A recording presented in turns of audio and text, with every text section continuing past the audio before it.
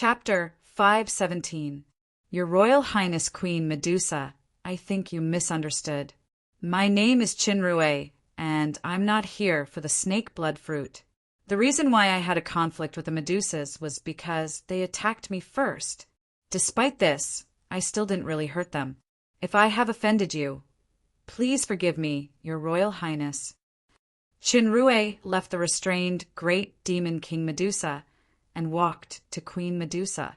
He put his right hand on his chest, nodded slightly, and performed a Medusa's etiquette. This etiquette stunned Queen Medusa. She stared at Chinrue for a moment. Then she looked at her people who were starting to get up one after another. Finally, she returned the etiquette. The hostile atmosphere between both sides finally eased. Rather than saying that this etiquette played a role, it was better to say that Chinrue's strength was not inferior to Queen Medusa's. If he was just a weakling, he would have been turned into a stone statue long ago. Your Royal Highness, I'm not an enemy of Medusa. On the contrary, I'm the closest friends with many Medusas. This is also the biggest reason why I'm friendly to your tribe. Chinrue tried to show kindness in his speech. As far as I know, the snake blood fruit can help the Medusa tribe reproduce, but the effect is not very good. It's far less than the fountain of life. Chinrue was not a rookie who just came to the demon realm. Now that he controlled the mountain Shillong Medusa tribe, he also had a good understanding of the Medusa tribe's habits. Fountain of life. Queen Medusa was a little surprised. That's a sacred object for reproduction of life. It's extremely rare. Not to mention our tribe. Even the entire swamp doesn't have a fountain of life. Chinrue originally proposed the fountain of life as a scheme. He couldn't help but be moved when he heard this answer.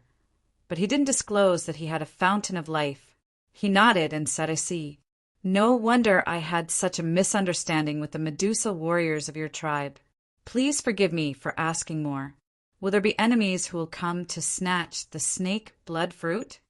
Queen Medusa did not answer. Chinrue knew that the other party was still quite wary. He smiled slightly. My destination this time is the lobe mine.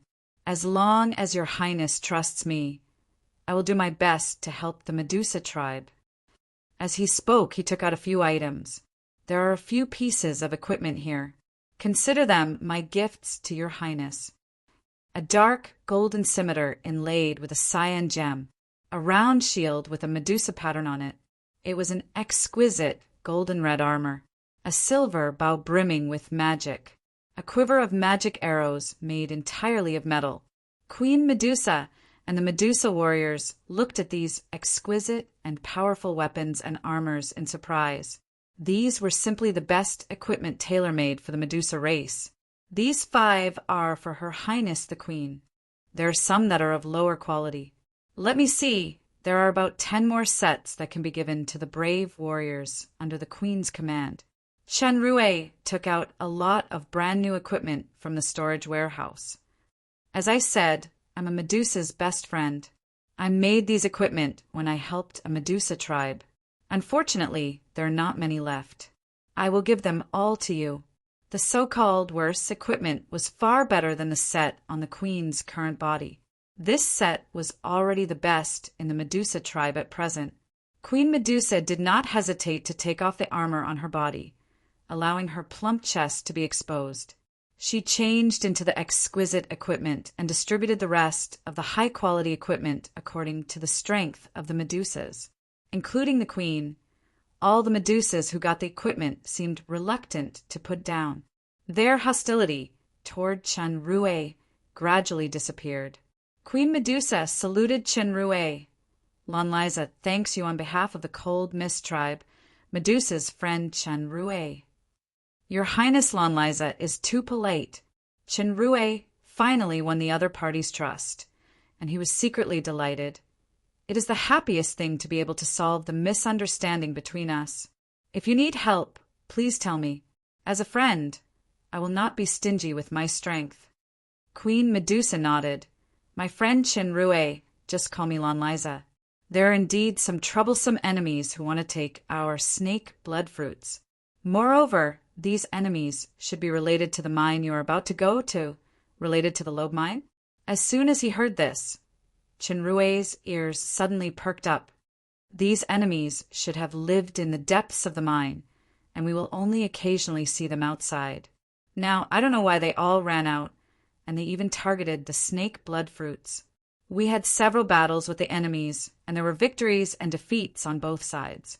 A lot of snake blood fruits were also taken away. What enemies are they? Chinrue frowned. These enemies can defeat Medusas and seize the snake blood fruits.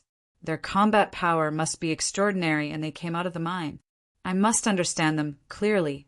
Lanliza shook her head. Although there are a lot of memories and knowledge in my bloodline inheritance, I don't know what kind of demons or demonic beasts they are. They are all females with blue skin. In terms of combat power alone, they are weaker than Medusas. Even if 2 demon emperor-level female leaders join forces, they are not my opponent. It's just that these enemies' magic power is extremely powerful. They can instantly cast various negative and buff magic, and they are not affected by Medusa's petrification talent. During the battle, our combat power is often greatly reduced because of the opponent's negative magic. Chinrue was a little puzzled. Generally speaking, the underground creatures living in mines, and so on maybe cavemen, taurens, Medusas, evil eyes, etc. But he had never heard of this kind of all-female, blue-skinned magic race. It didn't even belong to any demon realm creature that he knew. Only succubus and Medusas were all female races, and the latter was classified as demonic beasts because of their language and snake body. Not hearing of it didn't mean it didn't exist. The demon realm was huge, and there were all kinds of strange species. Not to mention Chinrue, a human who came to the demon realm for a short time.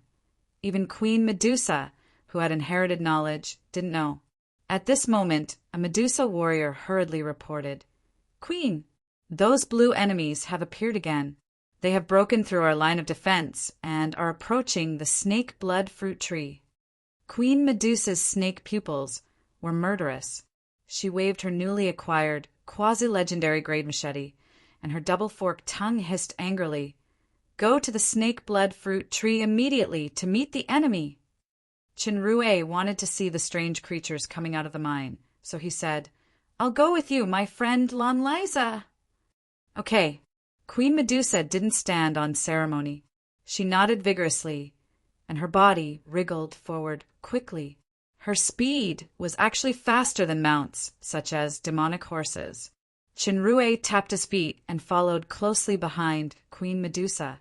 Soon, the team rushed to the depths of the mangrove forest. From a distance, they saw 7 or 8 fruit trees in front of them, bearing hundreds of purple-red fruits.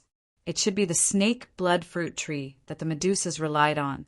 Not far from the fruit tree, a fierce battle was taking place. The enemy was a group of strange creatures. There were about 20 of them. They were slender, and they all looked female. Their feet seemed to be floating, and the way they moved was similar to flying.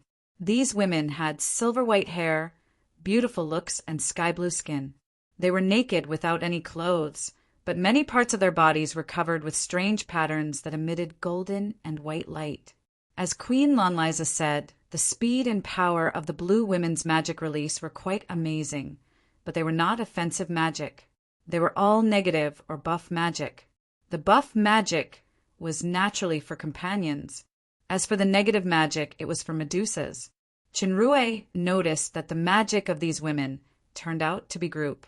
That was to say, as long as there was a haste spell, the companions within the range could become faster. Similarly, a decelerate spell could slow down the speed of a circle of Medusas on the opposite side.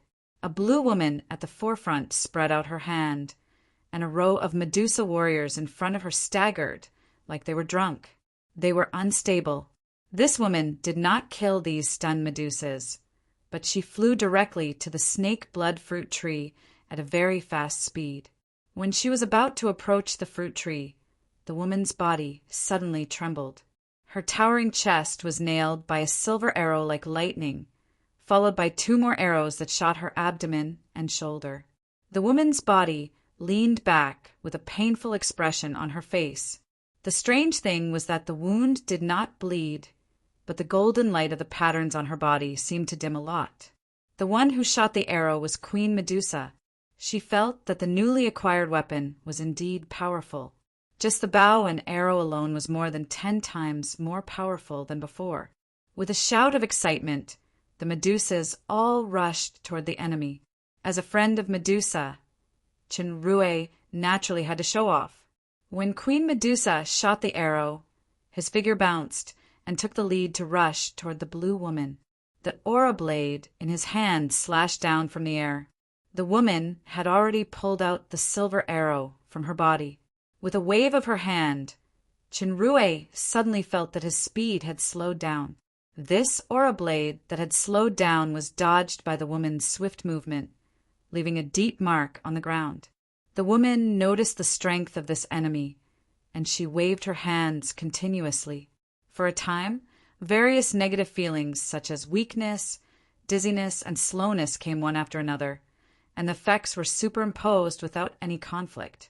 Although the level of these magic was not very high, the effect had definitely reached the highest realm of magic. Even if Chinrue had an anti-magic physique that could reduce magic damage and negative status effects by half, he still felt quite uncomfortable. He clearly had power, but he was bound by various factors and couldn't exert his normal combat power. He was very aggrieved. He finally understood the feeling of the Medusas fighting against these women. At this time, the relevant information of this strange woman had appeared in analytical eyes. Race: lamp spirit, alchemy life form, comprehensive strength assessment, A physique, B+ strength, B spirit, A speed, A dash. Analysis: immortal attribute, magic body. This information surprised Chinrue. What is an alchemy life form? And it also has the powerful attribute of immortality. By the way, the name of lamp spirit and that kind of magic method seemed to be similar to the soldiers in a classic game in my memory. It seems that there are still many coincidences between planes, but now is obviously not the time to think about this kind of thing. The rapid speed and powerful magic effect of the lamp spirits also caused the Medusas that surrounded them to be hit one after another. Even Queen Medusa was the same. Seeing that the lamp spirits were about to pick the snake blood fruit, 10 strange human figures suddenly appeared around the fruit tree.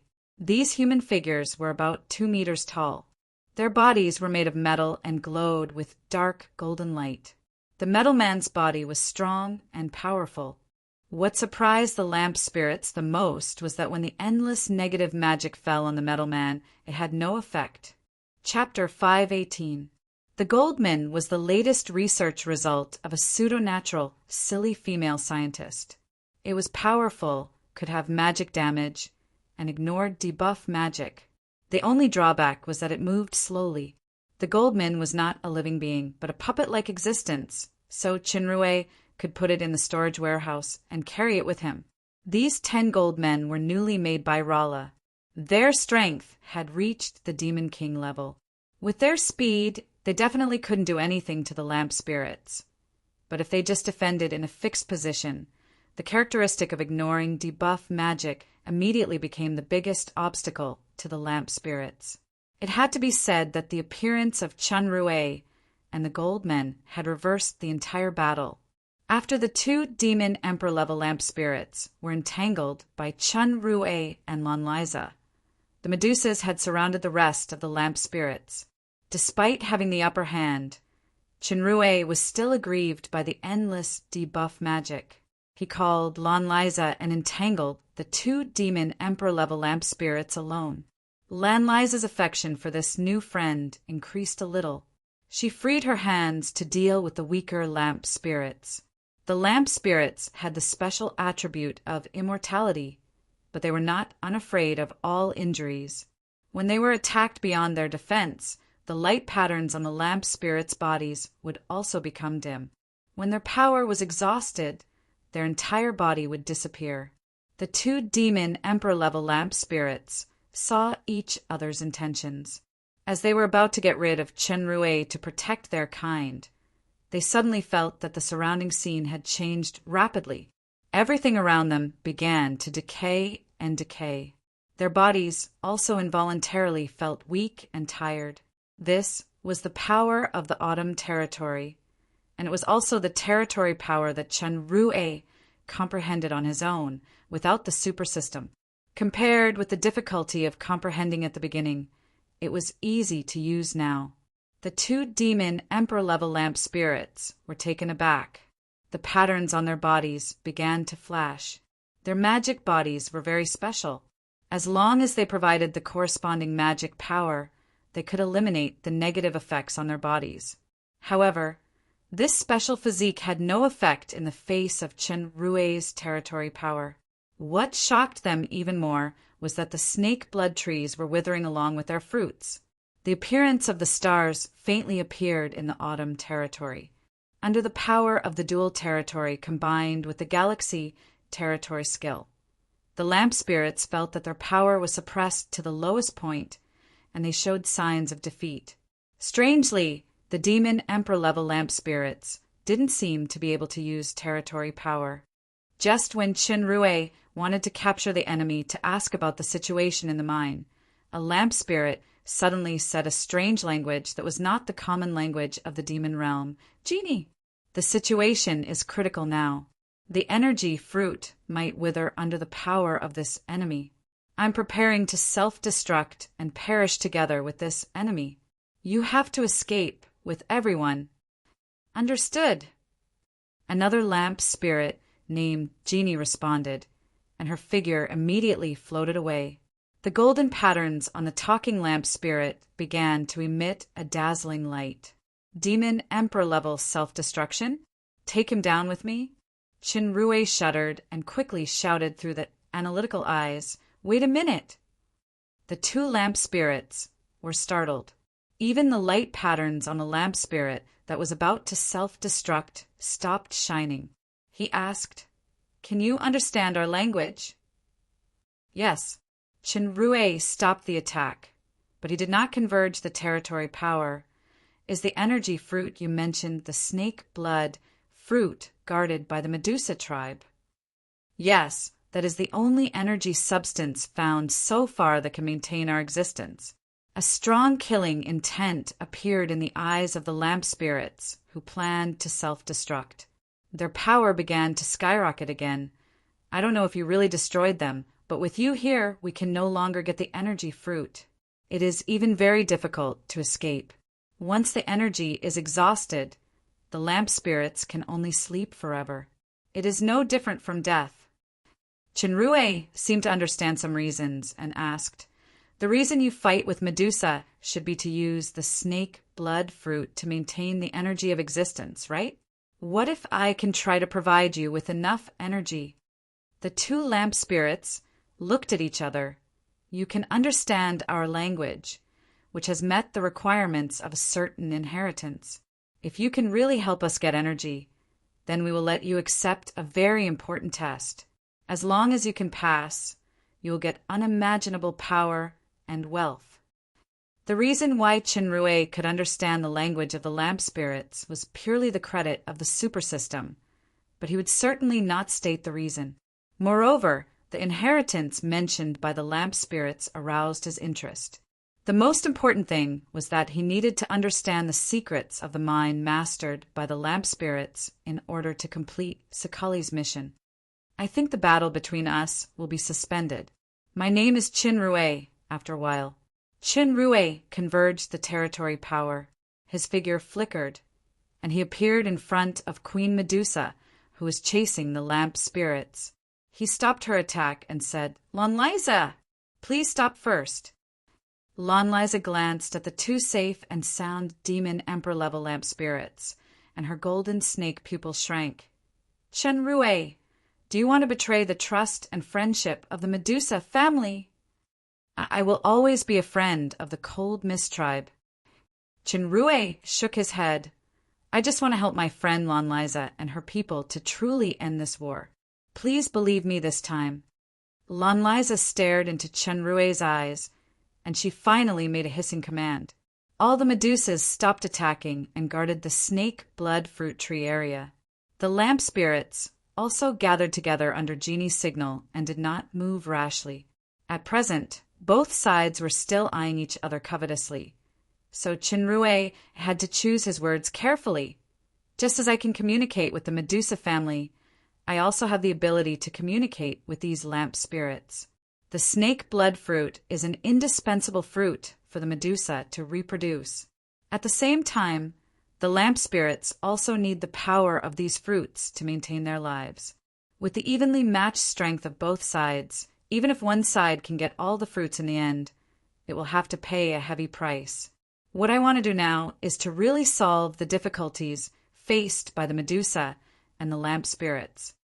Lanliza asked first, "What is your solution?" "Lanliza, my solution is related to the future of the entire cold, mist Medusa tribe. Before that, I want to ask you a question.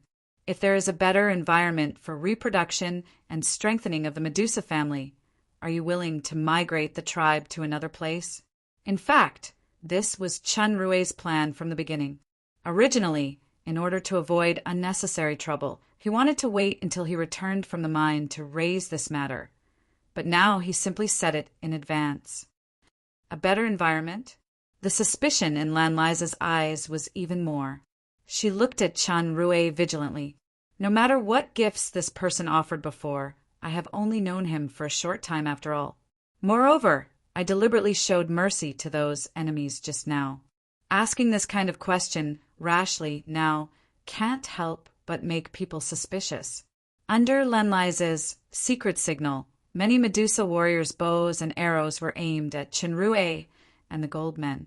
Chinrue pretended not to see it, and he said confidently, "What I mean by a better environment is every Medusa warrior in the tribe will be equipped with those excellent armor and weapons. Every Medusa with higher demon strength can get a precious devil fruit to enhance their strength. Not only that, the Medusa tribe will obtain the fastest reproduction and growth under the protection of the Fountain of Vitality." Lanliza's snake eyes flashed, then she shook her head simply. "I don't believe it." She was not a fool. She knew the quality and value of those armor and weapons very well. There were nearly 3,000 Medusas in the tribe, and the vast majority were higher demon and above. It was impossible for everyone to use that level of equipment. Besides, what is a devil fruit? Even if a great lord exhausted all his energy and wealth, it would still be difficult to find one. This person actually said that every Medusa of high demon could obtain one. It was simply ridiculous. As for the legendary Fountain of Life, there was no need to even think about it. This guy was full of clumsy lies and was not trustworthy. Just after Queen Medusa made this definition of Chunrue in her heart, a few fruits appeared in the palm of Lanliza's outstretched palm. Information related to this fruit suddenly appeared in Lanliza's bloodline inheritance memory. Her face showed disbelief. She picked up a fruit, looked at it carefully, and smelled it again. Finally, she determined that these were the legendary precious fruits that could enhance strength and possibly produce mutated bloodlines. "You accept these devil fruits first. I don't have too many on me. I will provide them to everyone in batches in the future. I keep my word. Every Medusa will get one." Chinrue saw Lanliza's expression and handed her a bottle filled with water calmly. If the previous devil fruits had already made Lanliza feel incredible, then the liquid in this bottle completely shocked her. Fountain of Vitality. At this moment, Queen Medusa almost thought that she had an illusion. "I obtained this spring water from the Fountain of Vitality in another place through space magic. I can get more, but after the Fountain of Vitality leaves the source, it is generally only valid for one day." As Chenrue said, his hands took out a large basin like a magic trick. It was filled with the Fountain of Life. He accidentally spilled a little on the ground. The plants that had withered due to the battle immediately began to rejuvenate at a speed visible to the naked eye.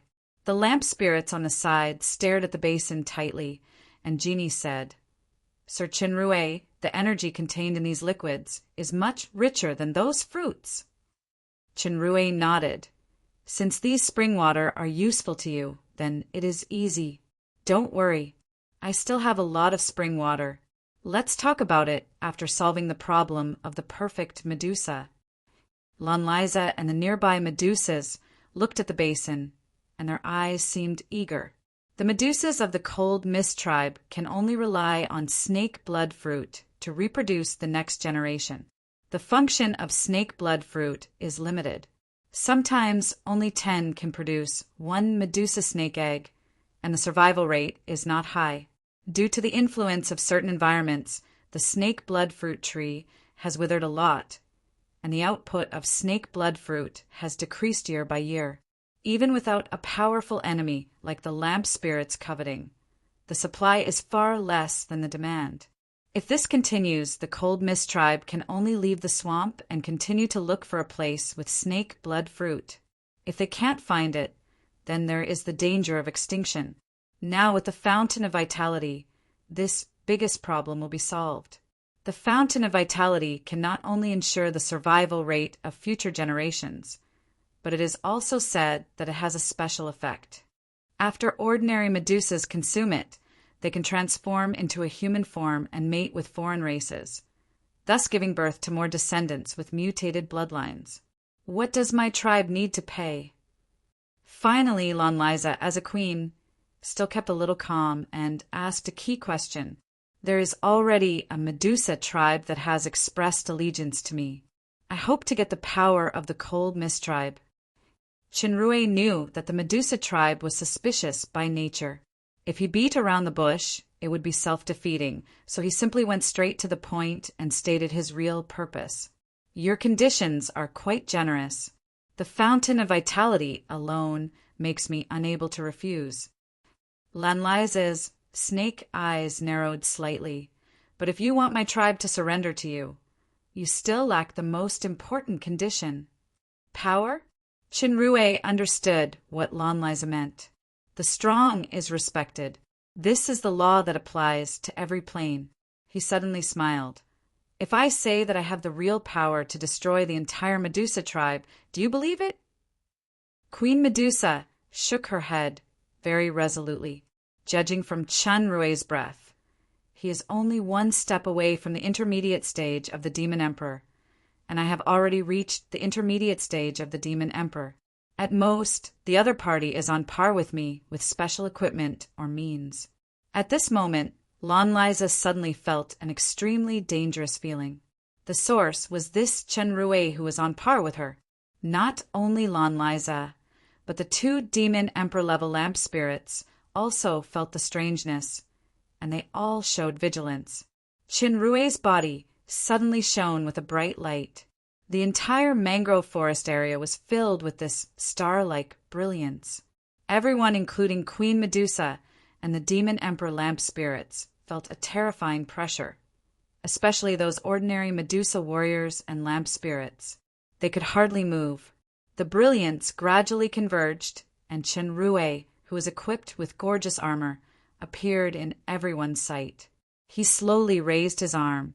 In his palm, a terrifying power was brewing rapidly.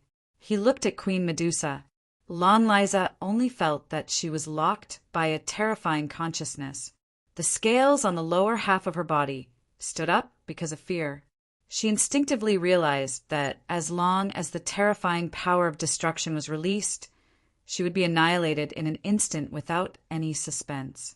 This power has far exceeded the level of the Demon Emperor. Do you believe it now? Lanliza, Chinrue's voice sounded. Lanliza barely condensed her strength and nodded vigorously. Suddenly, she felt that the pressure was relieved. The star-like light dissipated, and the terrifying armored man returned to the original Chinrue. The characteristics of the Royal Star transformation were a bit similar to Clap. The maintenance time and power consumption were proportional to the fatigue period afterward. Chinrue still had to negotiate with the lamp spirits in a while, so he immediately ended the Royal Star transformation. After seeing Chinrue's power, Lanliza didn't hesitate anymore. She immediately made a solemn oath with the Medusa's faith. It was not a shame to surrender to the powerhouse. Moreover, the Fountain of Vitality alone solved the biggest dilemma of the tribe's survival. If the tribesmen knew this news, they would definitely cheer. Subduing the Medusa tribe was smoother than expected. The next step was to solve the problem of the lamp spirits. Chapter 519. At present, the Dark Moon's war was urgent. Chinrue's most urgent need was to complete the plan for the White Feather Estate as soon as possible. Before that, he had to settle Sakali's commission. Therefore, the migration of the Cold Mist tribe Medusa was not in a hurry. He should make some preparations first. Under Chinrue's instruction, the Medusas picked half of the snake blood fruit and gave it to the lamp spirits. This harmonious scene was absolutely unimaginable before. After getting the snake blood fruit, the attitude of the lamp spirits finally eased. They took Chinrue through the mangrove and came to a cave.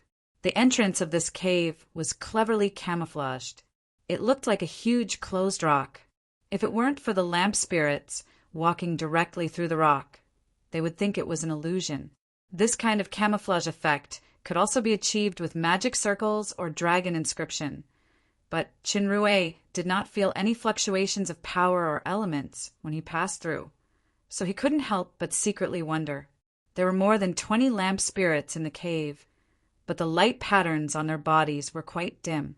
Obviously, they were seriously lacking in energy and could not participate in the battle. Genie came to a strange object which was about 3 meters high. It seemed to be some kind of subtle instrument. Genie put the snake blood fruit into the huge container at the top. Gensha's hand glowed with brilliance. She input it into a switch of the instrument, and the instrument began to emit colorful light. Chinrue noticed that the snake blood fruit in the top container was disappearing quickly, and 2 light blue cubes about the size of a palm appeared at the exit below the instrument. The breath of the 2 cubes made Chinrue feel very familiar. When the lamp spirits saw these 2 cubes, they were surprised. Genie placed the 2 cubes in front of the lamp spirits. The lamp spirits stretched out their hands and looked at the cubes from a distance. The dim and blurry light patterns on many lamp spirits gradually became clear. They should be absorbing the energy to restore their bodies. As the energy passed, the cubes began to become smaller and smaller and finally disappeared. Genie and Gensha did not have the energy of the sucking cubes. Genie said to Chinrue, "Thank you for your help. If possible, I hope to get those strange spring water to make more energy cubes." Chinrue knew that the other party had a favor to ask of him, so he was not in a hurry to take out his bargaining chip. We'll talk about this later. I want to understand something about the lobe mine first. I came to the swamp this time because I received a commission to investigate and solve the mass disappearance of the lobe mine miners. I hope you can give me an answer. You've already qualified for the inheritance test. I'm about to bring you to the ruins in the mine. Gensha opened her mouth and said, "We originally lived in some ruins of the ancient civilization underground. We mine the yuan ores underground to accumulate life energy. We usually hid in the ruins and rarely showed ourselves. We didn't have any conflicts with the miners either. But not long ago, a powerful enemy appeared underground and occupied all the resources, including the elemental mine. Many of our companions were killed and fell into a deep sleep.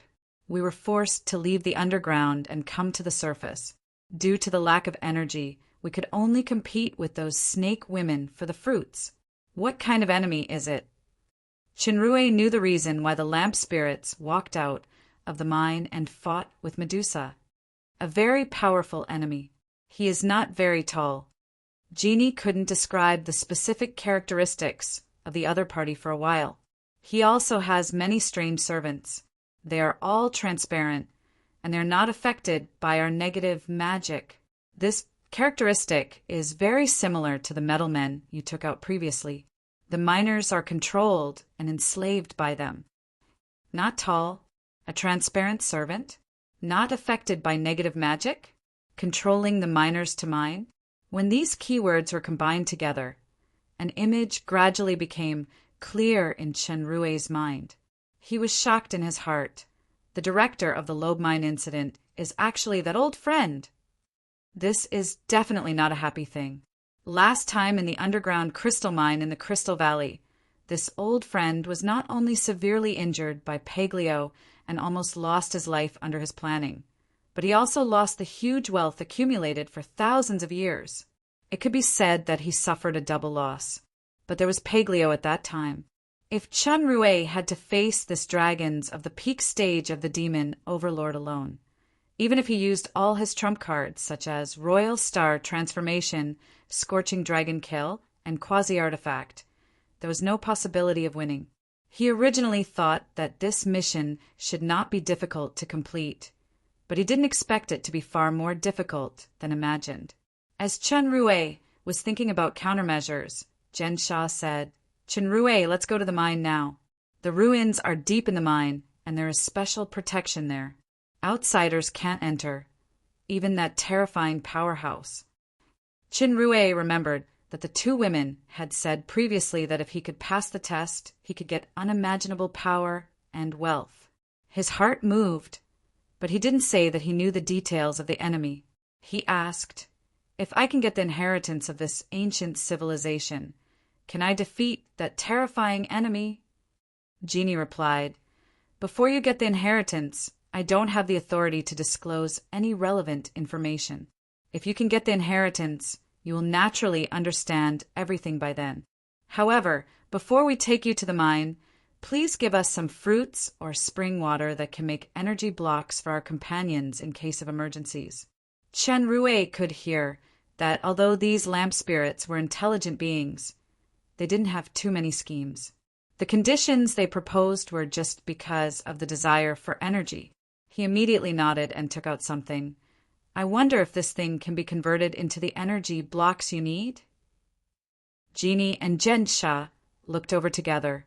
There was a fruit in the palm which was about the size of a goose egg. It was red, round, and clear like a gem, exuding a special breath.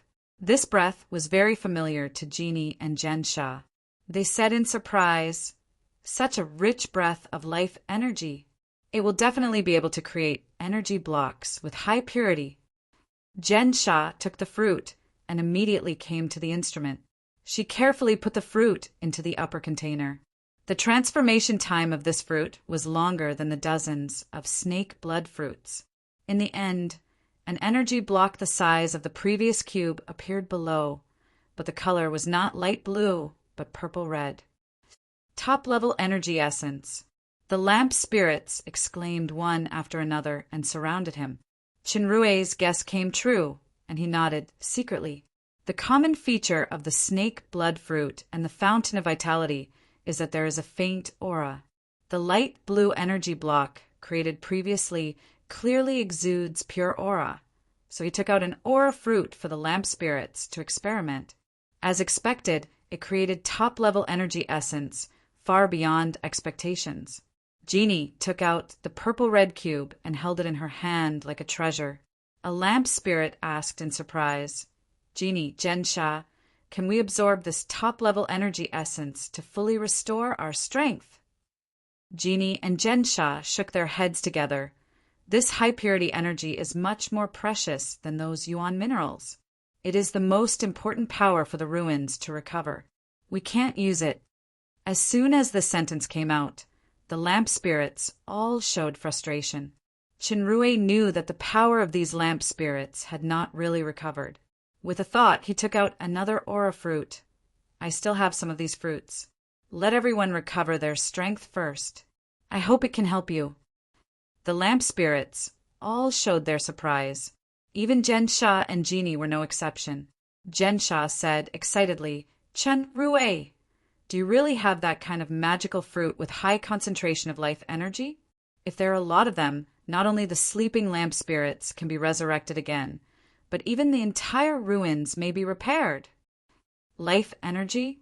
This word made Chen Rui vaguely catch a hint of inspiration that might be related to the super system, but he couldn't tell why for a while. Facing the expectant eyes of the lamp spirits, Chinrui replied vaguely, "There are some, but not many." Of course, he would not hand over all his cards. In fact, although he had used the aura fruit to exchange for a large amount of aura before, there were still hundreds of them accumulated during this period. However, just the answer of some made the lamp spirits cheer in unison. This time, Genie and Gensha also participated in the absorption of energy. Chinrue was surprised to find that with the absorption of energy, the appearance of the lamp spirits was changing. The body that was a little close to nothingness gradually gave people a real texture of flesh and blood. The light patterns all over the body were also converging and finally disappeared. Next, a completely naked female body appeared in front of him. Light blue skin, silver hair, vermilion lips, a hot body, and no hair on the lower half of their bodies, giving people a strong sense of stimulation. Although Chinrue was no longer a virgin rookie, he still felt uncomfortable in such a large group of naked women. Fortunately, the nakedness only lasted for a few minutes. Clothes and decorations began to appear on the lamp spirits. It was just that the style of these clothes was quite revealing. The cleavage was revealed. With the veil covering the delicate face, it looked sexy and mysterious. It was worth noting that the power of the lamp spirits after changing had a kind of rebirth compared with before. It seemed that they had been in a state of lack of energy previously, causing them to be unable to exert their true strength. Chinrue, no matter whether the inheritance is successful or not, your help will never be forgotten by the lamp spirits. Genie and Gensha folded their hands on their chests, leading the lamp spirits to salute. The appearance and figure of the lamp spirits were similar. The only difference was the color of their pupils. Genie and Gensha were golden. The rest were silver white and light gray, which were related to their own power level.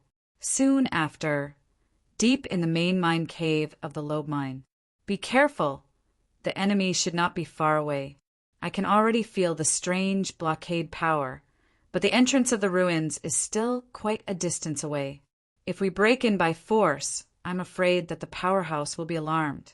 We have to find a way to unlock these blockade powers. It was Genie who brought Chinrue to the mine cave, while Gensha and the lamp spirits stayed in the cave just in case. The terrain of the main mine cave of the lobe mine was more complicated, but the scale was much smaller than that of Mountain Shillong. Genie was extremely familiar with this place.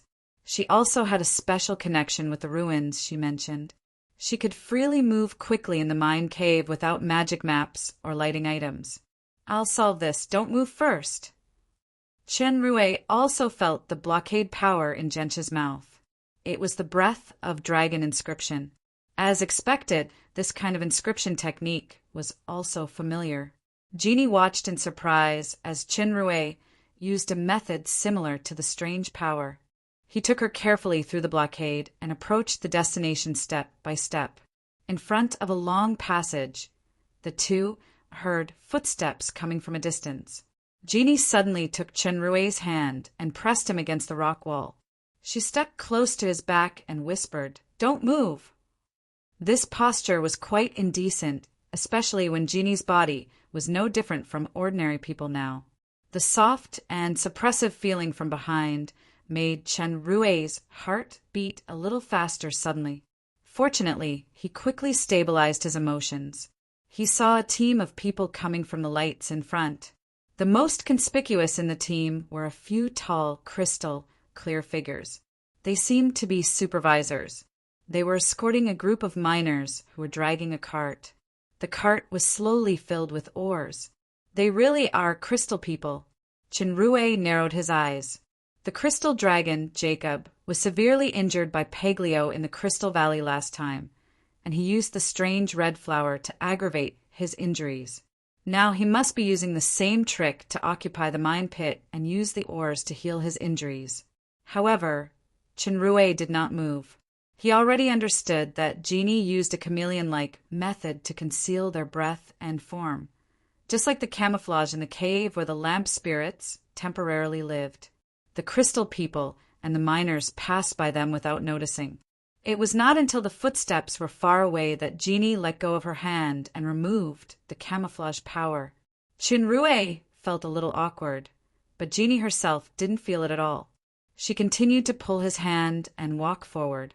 After passing several dragon inscriptions along the way, Jeannie finally took Chinrue out of the guard range of the crystal people and continued to go deeper underground.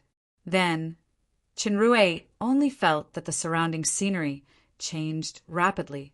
He didn't know how many sections of rock walls they passed through, and they even escaped into the ground. Finally, the two stopped in front of a huge rock wall. Jeannie's body floated up gently, and she pressed on the rock wall in a special pattern.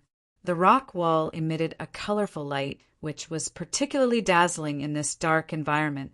This was a door. There was nothing special about the appearance, but it gave Chinrue an indestructible feeling. He had a hunch that even if he had the power of the peak stage of the Demon Overlord, he couldn't shake this door at all. This is the Gate of Inheritance. As Jeannie said, a colorful light appeared on her fingertips. She tapped on the small cross-shaped keyhole in the center. The keyhole gradually became the size of a human. It was exactly the concave shape of a woman's body. Jeannie raised her arms and walked into the concave shape. It turned out that the key to open the door was actually herself. After Jeannie walked into the keyhole, the original thick and sturdy feeling of the door suddenly became thin and transparent, faintly revealing the unpredictable mist behind. Go in quickly. The opening time of the Gate of Inheritance is limited. My life will disappear soon. Everything else is up to you. If you can get the inheritance, then you can resurrect me through the mind lamp. Chinrue knew that the price of opening this Gate of Inheritance was actually Jeannie's life. Fortunately, the lamp spirits were immortal. As long as the mind lamp was not destroyed, they could be resurrected repeatedly with sufficient energy.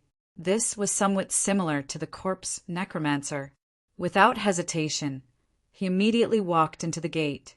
At the moment he passed through the gate, the scenery suddenly changed. The gate and the mist disappeared, and his body was suspended in a void. A voice sounded, "Welcome, newcomer. Are you willing to accept the test of the successor of the alchemy civilization? Ancient alchemy civilization? I don't seem to have heard of it." Since Chinrue walked into this door, he didn't think much and replied without hesitation, "I'm willing." Chapter 520.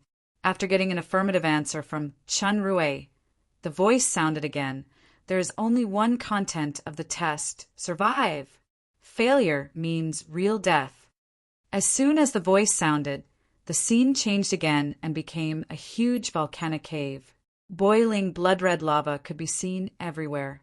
In the terrifying high temperature, the vision became distorted, and the hot air was filled with suffocating oppression. The fiery red made Chinrue squint his eyes a little unaccustomed. He had an intuition that this scene did not seem to be a simple illusion, but it actually had a sense of reality. Once he died here, his entire consciousness would be erased, which was equivalent to real death. What the voice said was not an alarmist statement. What was even more strange was that he could sense the existence of the super system in his body, but he couldn't use any skills or power, as if his mind was isolated by some special power. In other words, he could only use his own strength of the early stage of the Demon Emperor. This cave was very large.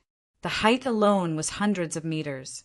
Chinrue didn't know what danger was waiting for him in front. He could only use his power to resist the high temperature.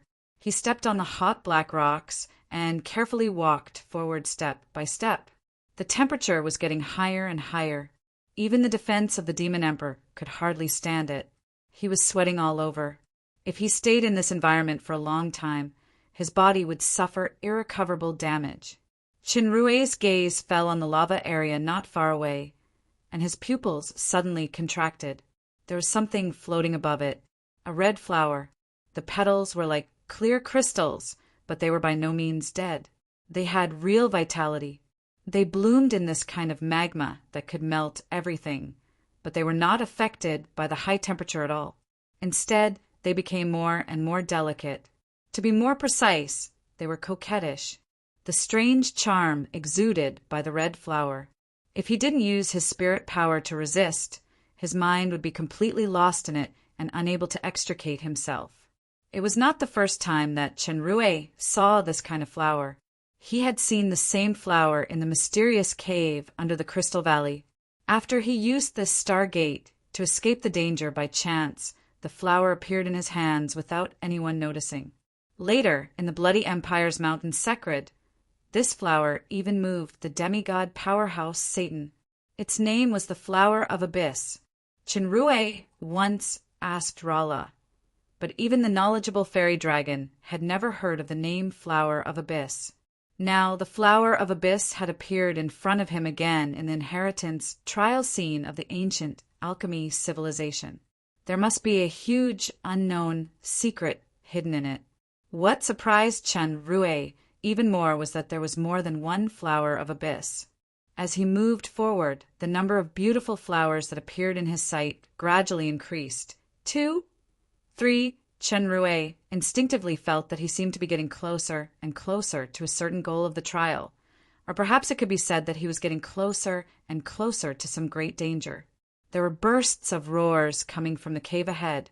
Creatures that he had never seen before appeared in front of him.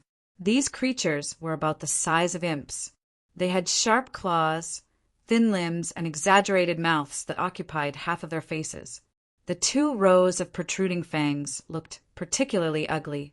Since he couldn't use the super system skills, Chenrue couldn't use analytical eyes to detect the opponent's race or strength, but the Demon Emperor level perception was still there. These monsters were strong and weak. The strongest was estimated to be around the Demon King level, and the weakest had the strength of higher demon. They exuded a fierce and brutal breath. They didn't retreat in fear because of Chenrue's Demon Emperor level strength. Instead, they rushed over fiercely. There were a lot of these little monsters. They didn't seem to be afraid of the temperature of the magma, and their jumping ability was very amazing. The one at the front jumped more than 10 meters and pounced on him. Before it touched Chenrue, its limbs were already shattered. Chenrue punched with both fists, and none of the monsters that rushed up were spared. The monsters at the back did not have the slightest fear or retreat because of the death of their companions. Instead, they were even more ferocious. At this time, the nearby Flower of Abyss was affected by some force and burst open. A red mist with a powerful breath wrapped the surrounding little monsters. The bodies of those little monsters began to twist and swell, turning into 2 meters tall, red and ferocious-looking strong monsters. The fierce breath of these monsters was stronger, and their strength had also undergone a qualitative leap. Many of them even reached the great Demon King level, and they had the new ability to spray high-temperature fireballs from their mouths. The pressure faced by Chenrue suddenly increased. The monsters that could be easily crushed with one punch in the past could only be killed with 2 or 3 concentrated punches now. Moreover, the opponent's counterattack was also quite sharp. The continuous fireballs bombarded him made him feel overwhelmed. If it was a dozen great Demon King monsters, even without the super system, he could easily destroy them. However, there were nearly 1,000 monsters in front of him. There were hundreds of mutated great Demon Kings. They were advancing wave after wave without fear of death. As the saying went, many ants could kill an elephant. After a long time, the wounds on Chenrue, who was surrounded, also began to increase. In this trial world, not only the super system, but also the original passive attributes and equipment on his body were useless.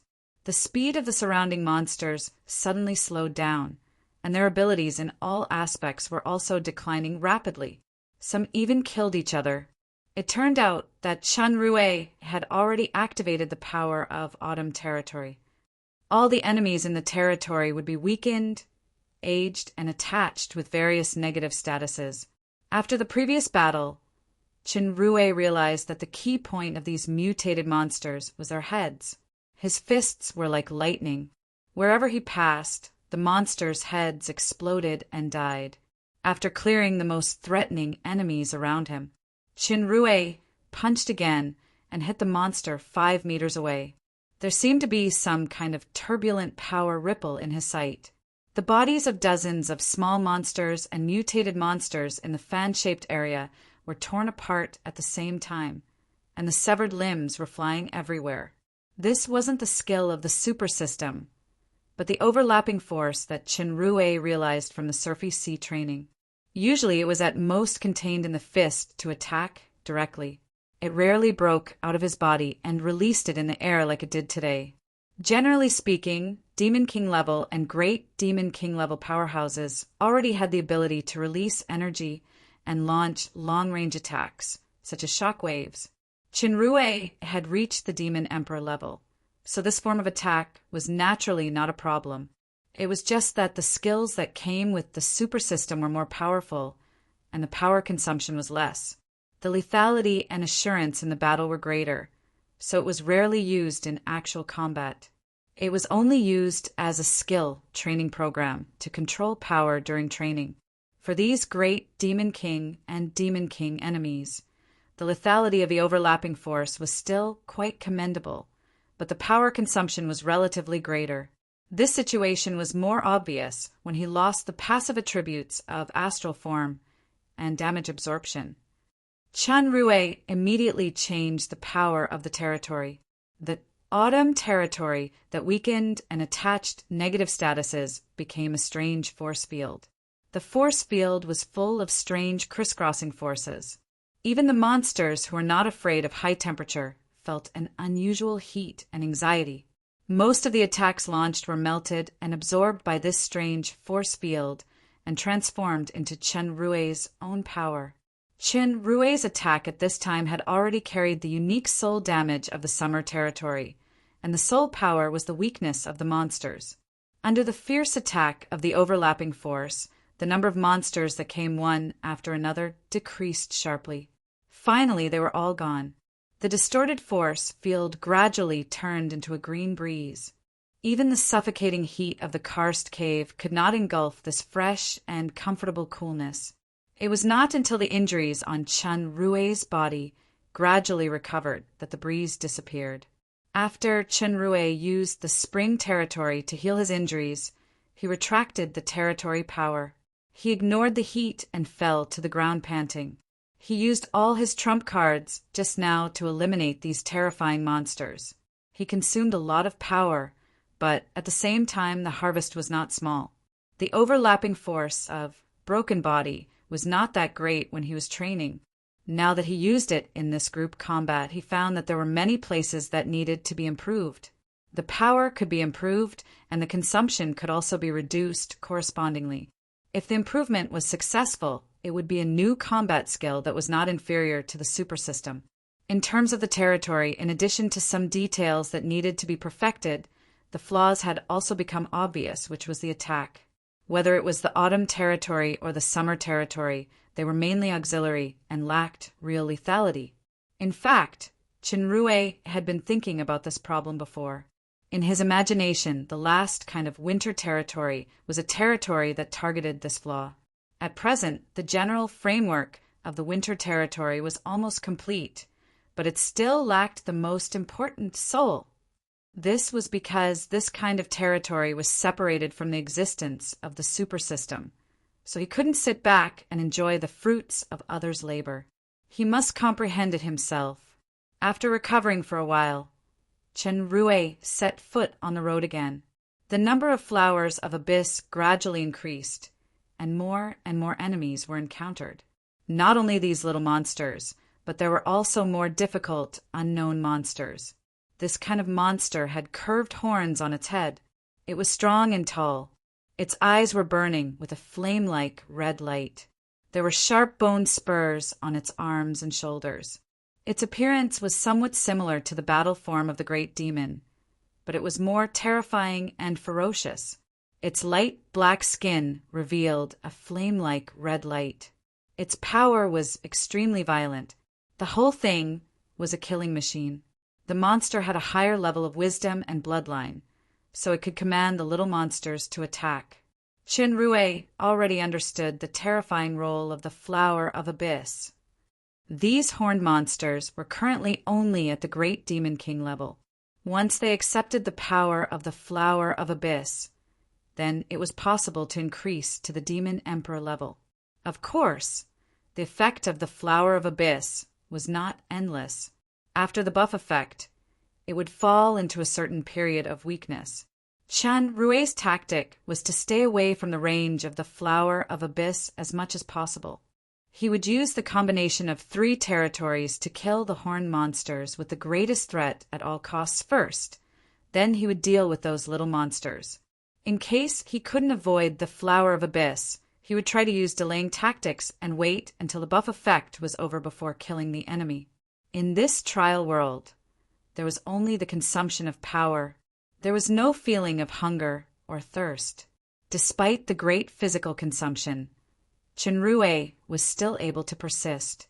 Under the continuous killing and training, the use of the overlapping force became more and more proficient. Another mysterious feeling also became faintly clear, but he still couldn't figure out the key for a while. Roar! At the same time that Qinrui had a warning sign, a roar also sounded in the wide tunnel ahead.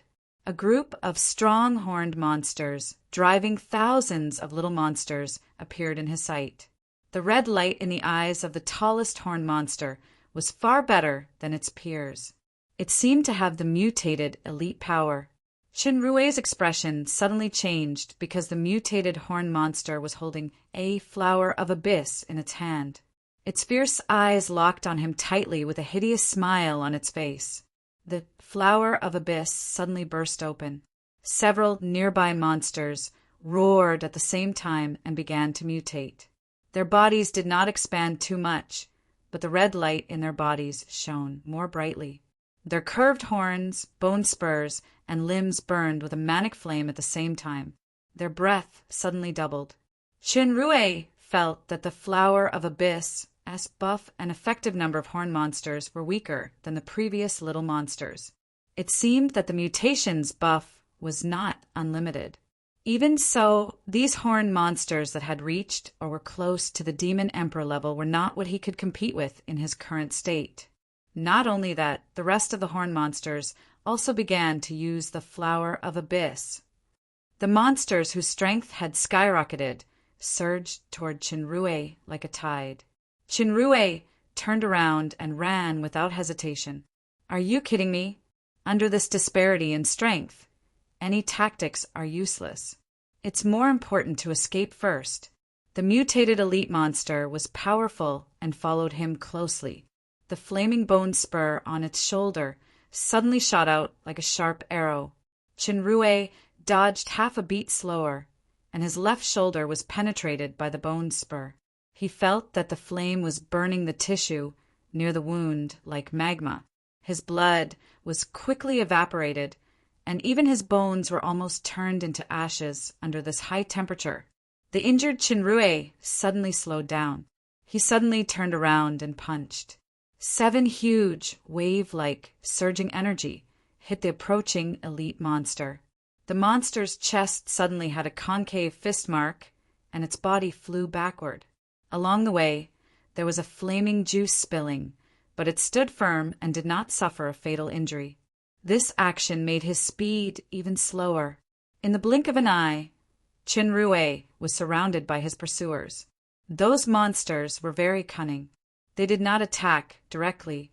Instead, they urged the mutated monsters to besiege Qinrui desperately while they hid at the side and waited for an opportunity to launch a sneak attack. Qinrui knew that he could only fight with his life now. He made up his mind, endured the pain, pulled out the bone spur, held it in his hand as a weapon, and rushed toward the group of monsters. In the almost numb battle, all his moves were used. Attack, defense, and dodging were almost instinctively completed. The closer he was to the edge of life and death, the deeper the strange feeling was. As long as he grasped this feeling and continued to comprehend it, he would be able to truly master it. Unfortunately, Qinrui could not wait until this moment because his injuries were extremely serious. His strength was on the verge of collapse, and he was about to be completely drowned by the tide of monsters. The rock wall at the top of the cave suddenly began to tremble. Stalagmites kept falling. Suddenly, a big hole appeared with a loud bang. A black shadow fell from the hole rapidly, shaking the entire tunnel. This was a huge humanoid figure with a height of about 10 meters. Its whole body was made of dark golden metal, and its eyes glowed with light blue light. It was taller than the Asmodeus royal family's war puppet. Its appearance was somewhat similar to the mobile armor described in the fantasy novels of another plane in Chun Rue's memory. As soon as this giant mecha stepped on the ground, several small monsters who couldn't dodge in time were suddenly trampled into meat sauce. The huge palm opened, and a cannon barrel appeared in the center. A golden beam of light shot out. Wherever it passed, the monsters were all turned into ashes. Black shadows continuously fell from the hole above. It was a kind of demonic beast with a crystal, clear body. This reminded Chinrue of the Crystal Man inexplicably.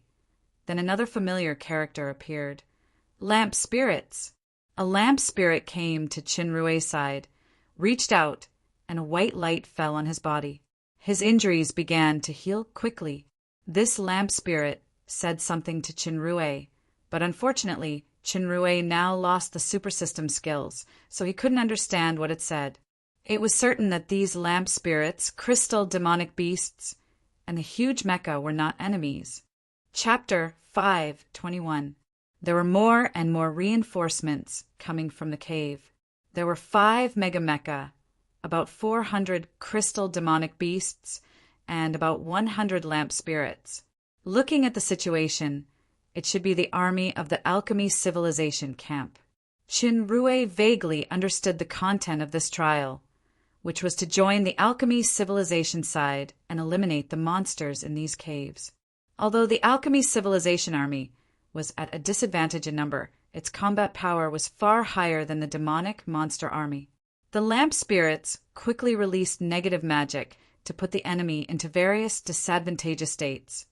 The crystal demonic beasts were strong and powerful, and they were not afraid of fireballs and elemental attacks. They were the main force of melee combat. The Mega Mecha's combat power was even more invincible. Soon, this group of monsters was completely annihilated. The karst cave environment was extremely sturdy. Even the power of the Demon Emperor could not shake or cause obvious damage. After the fierce battle ended, there were basically no traces left. The chest armor of the leading Mega Mecha slowly separated, and a female figure fell down. This woman was tall and thin with beautiful facial features. She had short black hair, and her appearance was no different from a normal human. She said a few words to Chinrue. Chinrue knew that these mecha were controlled by a pilot, but unfortunately he couldn't understand what she said. Seeing that the other party was not hostile, he immediately nodded in a friendly manner. It was unknown if the woman understood Chinrue's meaning, but she also nodded to him and returned to the mecha's body. The chest armor was closed again. With a wave of her hand, the crystal demonic beasts rushed forward quickly.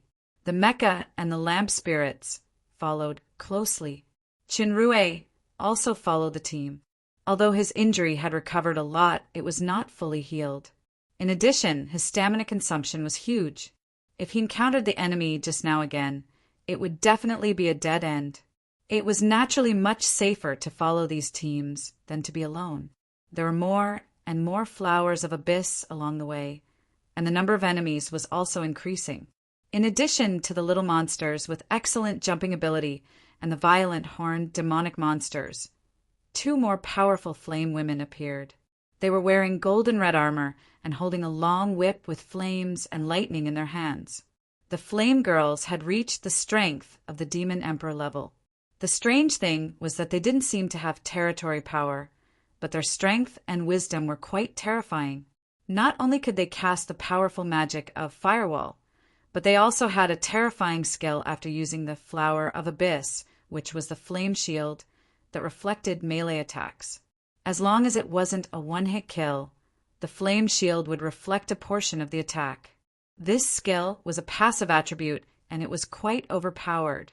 Chinrue seized the opportunity to launch a powerful sneak attack, knocking the heavily injured flaming woman to the ground. However, the flaming woman did not die immediately. As a result, Chinrue was repelled by his own overlapping force and vomited a mouthful of blood on the spot. Not only Chinrue, but even the crystal beast and the megamech had suffered quite a bit in the hands of the fiery lady. The megamech was too large, and its movement was relatively slow. It was extremely afraid of the continuously burning firewall. The crystal beast, who was immune to the firewall, could hardly resist the power of the flame shield and flame lightning whip. Fortunately, the passive magic of the lamp spirits was still quite sharp. In the end, the fiery lady was annihilated under the siege, and the monsters led by her were all wiped out. After this battle, the alchemy civilization team suffered heavy losses. 2 mechs were destroyed, the pilots were killed, and the lamp spirits and the crystal demonic beasts suffered more than half casualties. On the other hand, Chinrue fought freely with the help of the lamp spirits' healing and buff magic.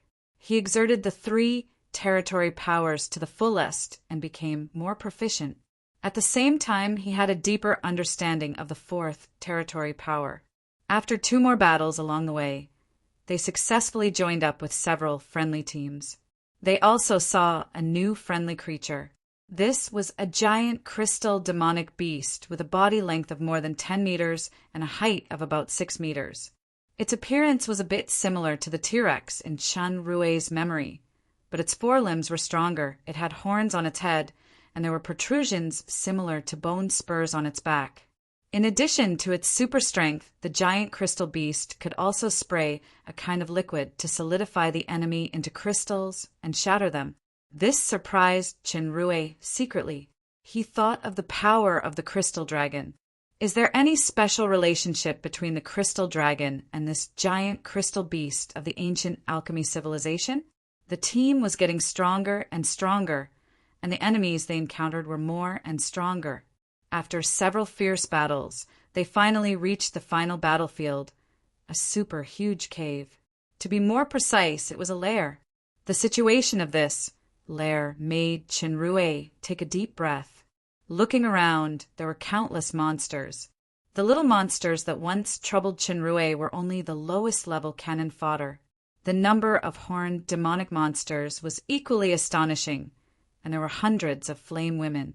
What was even more terrifying was that the lair was covered with fiery red vines. There were countless flowers of abyss on the vines, and many of them were still budding. At the root of the vines, where the monsters were most concentrated, there was a creature several times larger than the Megamecha. This creature was brownish-red all over, and its appearance was somewhat similar to a sunflower. It was surrounded by a circle of long tentacles that faintly emitted red light. There were also many fiery red balls in the nearby magma area. Many of the balls twisted and cracked, revealing the monster body wrapped in mucus inside. The huge mouth in the center of the sunflower squirmed and spat out another batch of balls. It seemed to be the mother of these monsters. There were already several batches of the alchemy civilization army fighting with the nearby monsters. All kinds of powerful forces collided with each other, and exaggerated explosions and lethality could be seen from time to time. Due to the large number of enemies and the terrifying effect of the Flower of Abyss, the alchemy civilization army was completely at a disadvantage. Even a creature with demon overlord level combat power, like the giant crystal beasts, could not avoid falling. The Megamecha, next to Chinrue, pointed at the huge mother, and the army immediately rushed forward. They were soon surrounded by the swarming monsters. The flame woman flying in the air waved a terrifying whip, and a wall of fire appeared on the ground. The violent horned demonic monsters roared and slammed into the crystal demonic beast team. Countless mutated little monsters swarmed over like a tide. With Chinrue's strength, he could only be regarded as average in this level of war, but his territory power was very outstanding. Besides, he also had the gravity bestowed by the Earth Elemental King, which could have an unexpected effect on the flame woman flying in the air. After the previous few battles, Chinrue's cooperation with his teammates became more and more skilled. There were 3 lamp spirits who were buffing around him, and the Mega Mecha controlled by the black-haired woman and a group of crystal, demonic beasts. It was just like a small combat team.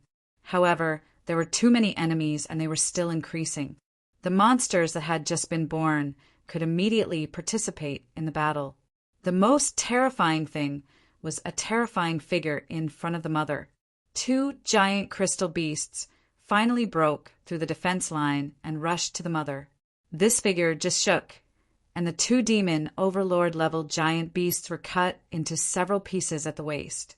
This was a strong monster with a ferocious appearance. The muscle texture was like a natural armor. There were wing-like bone wings on its back. Its whole body was bathed in fire, and it was holding a great sword in its hand. It was this great sword that killed the 2 giant crystal beasts in the blink of an eye. Then several Mega Mecha and giant crystal beasts of the alchemy civilization rushed to the mother, and they all fell under the monster's great sword without exception. Although the monster's strength was terrifying, it was unwilling to take the initiative to attack. It just guarded in front of the mother and killed all those who crossed the boundary. Chinrue couldn't use the super system now. The snake pattern badge placed in the storage warehouse that could summon the demigod powerhouse, Satan, couldn't be used. Moreover, the current trial environment was very special. It might not be a real scene. Even if he could use the snake pattern badge, it might not be useful. Judging from the alchemy civilization army's desperate assault, the ultimate goal of this operation was to destroy the source of the monsters and the flower of abyss, which was the huge mother.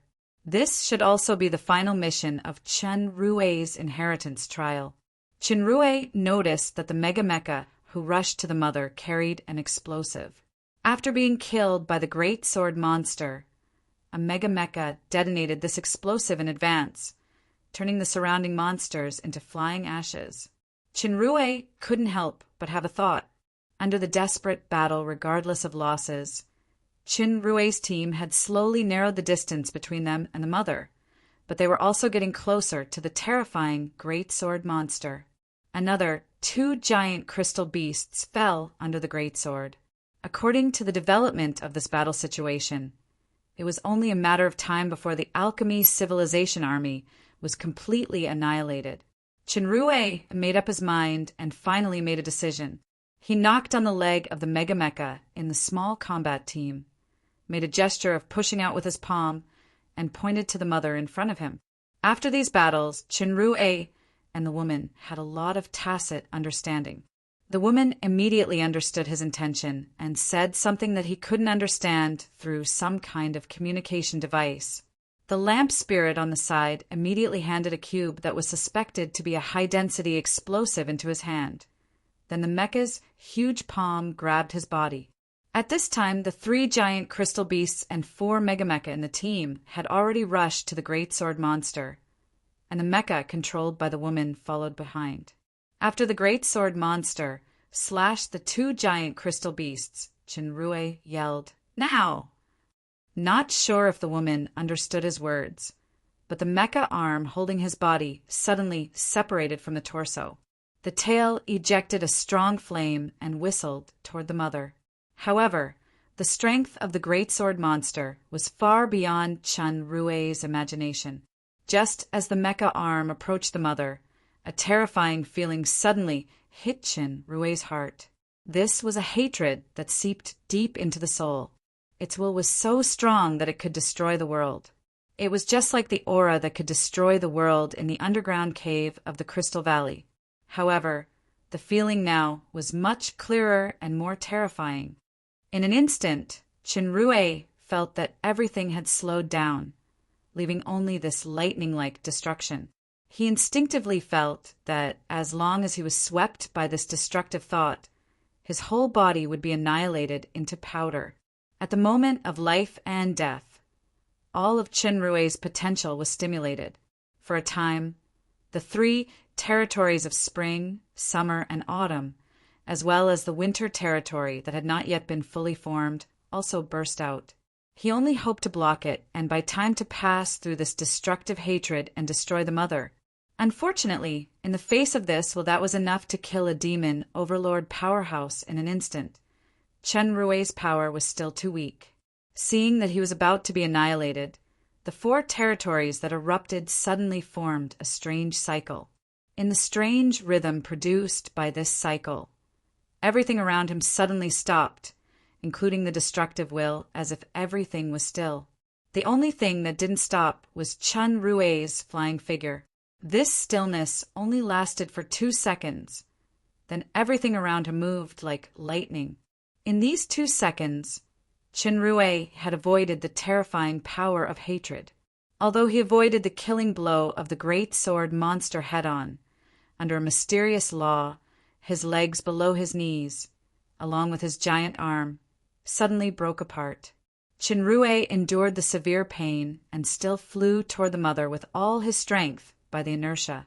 The moment he entered the giant mouth, he activated the exploding cube in his hand.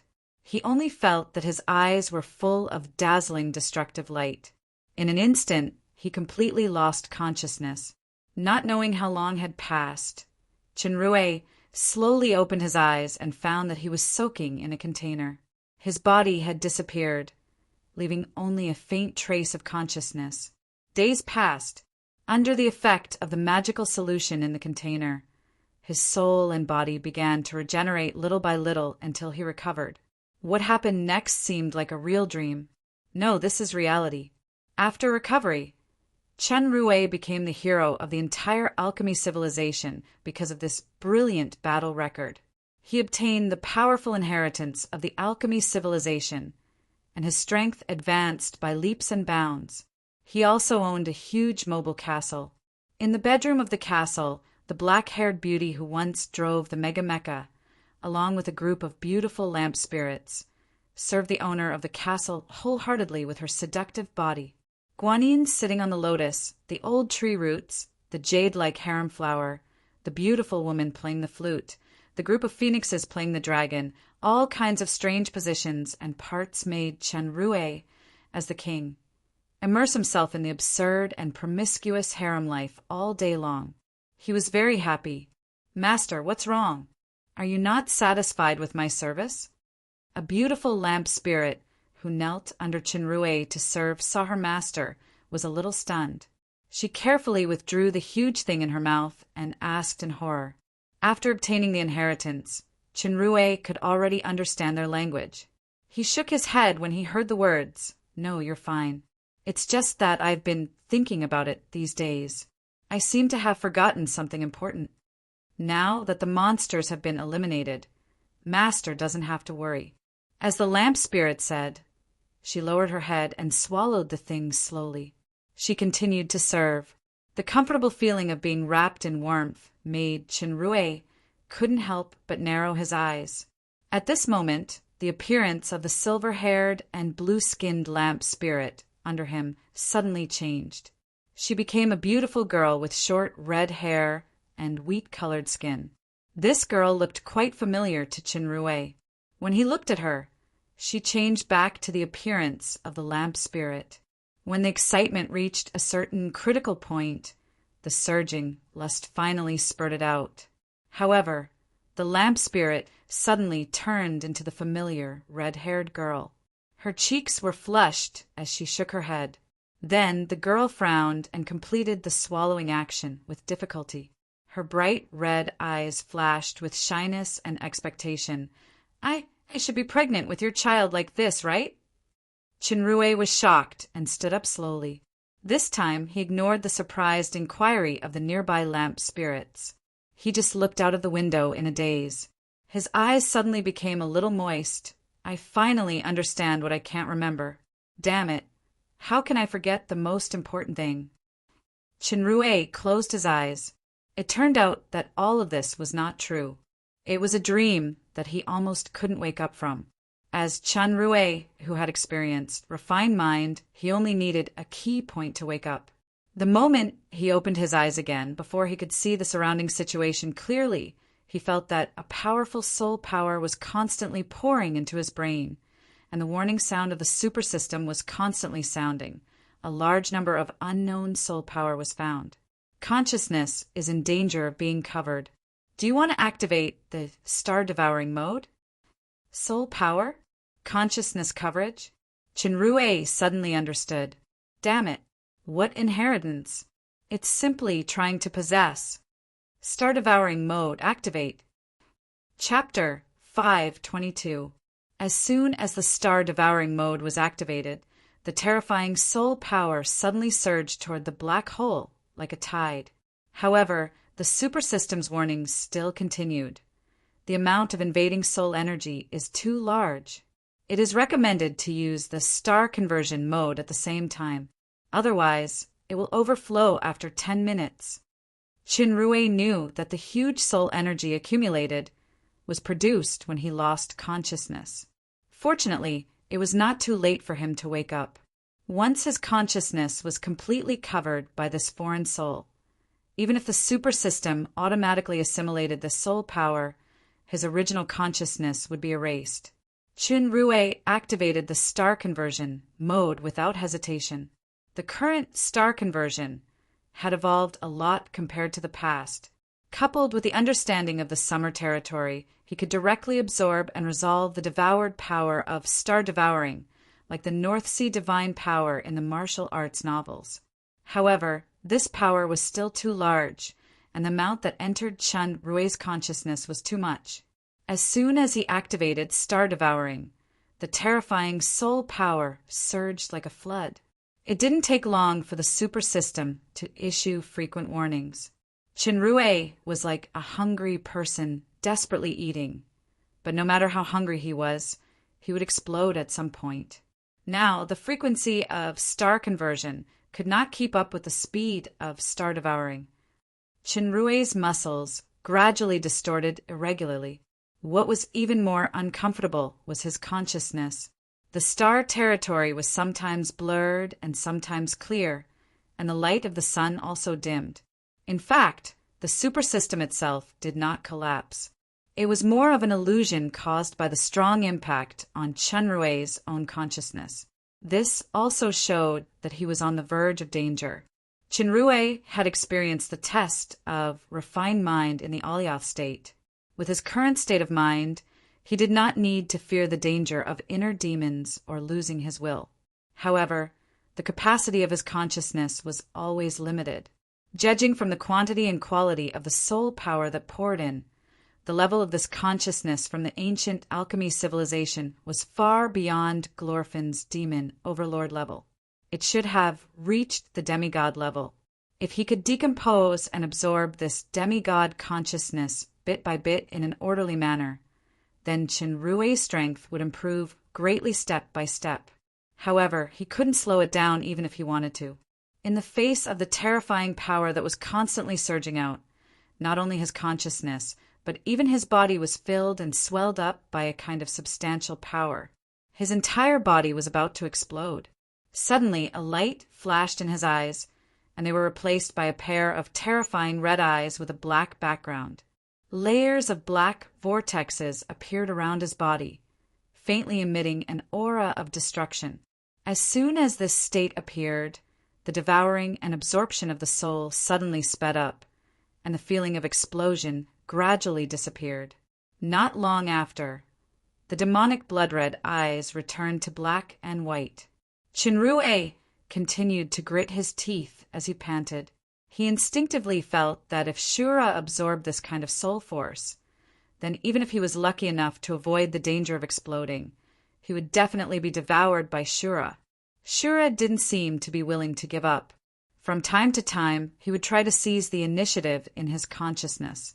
This caused Chinrue to be attacked from both front and back. The situation was quite bad. Chinrue desperately suppressed Shura's will. He roared and began to attack everything around him crazily, venting the power that was about to explode out of his body. However, this kind of attack was like drinking poison to quench thirst. Gradually, his consciousness began to be in a blurry state. In a trance, he seemed to have destroyed many things along the way.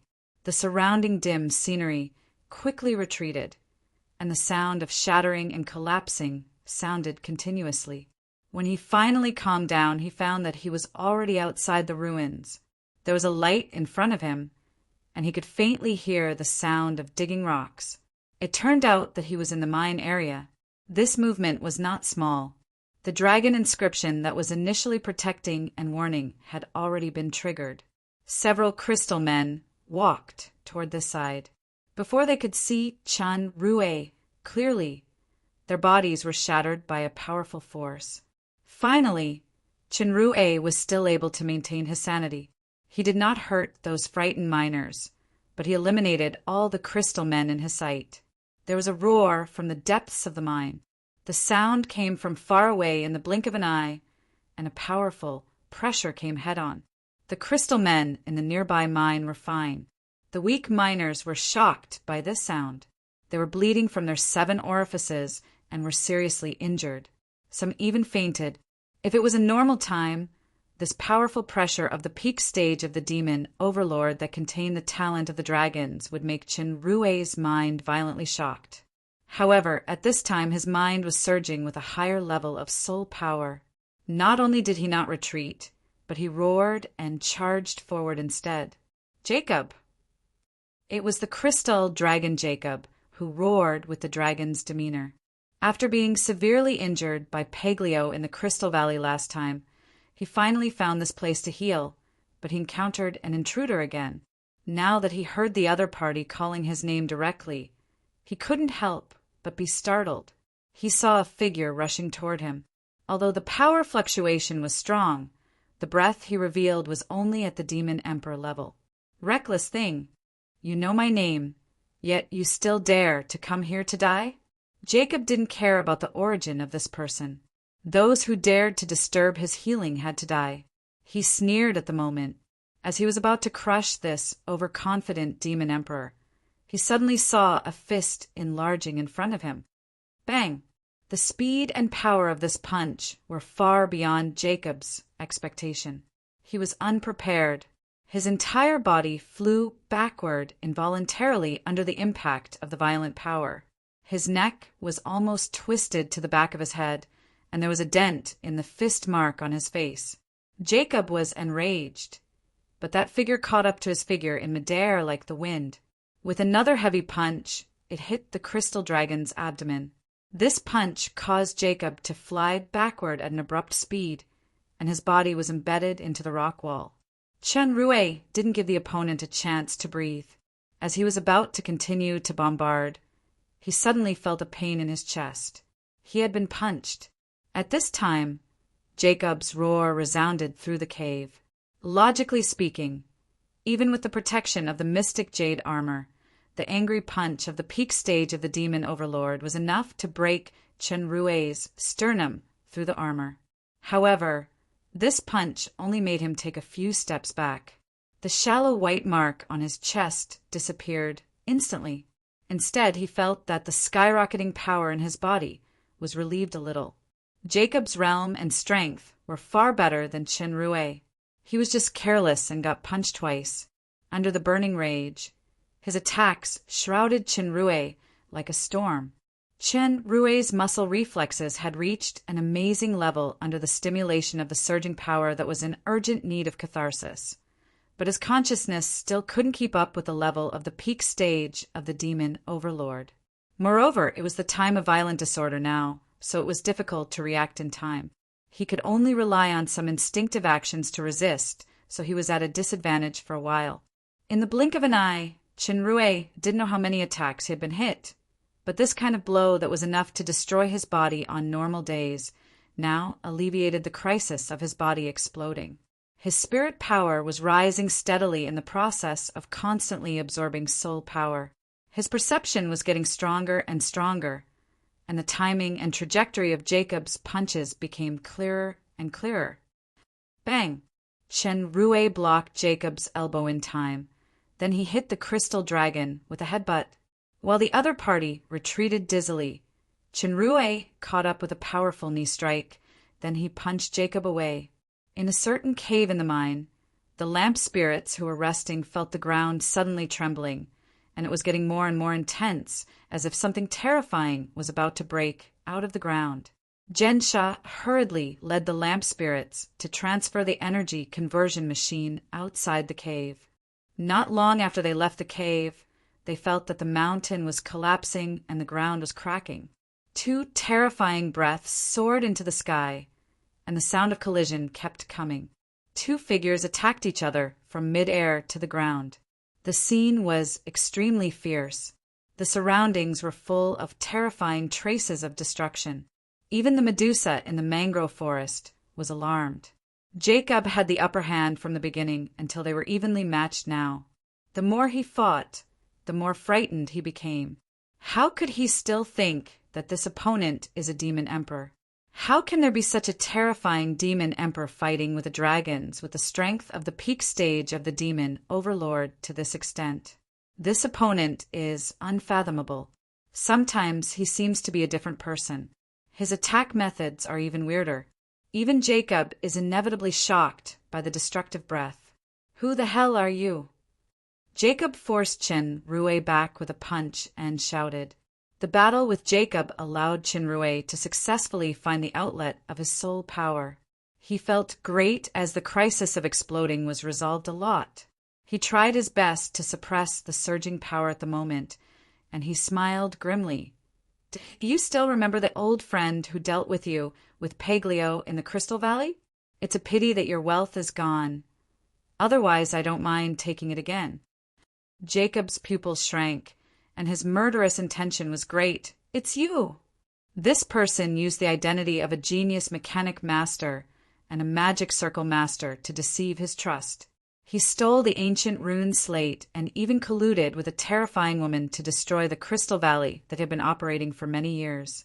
Then he attracted the strongest enemy in his life and took away the treasures that he had accumulated for many years. He was Jacob's most hated enemy. Facing such an enemy with deep hatred, the crystal dragon's pale green eyes were red. He didn't need to talk nonsense anymore. He roared, his power skyrocketed, and he attacked fiercely. Chinrue's one sentence successfully pulled the hatred. The crystal dragon's reaction was exactly what he wanted. He let go of his suppressed power and charged forward. Jacob attacked for a while. Seeing that he couldn't defeat Chinrue, he shook his body and revealed his original body. A crystal dragon of about 10 meters swept its tail. Chinrue didn't avoid it. He crossed his arms and made a forceful posture. However, the strength of the dragon body was far better than the human form.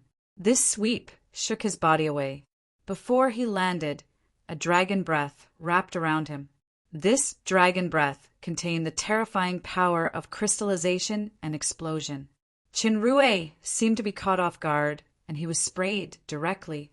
His whole body suddenly solidified into a piece of crystal. Jacob roared proudly, and the crystal instantly exploded, shattering into pieces. However, the crystal dragon's eyes suddenly revealed a look of vigilance. It saw a figure pouncing down from the sky, and a punch that contained a huge force hit its wing. Then, the sound of attacks coming from the dragon's body kept coming. The explosion just now only shattered a layer of crystal shell. Chinrue in the center was not crystallized by the dragon breath. Instead, this blow reminded him of the mad beast Raphael and Kia's mother, Freya, who were killed by Jacob in the Crystal Valley with the same method. He was angry in his heart, and his attacks became more and more violent. Although the power of the dragon body had become stronger, the larger body also meant that the target could be attacked was larger, and there were more blind spots. Under Chinrue's fierce attack, Jacob gradually fell into a disadvantage. Jacob flapped his wings and flew away. He stretched out his neck and let out a long roar. His entire body trembled and countless scales fell down. These scales turned into crystal pillars and appeared in the surroundings. The entire space turned into a world of crystals, crystal domain. Chinrue had seen the crystal dragon's territory twice, but the feeling of the bystanders in the past was completely different from the current ones.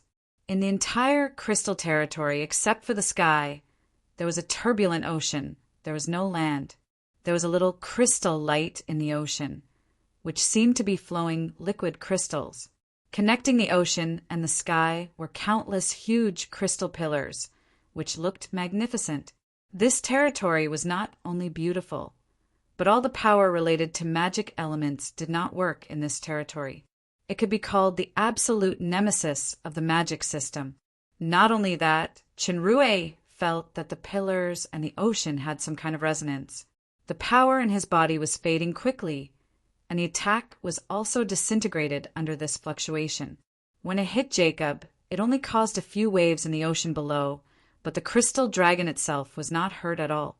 It was equivalent to Jacob had perfectly integrated with the heaven and earth in the entire territory. How could Chinrue shake the power of heaven and earth alone? The crystal breath in this territory was extremely strong. Even if he stood still, his body had a faint feeling of gradually crystallization. The real territory of the peak stage of the demon overlord was really incomparable to the demon emperor level pseudo-territory. Chinrue's current, unexpectedly strong strength was only caused by the demigod power that almost exploded. It was equivalent to a kind of venting, but it was not endless. Once this kind of power was crystallized, not to mention returning to its original form, he would definitely not be able to defeat Jacob of the peak stage of the demon overlord.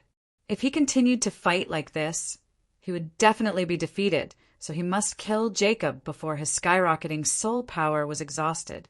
The sea was turbulent. Jacob was hit by Chinrue hundreds of punches in a row, but he was still safe and sound. With a sweep of his giant tail, he was shaken into the sea.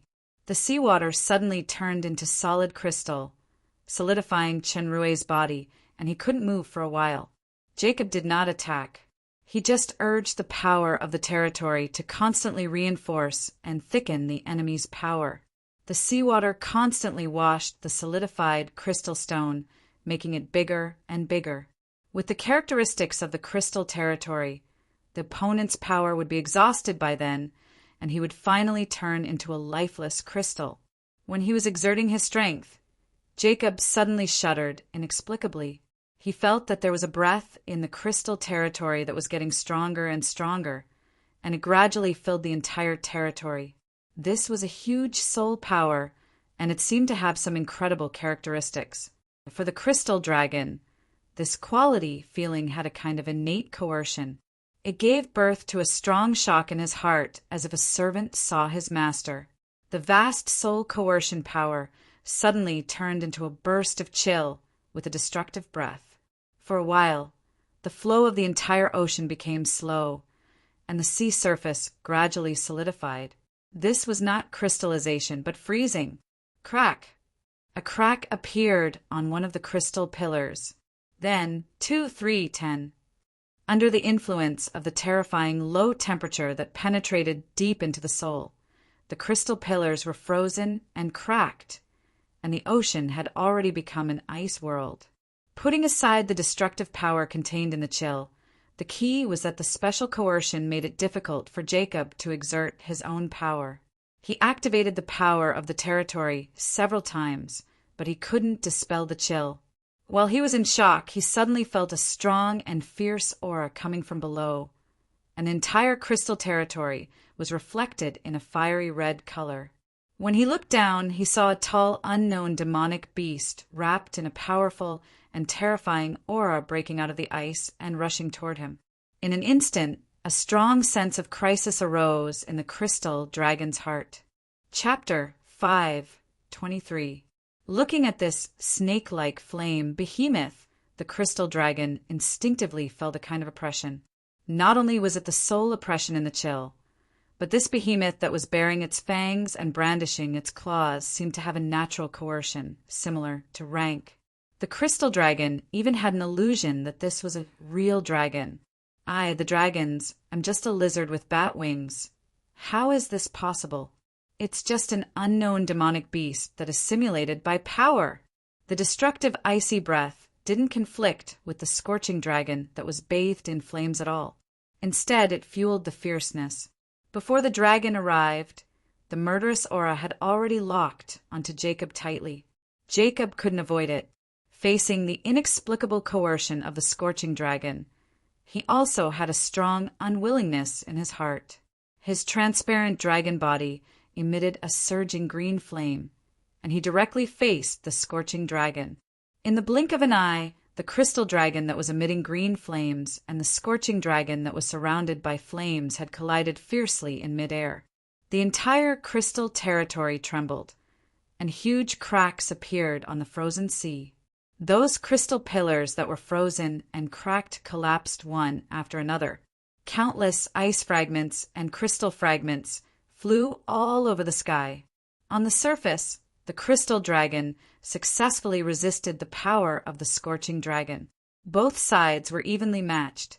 However, Jacob now knew that this scorching dragon was more terrifying than he imagined.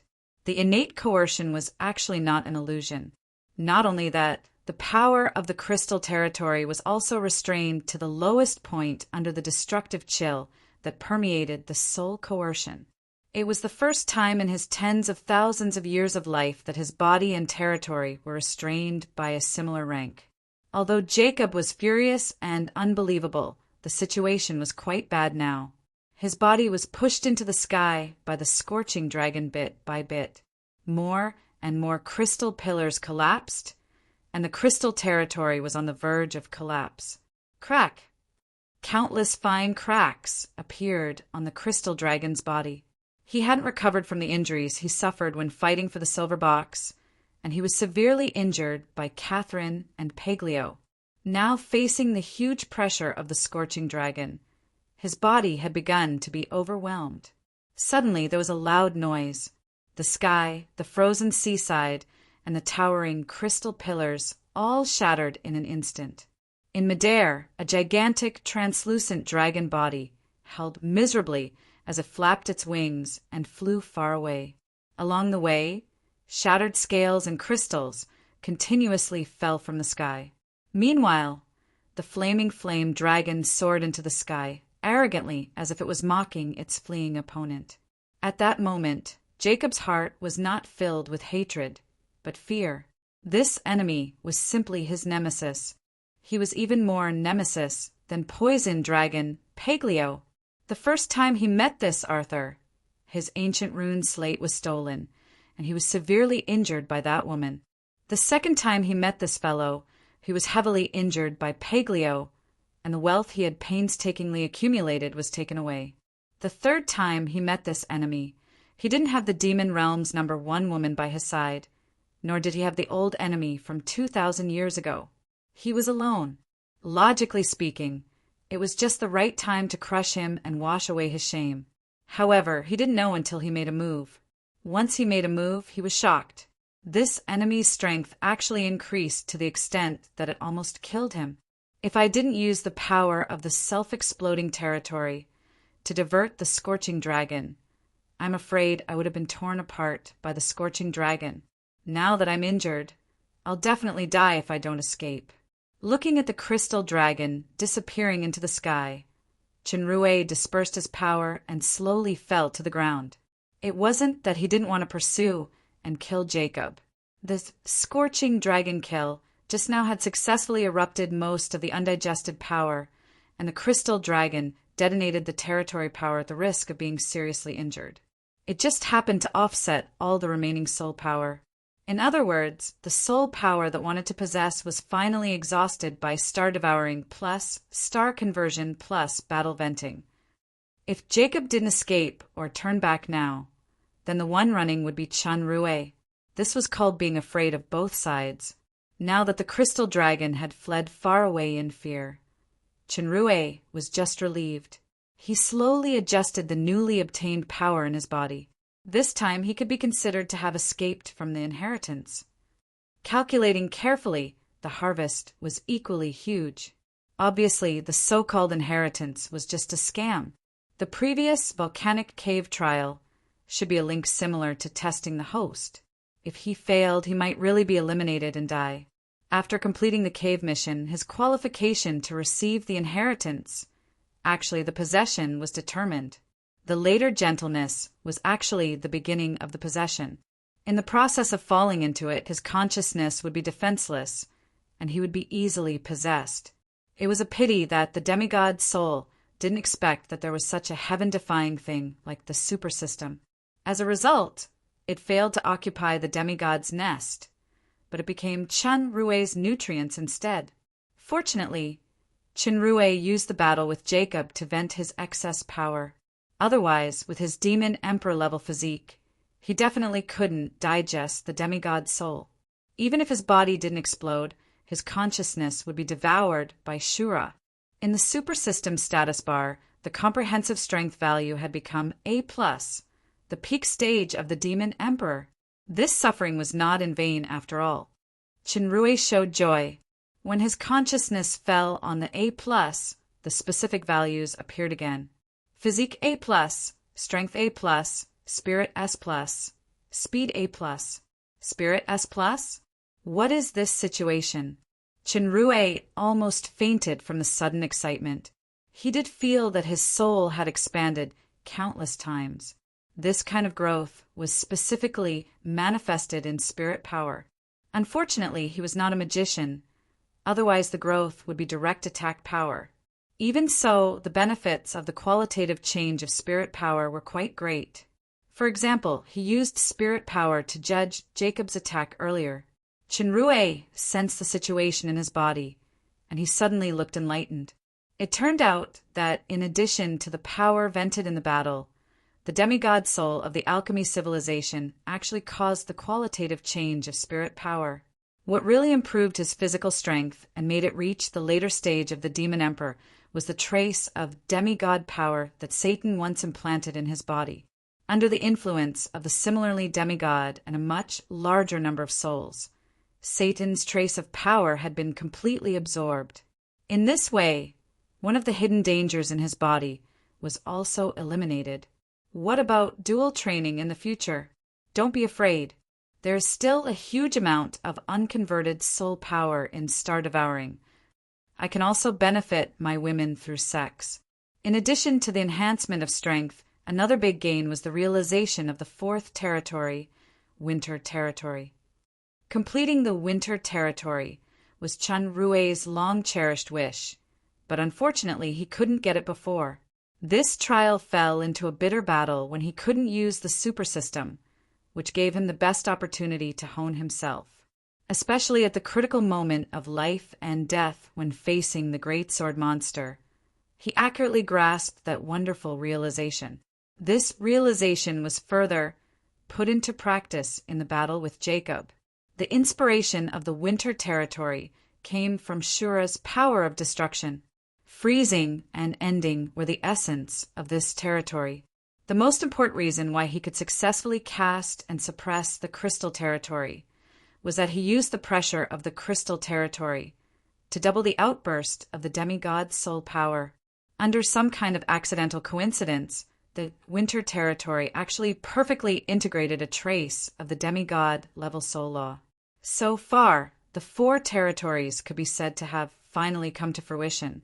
With the absorption of the demigod soul, some remnant consciousness fragments were also absorbed. He couldn't think about it in detail during the previous battle, but now he could check it slowly. In these fragments of consciousness, Chinrui gained a lot of valuable memories. It turned out that the so-called trial illusion turned out to be a territory kingdom, but it was incomplete. It was left by the owner of this soul when he was alive. Everything in the territory kingdom could be said to be a real dream. The gains of realization and power could also be retained. It was similar to the training ground of the super system. The difference was that once the mission failed, he would really die under the rule power. Although the offensive and defensive sides seen in the trial were simulated through the power of the territory kingdom, they were not fictitious. The name of the crystal demonic beast was Crystal Leopard, and the name of the giant crystal beast was Crystal Dragon. Coincidence? The name of the giant mecha was the Construct Puppet. Including the lamp spirits, They were all products created by the ancient alchemy civilization. As for the enemies in the karst cave, the little monster was called the crevice demon, the longhorned demon was called the violent demon, the flame woman was called the flame witch, the great sword monster was called the abyss lord, and the mother that produced the monster was called the mother's nest. These terrifying monsters were collectively called the Abyss Clan. In the memory fragment, there was a scene where countless abyssal monsters crazily attacked a castle of an alchemy civilization. Defensive weapons like magic crystal cannons, magic construct puppets, and crystal dragons were unable to stop the overwhelming number of enemies. The originally indestructible castle was gradually drowned by the tide of abyssal monsters. This was just a fragment of the world of alchemy civilization destroyed by the abyss monsters. The owner of the soul that Chinrue absorbed used the last power to control the damaged castle that had exhausted its energy to sink into the ground before the civilization was destroyed. The body that was already in danger was annihilated because of this, and the soul fell into a long sleep. After many years, the damaged castle that could automatically absorb energy finally recovered a little energy. Some of the lamp spirits were resurrected. They used a kind of yuan mine underground to begin to accumulate energy, and they looked for a suitable inheritor according to the order of the soul before falling asleep. He had to admit that the soul was very sad. He found a freak like Chinrue, but he failed to possess him and was devoured instead. Although little Chun was shot in the knee, he was still blessed after all. Not only did he get unexpected power, but he also completed Sakali's mission. What was even more surprising was that the memory fragments obtained also contained a lot of knowledge and experience of the ancient alchemy civilization, including pharmaceutics and mechanics. Although it was not very complete, most of it was now lost knowledge. For alchemists, it was more precious than any wealth. When he was excited, he saw a group of lamp spirits walking over carefully. Under the leadership of Gensha, they folded their hands in front of their chest and knelt on one knee. Master. Being able to get the recognition of the lamp spirits, it seemed that this inheritance was really successful by accident. Chinrue inadvertently glanced at the plump chests of the lamp spirits, and he inexplicably thought of a certain absurd situation in the illusion. His heart was hot, and he quickly shook his head vigorously to get rid of the distracting thoughts. Let's go to the ruins. I promised Jeannie to resurrect her. Chapter 5:24. Dark Moon Estate, Moonlight Fortress. Imperial Capital Army Command Tent.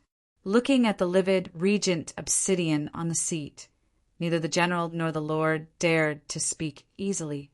Last night, after capturing the undefended Moonlight Fortress, the new deputy commander of the coalition army, Pallor, led the capital's 3 elite legions and the Air Force, the Flying Cloud Legion, to pursue the defeated army and raid Town Daiko.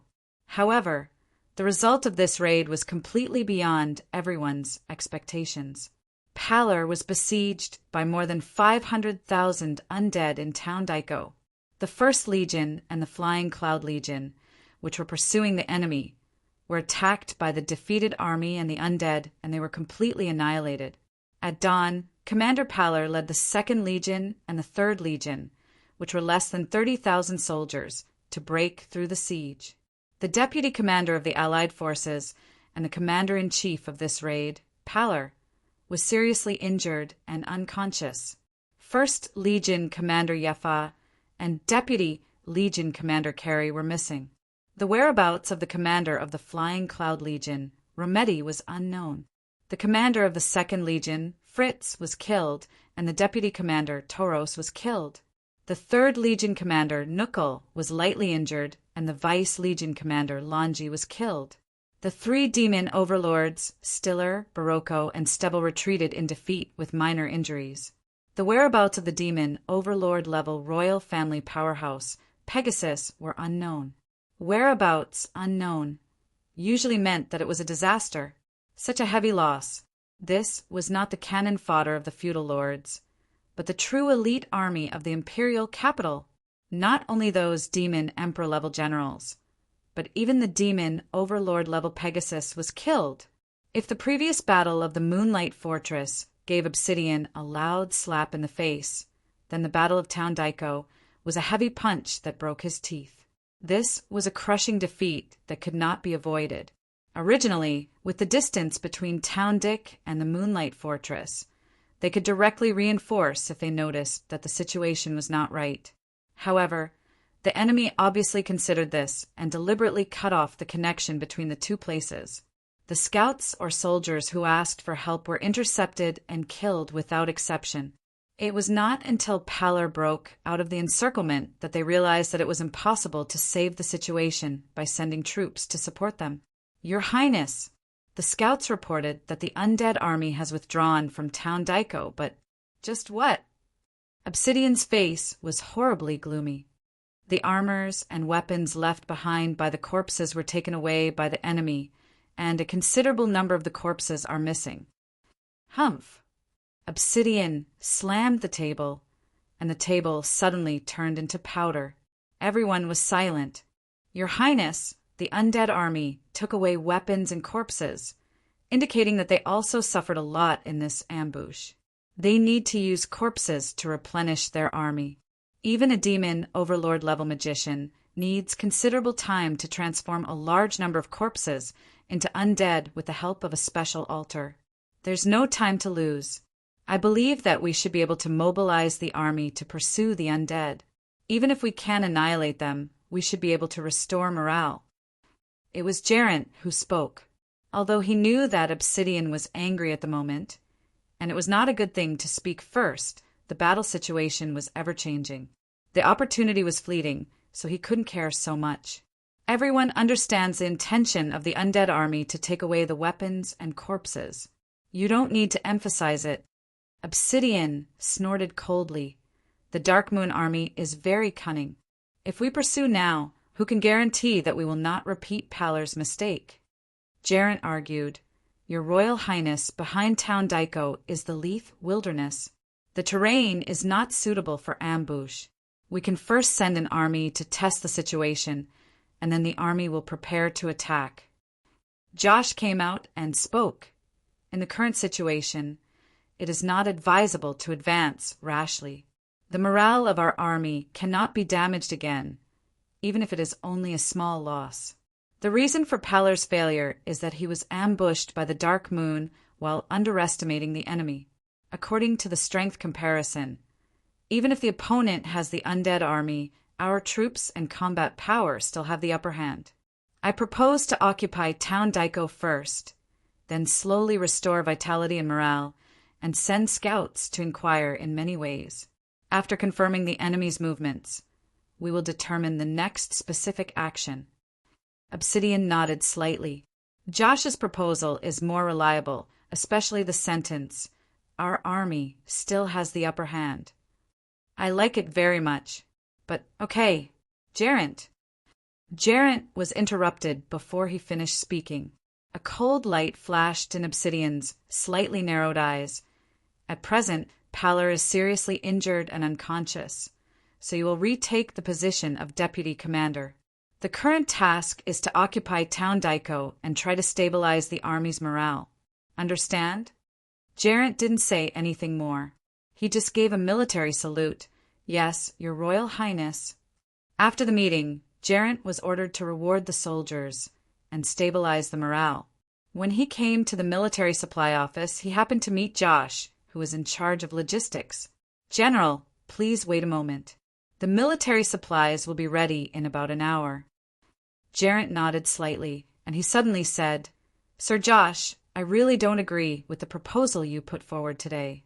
At this time, blindly seeking stability will only give the Dark Moon more breathing time.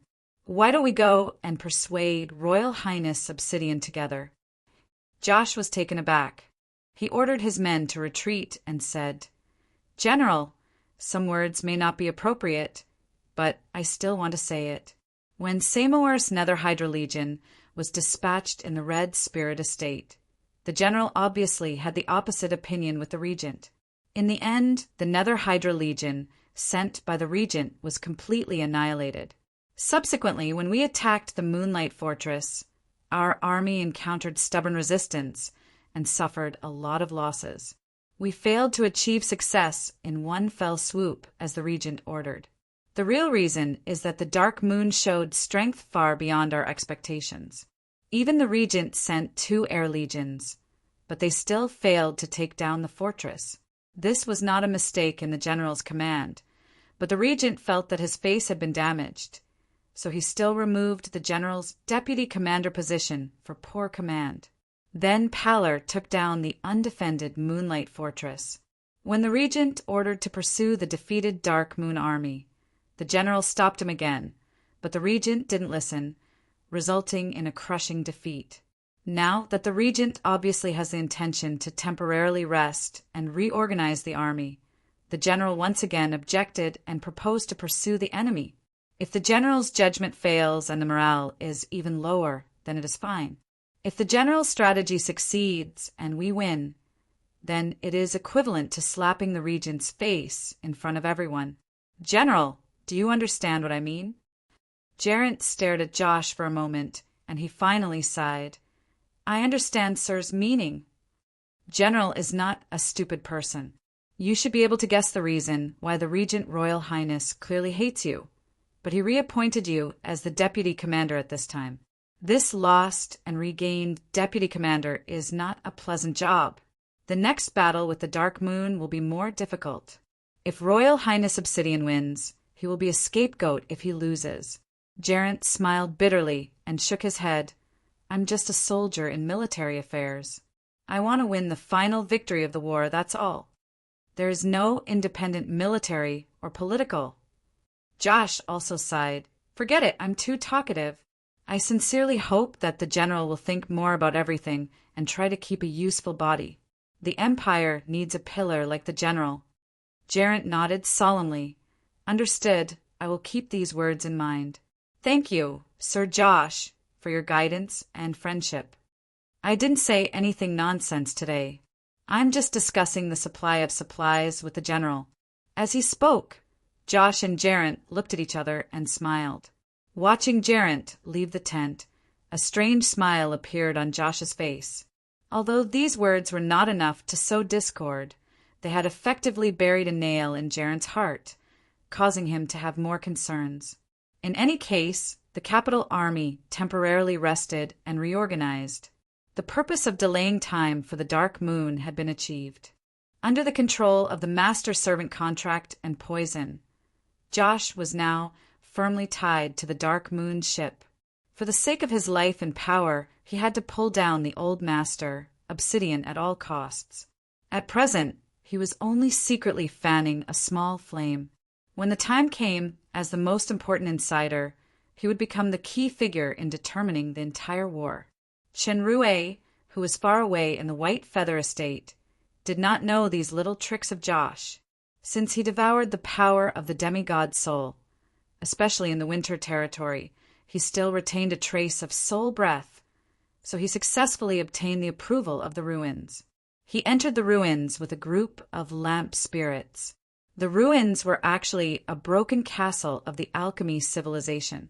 Due to the serious damage in the war, coupled with the age and lack of energy, most things were no longer usable. In the storage secret vault, Chenrue found the heart lamps of the lamp spirits. There were thousands of them, but many of them had been broken and lost their effectiveness. According to the level of power of the lamp spirits, the heart lamps were divided into gold, silver, and iron from high to low. The first word of the name was also gold, white, and black. Jeannie's heart lamp was gold. There were nearly 100 gold heart lamps, and 30 of them were intact. This would be a powerful help. Although the indestructible body of the lamp spirits was powerful, the resurrection was not endless. The number of resurrection of the golden lamp was 4 times.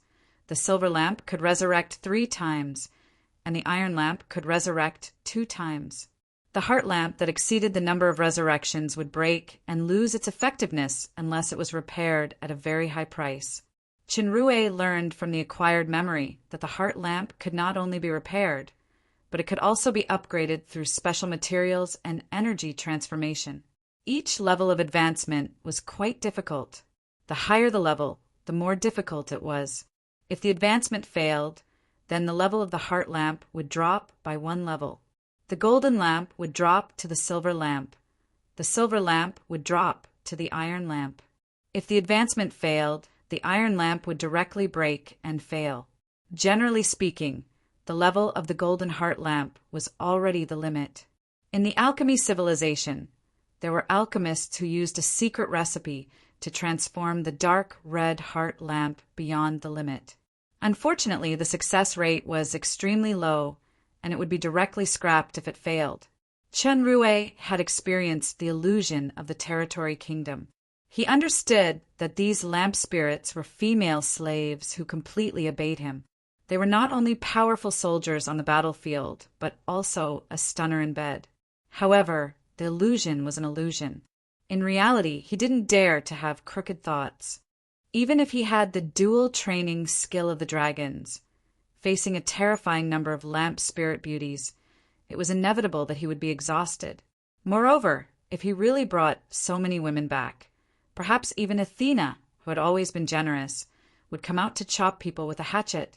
Anyway, Chinrue was also the master now, so there was no need to continue to hide. He took out a large number of aura fruits in front of the lamp spirits. So many top-level energy essences almost dazzled those beautiful eyes, and the lamp spirits cheered in surprise. The more advanced the heart lamp, the more time and energy it took to resurrect. With the help of Zhensha, Chinrue found Genie's golden heart lamp and handed it to Zhensha along with the aura fruits. After the excitement, the lamp spirits began to get busy in batches. Some made energy blocks, some cleaned up the items in the ruins, some started to resurrect their partners, and some repaired the equipment. They seemed to be in full swing. Although these aura fruits are far from enough to repair the entire castle.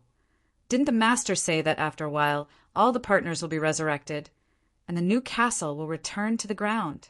There were many things in the ruins that interested Chenrue, especially those tall assembled puppets. He had seen the combat power of this thing in the trial. It was simply a big killing weapon in the war.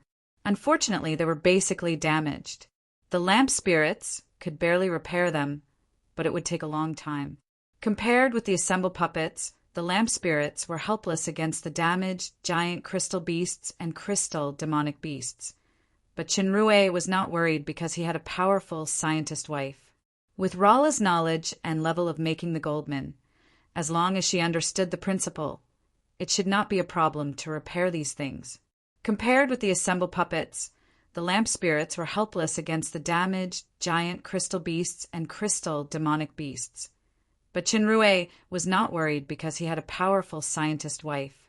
With Zola's knowledge and level of making the Goldman, as long as she understood the principle, it should not be a problem to repair these things. There were also a lot of strange things in the ruins, including some potions and black potions. Unfortunately, the validity period of the potions was not long. Even the black potions could only last for 100 years. These were no longer usable. It was better to recycle the waste and give it to the old man for research. When Chen Rue first came to the demon realm, he carried the title of the inheritor of the ancient alchemy, Grand Master. Unexpectedly, it became a prophecy. Now it was worthy of the name. In addition to the huge gain, Chen Rue also realized an important problem at the same time. The super system was generally successful, but there were occasional exceptions. Except for this trial, the super system was also unusable when facing the demigod in the Rainbow Valley. In Chen Rue's situation, if it weren't for the 4 major territories that he had newly realized, the failure of the super system was equivalent to losing all his combat power, which was inferior to ordinary powerhouses of the same level. Now that Chen Rue had S-level spirit power, he could sense more things more clearly. He remembered that he could feel the super system in the trial, but he couldn't use skills. Then he woke up from the illusion and could use the super system again. This should not be the problem of the super system itself, but his own problem. Chinrue faintly realized that his understanding of the super system seemed to have entered a certain misunderstanding. This realization meant that he would change to a new perspective and comprehend more mysteries of the super system. It was a pity that the Dark Moon's war was urgent now, and he had to seize every second. He didn't have enough time to study slowly. He must continue the plan on the White Feather Estate immediately. Although the battle caused a lot of the main mine cave of the Lobe mine to collapse, under the protection of the dragon inscription, the main body of the mine cave was still intact. Many of the surviving miners had escaped. This time, Sakali's mission was considered to be successfully completed. He needed to return to the White Feather City immediately to report. Chinrue thought carefully for a while, and he ordered some of the lamp spirits to stay in the ruins to resurrect those intact heart lamps. The rest of the lamp spirits disguised themselves, left the swamp, and went to the nearby town Rani where the dark demon's spy was. This spy would take the lamp spirits to a certain stronghold of the dark demon in the White Feather City to wait for orders. As for the Medusa tribe, after witnessing the battle between Chinrue and Jacob, they had completely surrendered to this powerful master. Chinrue's order to them was to be ready to dispatch at any time. After arranging all this, Chinrue opened the Stargate and returned to the White Feather City in an instant. Initially, Sakali gave him 10 days, and now he had completed the mission ahead of schedule. He believed that it was time to reveal one of Sakali's trump cards. Chapter 5:25. Chinrue came to the White Feather City Arena fan shop and found the owner, Tracy. Generally speaking, the lich was thin and sinister, but the lich in front of him was very different. He looked chubby with a simple and honest smile on his face, which made it difficult for people to have a bad impression. Chinrue didn't think that this lich was a simple and honest character, otherwise he would not be entrusted with such an important task by Sakali. When Chinrue handed the ring, given by Sakali to Tracy, the lich's eyes flashed, and his chubby face smiled more flatteringly. He claimed to invite Chinrue to the VIP room to discuss the big business of bulk orders. Chinrue followed the lich to the VIP room. Tracy showed a respectful expression, opened a secret door, and asked him to wait in the secret room. About an hour later, Sakali, who was disguised, appeared in the secret room. "Sir Fako, my friend, you are simply amazing." Sakali's expression looked quite surprised. "I just received a magic message from Town Rani. You actually solved that big problem so quickly." Sakali was indeed surprised. After receiving Tracy's report, he immediately sent someone to contact the mining office in Town Rani. Sure enough, he got the corresponding news. According to the witnesses, who were the surviving miners, an unknown powerhouse suddenly appeared underground and had a fierce battle with the terrifying powerhouse who occupied the mine. In the end, the latter was defeated and fled far away. Currently, the mining office was rearranging the work related to resuming mining. Others didn't know the degree of danger in the Lobe mining area, but Sakali was clear. This mining area was one of the important resources of the White Feather Estate. After hearing that there was a problem, in order to show his importance, he led a team to investigate in person, but he was forced back by a terrifying breath. According to Sakali's judgment, this breath was extremely powerful. It was definitely at the demon overlord level, and it might even not be an ordinary demon overlord. It was far from what he could resist. This time he deliberately let Fako go to solve it. He also wanted to see the power behind this person. He didn't expect the problem to be solved in such a short time. It was really unexpected. For a while, Sakali began to really pay attention to this mysterious Fako. For him, who was already in imminent danger, this might be a real life-saving straw. If he didn't grab hold of it, then his tragic ending would be unchangeable. Chinrue smiled. "I think you've already gotten the proof you want." Sakali knew that the other party was referring to the proven ability statement last time, and he immediately nodded. "Of course, not only that, Sir's proof far exceeds my expectations. I admire you. You flatter me. The stronger the partner, the better." Sakali nodded appreciatively. He seemed to have made up his mind and said, Since this is the case, I won't beat around the bush. I have one of the most important things for Sir to do. I want a person, and I want him alive. I also want something from this person." Chinrue did not disapprove of the simplicity of the request at all. Instead, he showed a solemn expression. "I believe this person, and that thing must be extraordinary for the Count to consider it as the most important thing. This is different from the proof of the mining area. It is already a formal transaction between us. What I want to remind, sir, is the relationship between pay and return. If the person you want is the demon realm's top powerhouse, Raisin the Great, then even if I can achieve it, Sir can't afford this price." Chinrue's rigorous attitude made Sikali more satisfied. "Don't worry, I can definitely pay the price for the person I want. There is also an additional condition. I can provide information about this person and that thing, but Sir can't ask me the inside story of this matter. You just need to complete the mission." "Of course." Chinrue smiled and said, "What I care most about is, what reward can Sir pay?" Sikali's expression was extremely firm. "As long as it is within my ability as the White Feather Lord, anything is fine. Even my only sister, Palando, is no exception." "Very good." Chinrue's eyes narrowed, and his smile was even stronger. Sikali saw it in his eyes, and he secretly thought that he had succeeded in his plan. He didn't know that this person had already seen through the secret between him and Palando. The last sentence of deliberate determination had a self-defeating effect instead. "My conditions are definitely within Sir's ability. As for what the specific conditions are, let's wait until the person and thing are in hand." Chinrue said faintly, "Now I need to know all the information about the target. No matter who this person is, I will satisfy Sir. What needs to be explained in advance is that my force is very powerful. Power is often equated with needs. Sir must be mentally prepared by then." "Needs?" "It is nothing more than wealth, relying on forces, coups, and so on. As long as I can save my life and eradicate the biggest enemy, the rest can be considered in the long run." Sikali agreed with a firm face, and he took out the space ring that Chinrue had previously given Tracy. As usual, the information is in this ring.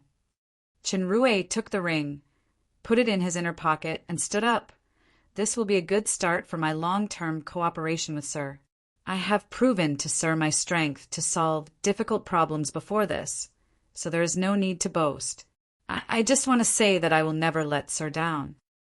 Sikali's eyes flashed with a strange expression. "Very good. Then I will wait for Sir's good news, as I did last time." After leaving the secret room of the fan shop, Chinrue returned to the White Armor Hotel, rearranged the magic circle to monitor Sikali, and then opened the space ring. There was a piece of information in the space ring that said that the person to be dealt with was the most proficient in shapeshifting. He once pretended to be the Lord, and he also had a legendary grade item called the Wheel of Hull. This commission was not only to capture this person alive, but also to get the Wheel of Hull. Chinrue sneered on his face. An enemy who pretended to be the Lord? The legendary grade Wheel of Hull? It was fine if it was someone who didn't know. But Chinrue was clear about the relationship between the Wheel of Hera and Sikali, including this Sir Lord who could only be regarded as a substitute. It was clearly a counterfeit that wanted to replace the original. However, what Chinrue cared about was not this, but the relevant information of the original. According to the information in the ring, the original Sikali was training in a secret place in Town Massimo. This person's strength had surpassed the Demon Emperor level, and the Will of Hull was actually a huge separable item. The original Sikali had been using this item to absorb power. At this time in the monitoring magic, it could be seen that Sikali walked briskly into the room of the Lord's mansion. His depressed mood seemed to have relaxed a lot. He grabbed the maid on the side and put his hand into her dress. The rough action made the maid show a painful look, but she did not dare to resist. Sikali grabbed the maid's hair. As he was about to abuse her, suddenly there were footsteps outside, and Palando walked into the room. The scene in front of her made Palando's gaze become colder. Sikali slowly let go of the maid, and the maid hurriedly covered her torn clothes. She was slapped by Palando and fell to the ground. She covered her face and hurriedly crawled out. Palando ignored the maid, walked over and reached out to grab Sikali's face, but she was pushed on the table by Sikali. Sikali lifted her skirt and slapped her snow-white buttocks hard, tightening the thong that was not enough to cover her body, and then it finally became a lascivious, erotic movie. Chinrue was not interested in watching anymore, so he turned off the monitoring magic circle. This Sikali's clone was lecherous, violent, and cunning. His strength was a weakness. If it really didn't work, he could sacrifice a god-eating mask slot to control him. It was just that it was useless to control this clone at the moment. No matter what the final decision was, the original Sikali must be dealt with first. While thinking, Chinrue heard the sound of approaching footsteps in the distance. They were coming toward this room. It seemed to be two people. His current spirit power had reached the level of the demon overlord, and his perception ability was far from comparable to before. He could already sense that one of the two approaching people had extraordinary strength. Just in case, Chinrue immediately removed the traces of the magic circle. Soon, there was a knock on the door. Chinrue opened the door calmly and saw the hotel waiter with a stranger outside the door. The waiter saluted and said, "Sir Fako, this is the messenger sent by Sir Lord."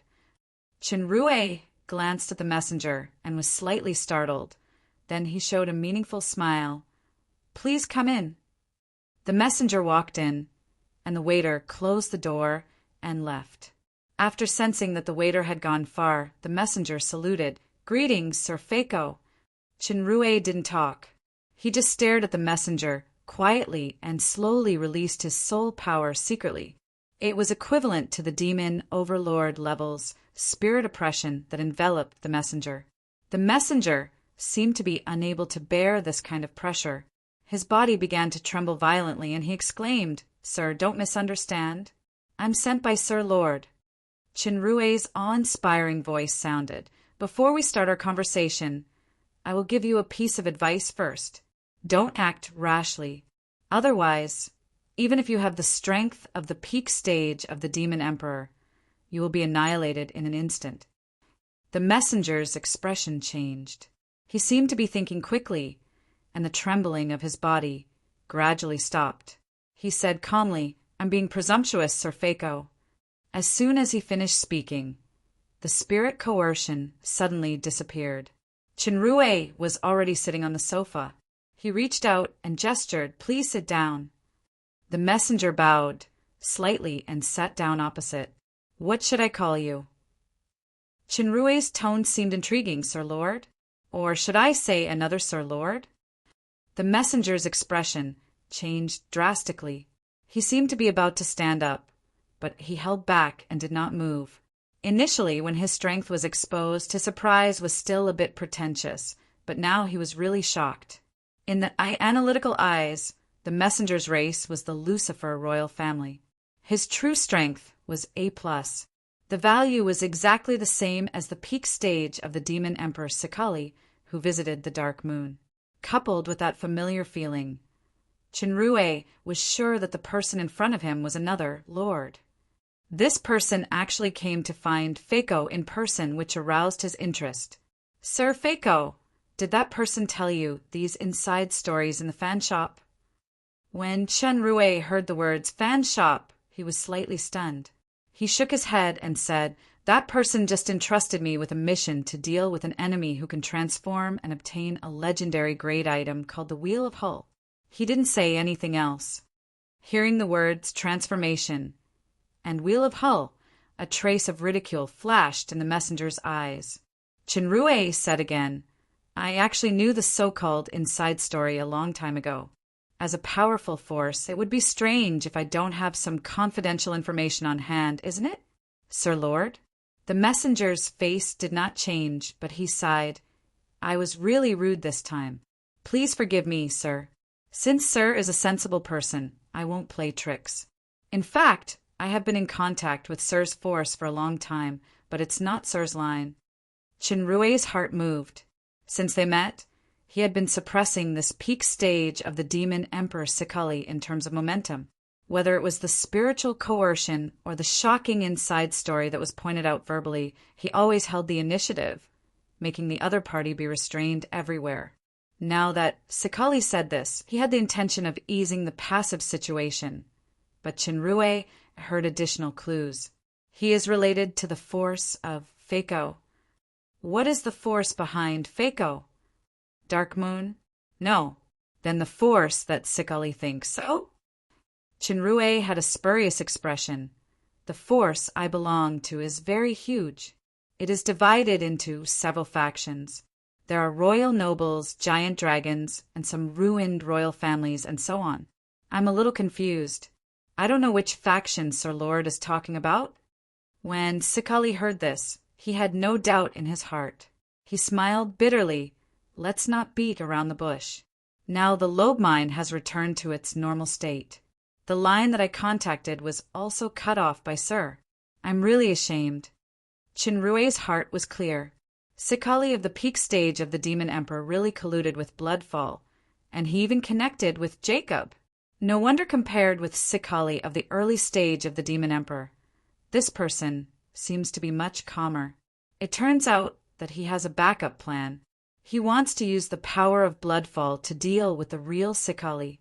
Now that Jacob had escaped, it would definitely be impossible to recontact him in a short time. Sekali naturally did not know who defeated the Crystal Dragon. He must take advantage of this to solve the problem of the White Feather Estate as soon as possible. I originally knew that Sir came to the White Feather Estate, but I hadn't confirmed Sir's identity at that time, and I didn't know Sir's strength. Sekali said euphemistically, I don't know if Sir wants a real collaborator. A real collaborator? Chinrue had already understood the other party's intention. Once the clone used Fako to eliminate the real Sekali, the next one to deal with would definitely be this peak stage of the Demon Emperor clone. Therefore, he must strike first to gain the most critical help of Fako. I came with the greatest sincerity, unlike that person who has other intentions.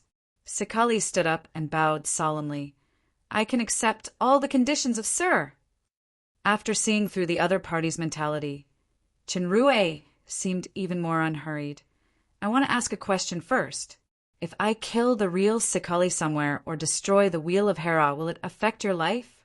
Even though Sekali was scheming, he couldn't help but be shocked. Wheel of Hera, not the Wheel of Hull. The real Sekali. This is definitely not something that the clone will reveal. I didn't expect Fako to actually master the biggest secret of the White Feather Estate. Chapter 5:26. The expression on Sekali's face changed rapidly, and he finally recovered. Since the other party had already seen through the biggest secret, telling the truth was the best choice. If the Wheel of Hera is destroyed, all the accumulated faith power will dissipate. The real body and clone will be severely damaged at the same time, but they will not die. It's just that if the real body is killed directly, our clones will also die unless the clone can devour the soul of the real body and become the real body. The Wheel of Hera was an ancient artifact. Tetanus did not know it in detail. Now listening to Sekali's explanation, Chinrue knew that this was the case. The clone can devour the soul of the real body. The premise is that he loses the ability to resist. Sekali smiled bitterly. His strength is far better than us. He has a group of powerful, fearless warriors under him, and he also has the Wheel of Hera in his hand. How can we have this chance? Chinrue understood the entrustment of Sekali at the early stage of the Demon Emperor. That guy's ambition is not only to get freedom and save his life, but he also wants to get the Wheel of Hera and become the second Sekali. Chinrue's mind turned quickly, and he asked, So, tell me, what do you want? Live, and the sole control of this estate.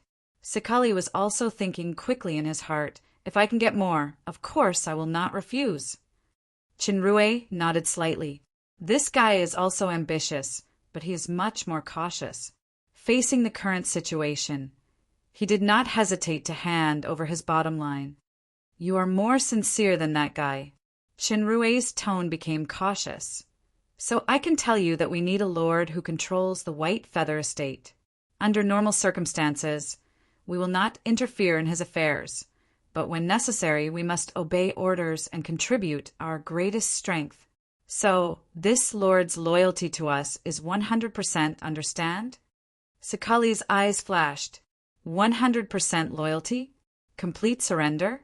I can provide all the resources of the estate to the Bloodfall, even the troops, but it is a bit beyond my psychological price to completely hand over my personal fate to be controlled by others.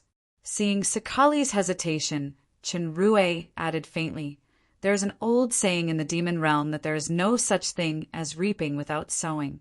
Gains and costs were often equal. Don't forget, with the current situation, I have a lot more choices than you." Sakali was shocked. The last sentence was the key point. If he refused now, then after the other party dealt with the real body, he could also support another submissive to take the position. It could be the licentious clone, another stranger, or even the real body.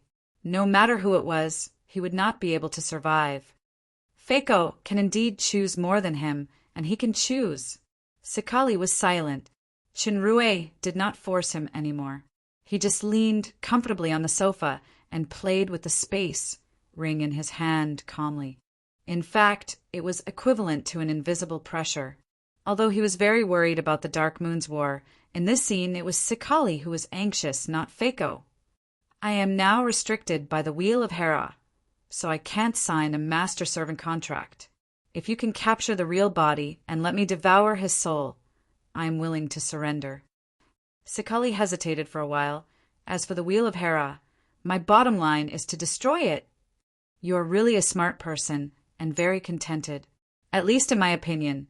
You are more sincere than the guy who is playing a sadistic game with Polando now." Chenrue knew that the other party was cunning and changeable. It was impossible to directly bow down to him with a few words. He must speak with facts. As the saying goes, don't give up until you see the Yellow River. As long as I control Sakali's real body by then, everything will be easy. As he said, I can choose more than one target. When Sakali heard the words Polando and sadistic game, he was secretly horrified. He felt that all his secrets were seen through by the other party. Since entering this room, he had been feeling suppressed everywhere. This Feiko in front of him far exceeded his expectations in both strength and wisdom. It seemed that it was not impossible to achieve his biggest wish. "Okay, now tell me everything you know about the real Sakali." 3 days later, Chinrue's figure appeared in the abandoned site of Old Town Massimo, the easternmost part of the White Feather Estate. Town Massimo was once a very prosperous town. 5 years ago, a group of ferocious bandits appeared. They wore hideous masks and relied on their powerful demonic beast mounts to come and go like the wind. They often caused massacres and looting in the Town Massimo area. The townspeople were killed and injured in great numbers. They were miserable and miserable. When Lord Sakali heard the news, he was furious. He personally led the army to annihilate more than 3,000 bandits, and their heads piled up into a hill. However, the bandits' torment at that time also caused serious damage to the living environment of Town Massimo, and the situation was not as good as before. Sakali managed to build a new town to the west of Town Massimo and let the residents move to the new town to start a stable life again. The new town was called New Massimo, and the abandoned original site was called Old Massimo. According to Sakali, who was at the peak stage of the Demon Emperor, the Town Massimo horse bandits tragedy was actually directed by Sakali himself.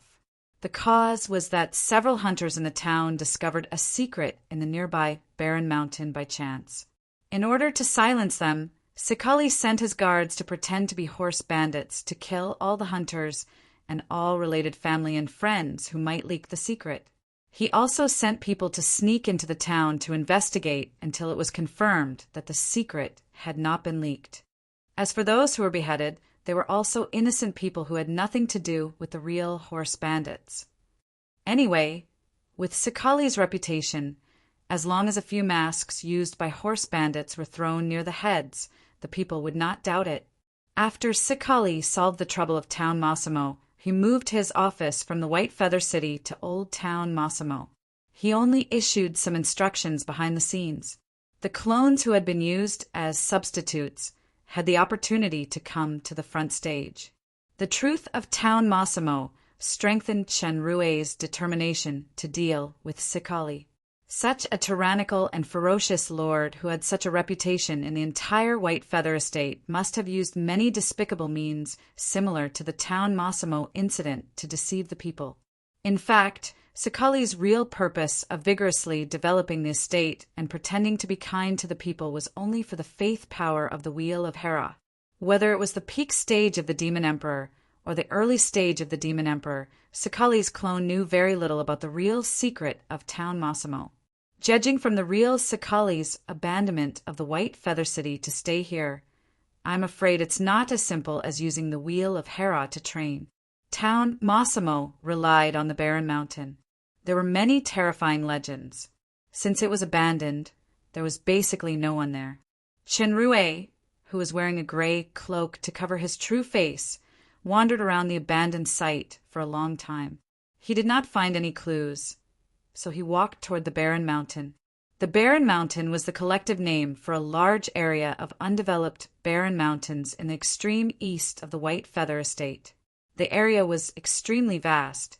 The mountains here were dangerous and barren. There were also terrifying demonic beasts in the depths of the forest. According to the information provided by the two clones, Chenrue explored in a rocky mountain range in the depths of the barren mountain. He finally found a cave covered with protective magic circles nearby. It should be the entrance to Sakali's base.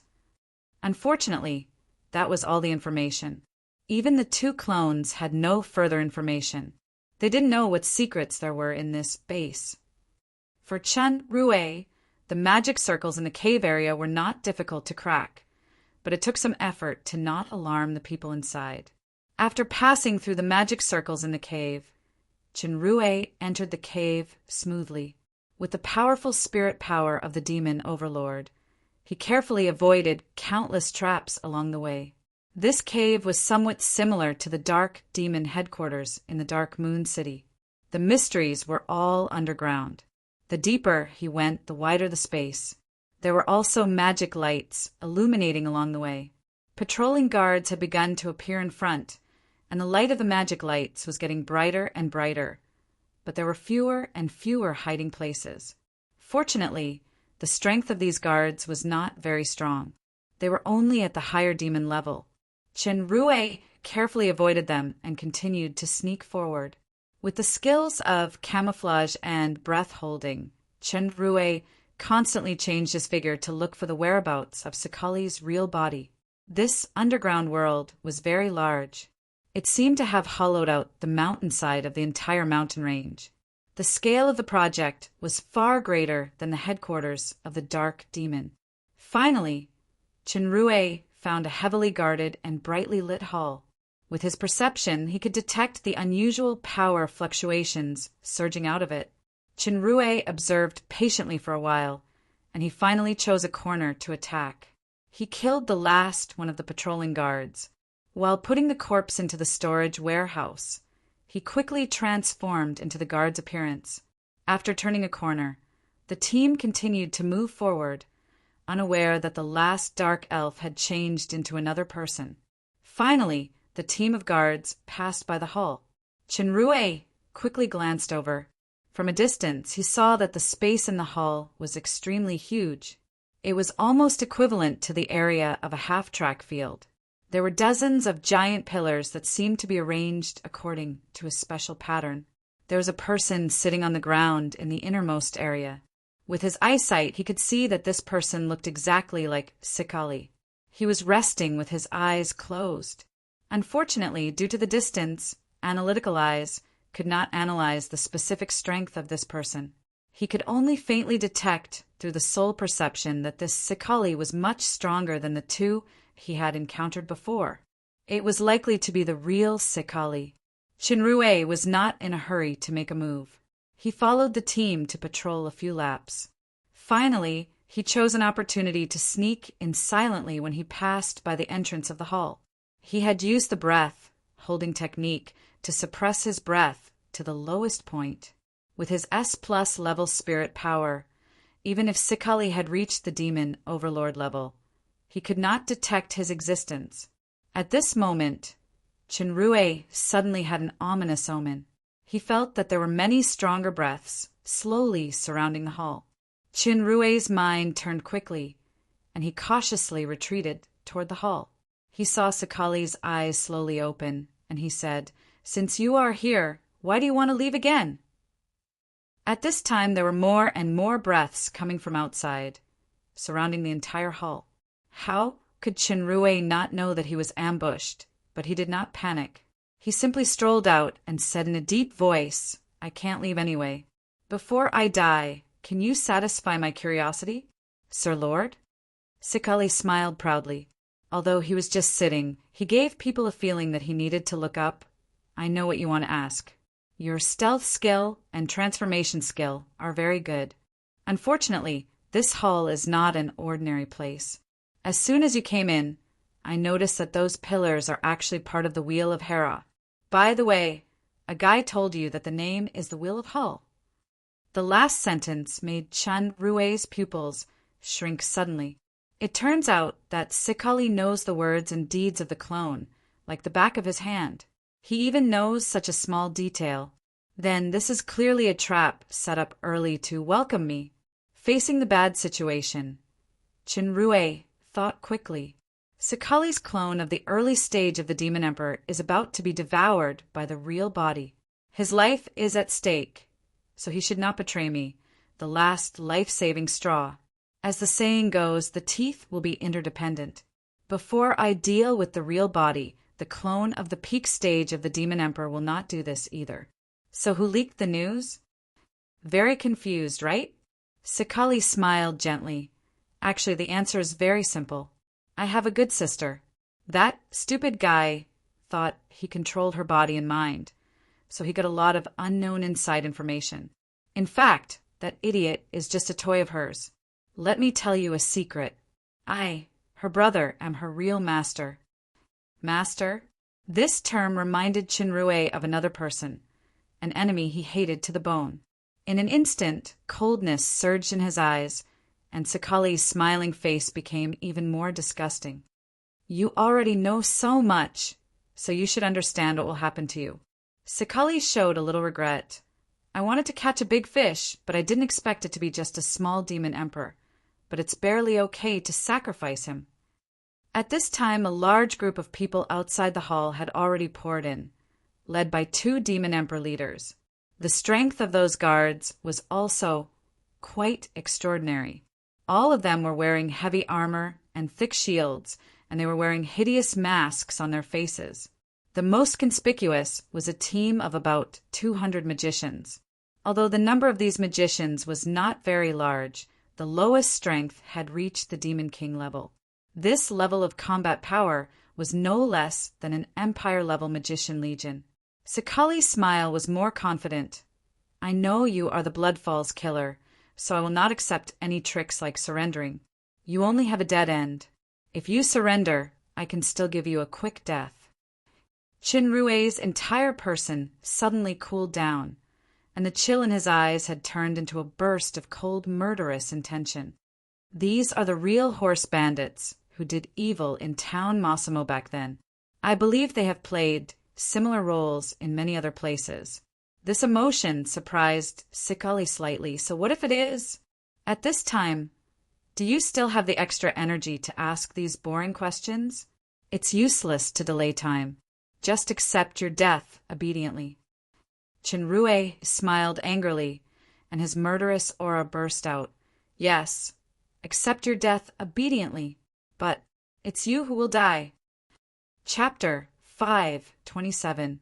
As soon as Chinrue's words came out, although the people around him were well trained, they didn't make a sound, but their eyes showed mockery at the same time. This person is already a piece of meat on the chopping board, yet he still dares to boast so shamelessly. Those who appeared here were the most elite, fearless warriors under Sakali's command. They had special magic inscriptions and were good at combining offense and defense. Even a demon overlord could be restrained or even restrained, let alone this guy in front of him who was just a demon emperor. As Master Sakali said, he originally wanted to catch a big fish, but a small shrimp came. Moreover, it was a shrimp that didn't know life and death. If this is a dense forest or wilderness, this shrimp may still be lucky to escape, but in this almost closed hall there is only a dead end. Master should not need to do it himself. In this hall where there was no escape, Chinrue alone faced at least thousands of fierce enemies. These were not small fries, but the real power accumulated by Sakali over the years. Not only that, there was also a mysterious enemy behind him who was eyeing him covetously. Although the situation was not good, the surging fighting intent and killing intent in Chinrue's heart did not weaken. Instead, it became more turbulent and his aura skyrocketed, regardless of life or death. Sakali said faintly. He still sat cross-legged and did not intend to do it himself.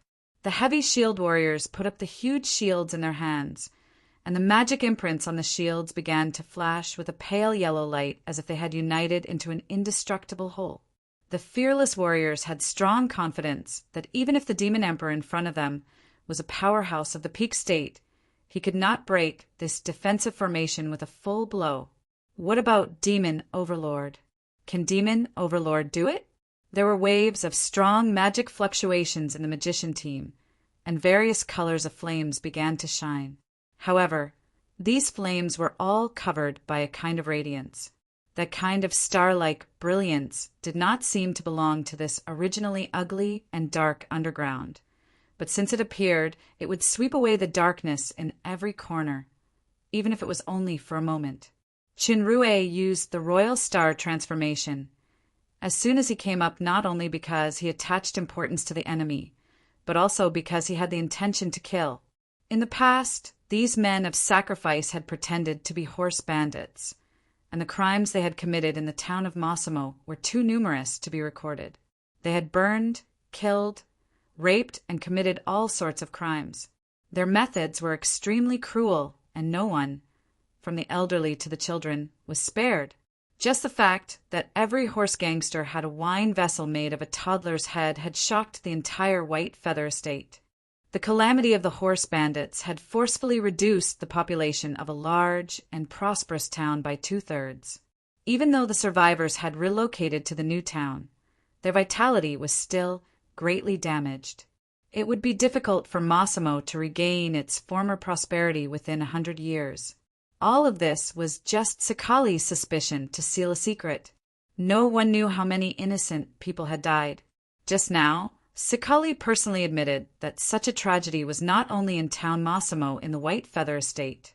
This lord, who shone brightly in the hearts of all the people, had a true face that was even more hideous than the most ferocious demon. Facing the demons and minions in front of him, there was only one word in Chenrue's mind: kill. Hundreds of powerful magic surged toward the dazzling light cluster in the center. Magician was the strongest damage output unit in the war. The lowest strength of these magicians was Demon King, and the highest was Great Demon King. Generally speaking, there was no threat to the Demon Emperor powerhouse alone, but if it was 20 Great Demon King level magicians working together, even the Demon Emperor powerhouse couldn't ignore it. There were 200 magicians above the Demon King level in front of him, and 80 of them were at the Great Demon King level. Moreover, all of them were well-trained and had a tacit understanding. Coupled with the protection of the super defensive formation of the giant shield warriors, their combat power could only be described as terrifying.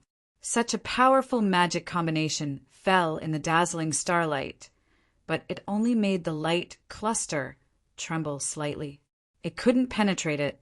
The light cluster suddenly expanded, and all the magic bombardment was bounced away. The human figure in a strange armor appeared in the center.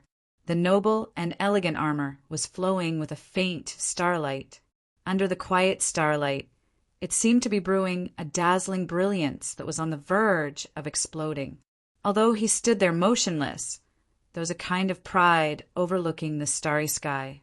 Compared with this innate pride, Sakali's previous expression was just like Dongshur, who was trying to make a fool of herself. Sakali was shocked. He stood up abruptly and blurted out, "Armor of faith!" The fearless warriors were well trained, so the shock only lasted for a moment. The armored warriors still held their giant shields, and the magicians quickly began to prepare for the second round of magic bombardment. Suddenly, everyone felt their bodies sink. Their weight increased several times out of thin air. The load on their internal organs and blood increased several times out of thin air. The magic power that the magicians brewed suddenly disappeared, and they quickly transformed into magic power and spirit power to protect themselves. The most miserable ones were the armored warriors. In this kind of gravitational field, their super defensive armor and giant shields had instead become fatal burdens. All of them were swaying left and right, unable to move. Some of them were even heavily injured by the giant shields and armor. Gravity. Qin Rui's gravity was obtained through the Earth Elemental King Mor's element blessing, which was equivalent to a kind of talent power.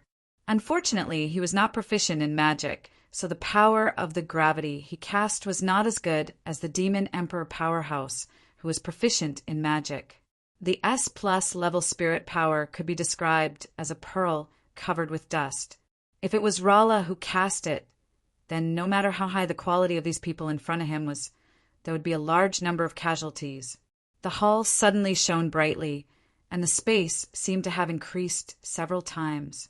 Those pillars began to become transparent, and a strange power surged out. The effect of gravity was quickly offset by this power. The source of the power was Sakali.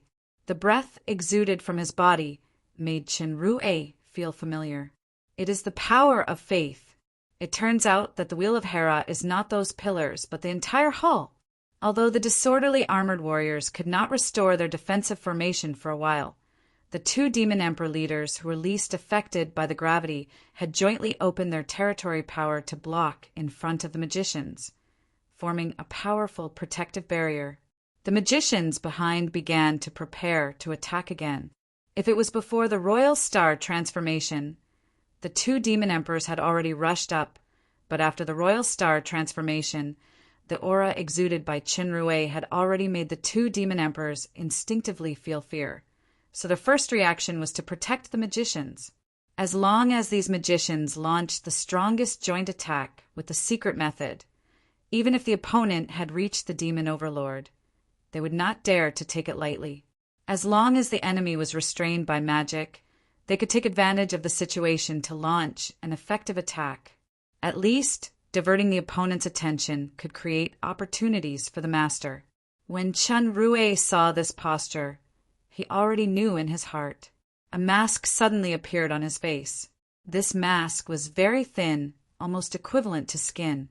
Under the cover of the visor, it could not be seen from the outside. Devour!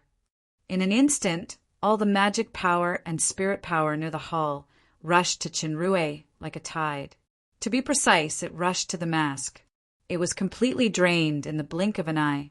The magician's magic that was ready to be launched was like an inflated balloon that had its air outlet loosened. It deflated instantly.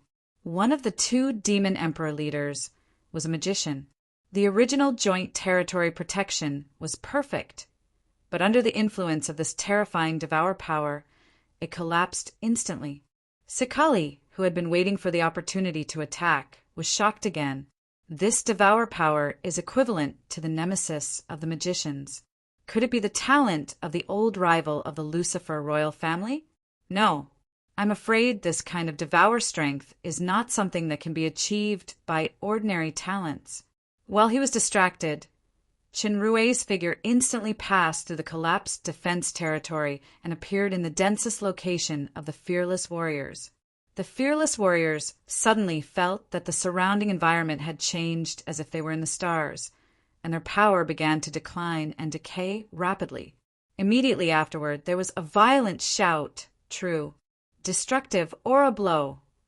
A high-speed half-moon light appeared on all the fearless warriors in a large circle nearby. This fast-moving half-moon was like the dance of the Grim Reaper. Their lives and souls were cut and split under this dance. Even the warriors wearing heavy armor could not withstand this kind of soul-penetrating blade chi. On the surface, the armor of those armored warriors was only twisted and shattered, and their bodies were not fatally damaged. In fact, their souls had been completely annihilated under this blow. As for the magicians who had lost their magic power, they were turned into countless pieces without any resistance. In an instant, at least hundreds of fearless warriors were killed in this blow within a radius of 60 meters nearby. The demon emperor of the magician was seriously injured and dying, and the other demon emperor was also seriously injured. The fearless warriors were all shocked. They initially thought that, with this lineup, they would at least hinder the opponent, but they didn't expect them to be so vulnerable. Sekali was shocked and angry. This enemy, whom he had underestimated at the beginning, had lost more than half of the elite, fearless warriors that he had painstakingly trained in just a few breaths from the actual combat gravity spell to the territory to this terrifying ultimate move. Chun Rue's murderous aura did not weaken at all. These people were all unpardonable people who were stained with blood. He didn't mind transforming into Shura to kill them all. Sekali's figure suddenly appeared behind Chun Rue. A black flame appeared in his hand and he punched. Chun Rue was already prepared. He turned around suddenly and punched back. When the two fists containing huge power collided, the nearby fearless warriors were all sent flying by the terrifying air waves. The two figures in the center of the force field stood still. They were actually evenly matched. At the moment when the power canceled out, Chun Rue and Sekali moved at the same time. For a while, the sound of fighting was continuous. The fearless warriors could only hear the sound of attack and defense, and they could only see the occasional images of the two people. Even the demon emperor leader, who was slightly injured, could only see the two figures moving rapidly, but the specific movements could not be seen clearly. Chun Rue's whole body surged with a huge, wave-like surging force, and he launched an overlapping force. Sekali had already suffered from this kind of power before. He dodged the heavy force with a backward somersault. As soon as he landed, he saw a huge, dazzling light ball whistling toward him. Sekali didn't evade, and he greeted it with both hands. When he made contact with Aurora Shot, his body trembled suddenly. He couldn't help but take a step back. Then, 2 steps, 3 steps, Chun Rue frowned. He could feel that the power of Aurora Shot was rapidly weakened under some mysterious power. Sekali had already taken 6 or 7 steps back. He shouted and exerted force with both hands to tear the weakened Aurora Shot apart. Very good power. It is almost equal to the intermediate stage of the demon overlord. Especially the spirit power, it is even stronger. You are really a big fish. I made a wrong judgment previously. Sekali exhaled, and the slightly cracked red armor on his body began to heal quickly and automatically at a speed visible to the naked eye. In the blink of an eye, it returned to its original state. You should be able to see that my true strength is only the early stage of the demon overlord. Unfortunately, you still can't beat me, and you will die in my hands. Chun Rue did feel something strange. Sekali's comprehensive strength was S-.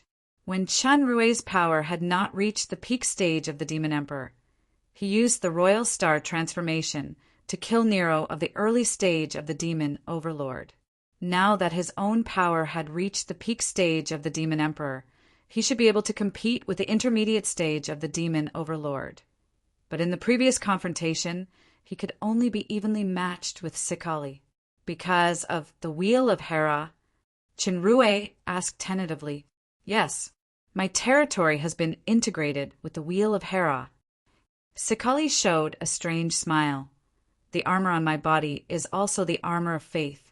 Unless you can cut off the source of faith and kill all the people who believe in me in the White Feather Estate, otherwise, under the protection of the power of faith, my power and life will be endless." From the moment you stepped into this hall, which is the Wheel of Hera territory, you are doomed to be defeated. Even if you want to escape, you can't. Shenrue felt that what Sakali said was not an exaggeration. The Wheel of Hera territory was a bit similar to the super system. Generally speaking, Sakali was almost invincible here unless there was a decisive power that overwhelmed the entire territory. A demon overlord with the armor of faith is a good sacrifice. I believe the master will be very happy. Sakali's ghastly voice echoed in the hall. My fearless warriors, dedicate your life power. The bodies of all the fearless warriors in the Wheel of Hera territory quickly began to dry up and become lifeless corpses. Activate. Shackles of sacrifice. Shinrue was wondering about the master in Sakali's words, but his body suddenly felt sluggish, as if he was bound by countless chains. He couldn't break free. This kind of chain had a strange power. It was actually rapidly extracting Shinrue's soul power and vitality. Shinrue's body suddenly trembled. I have already set the shackles when I fought with you just now, coupled with the sacrifice of the life of the fearless warriors. There is no way for you to break free with your strength. Tremble. Be afraid. Sakali laughed triumphantly. At this time, the armor on Shinrue's body began to change.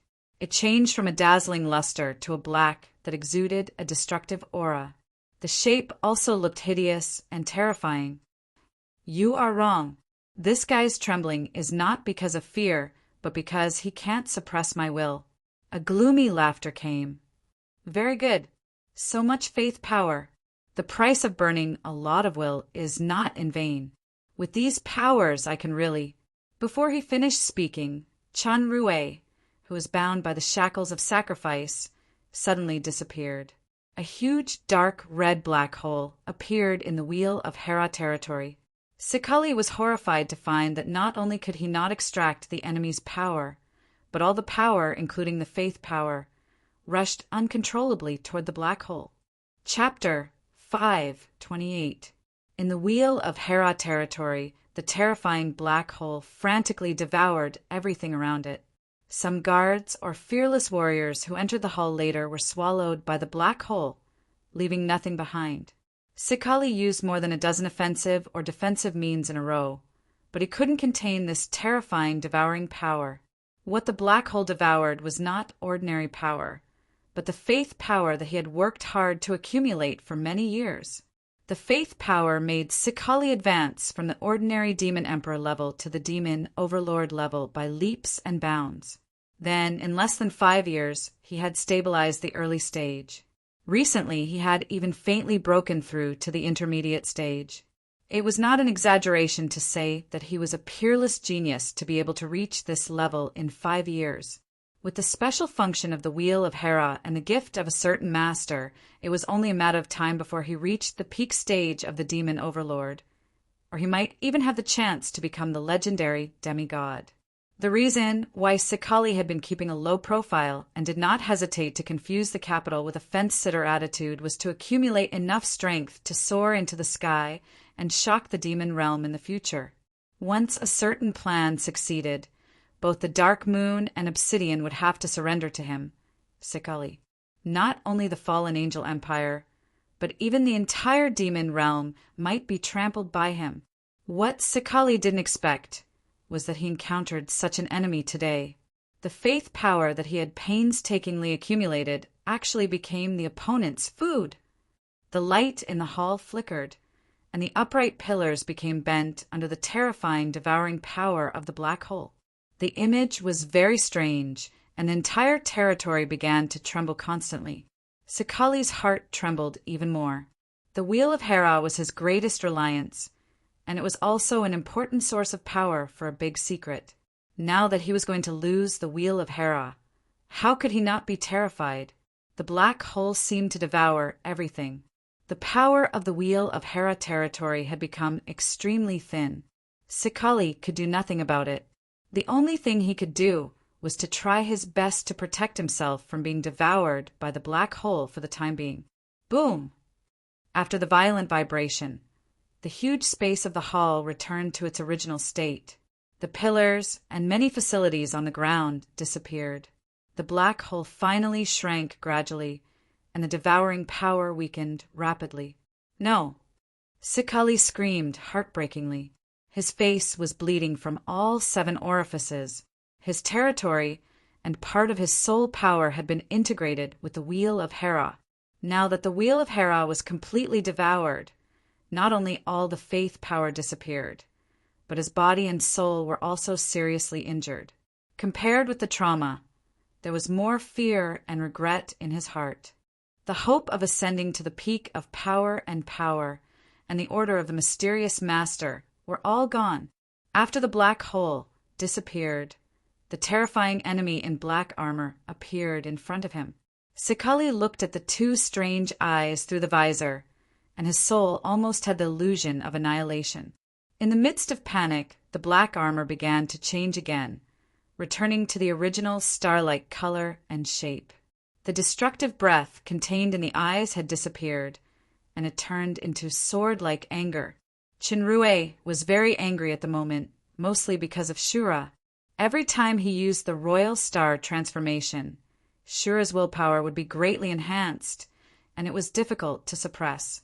Chun Chin, of Chun Chin of Chun Chin, Chin spirit. He, Chun Chin technique of Chin King of Chin Chin series of technique, was burning one's willpower was similar to burning one's life force. Even if one succeeded, one's vitality would be greatly damaged. As a result, Shura used this desperate method to temporarily dominate his body and swallowed the Wheel of Hera containing the power of faith in one breath. Chinrue could sense that Shura, who had swallowed the Wheel of Hera, suffered great damage to his consciousness.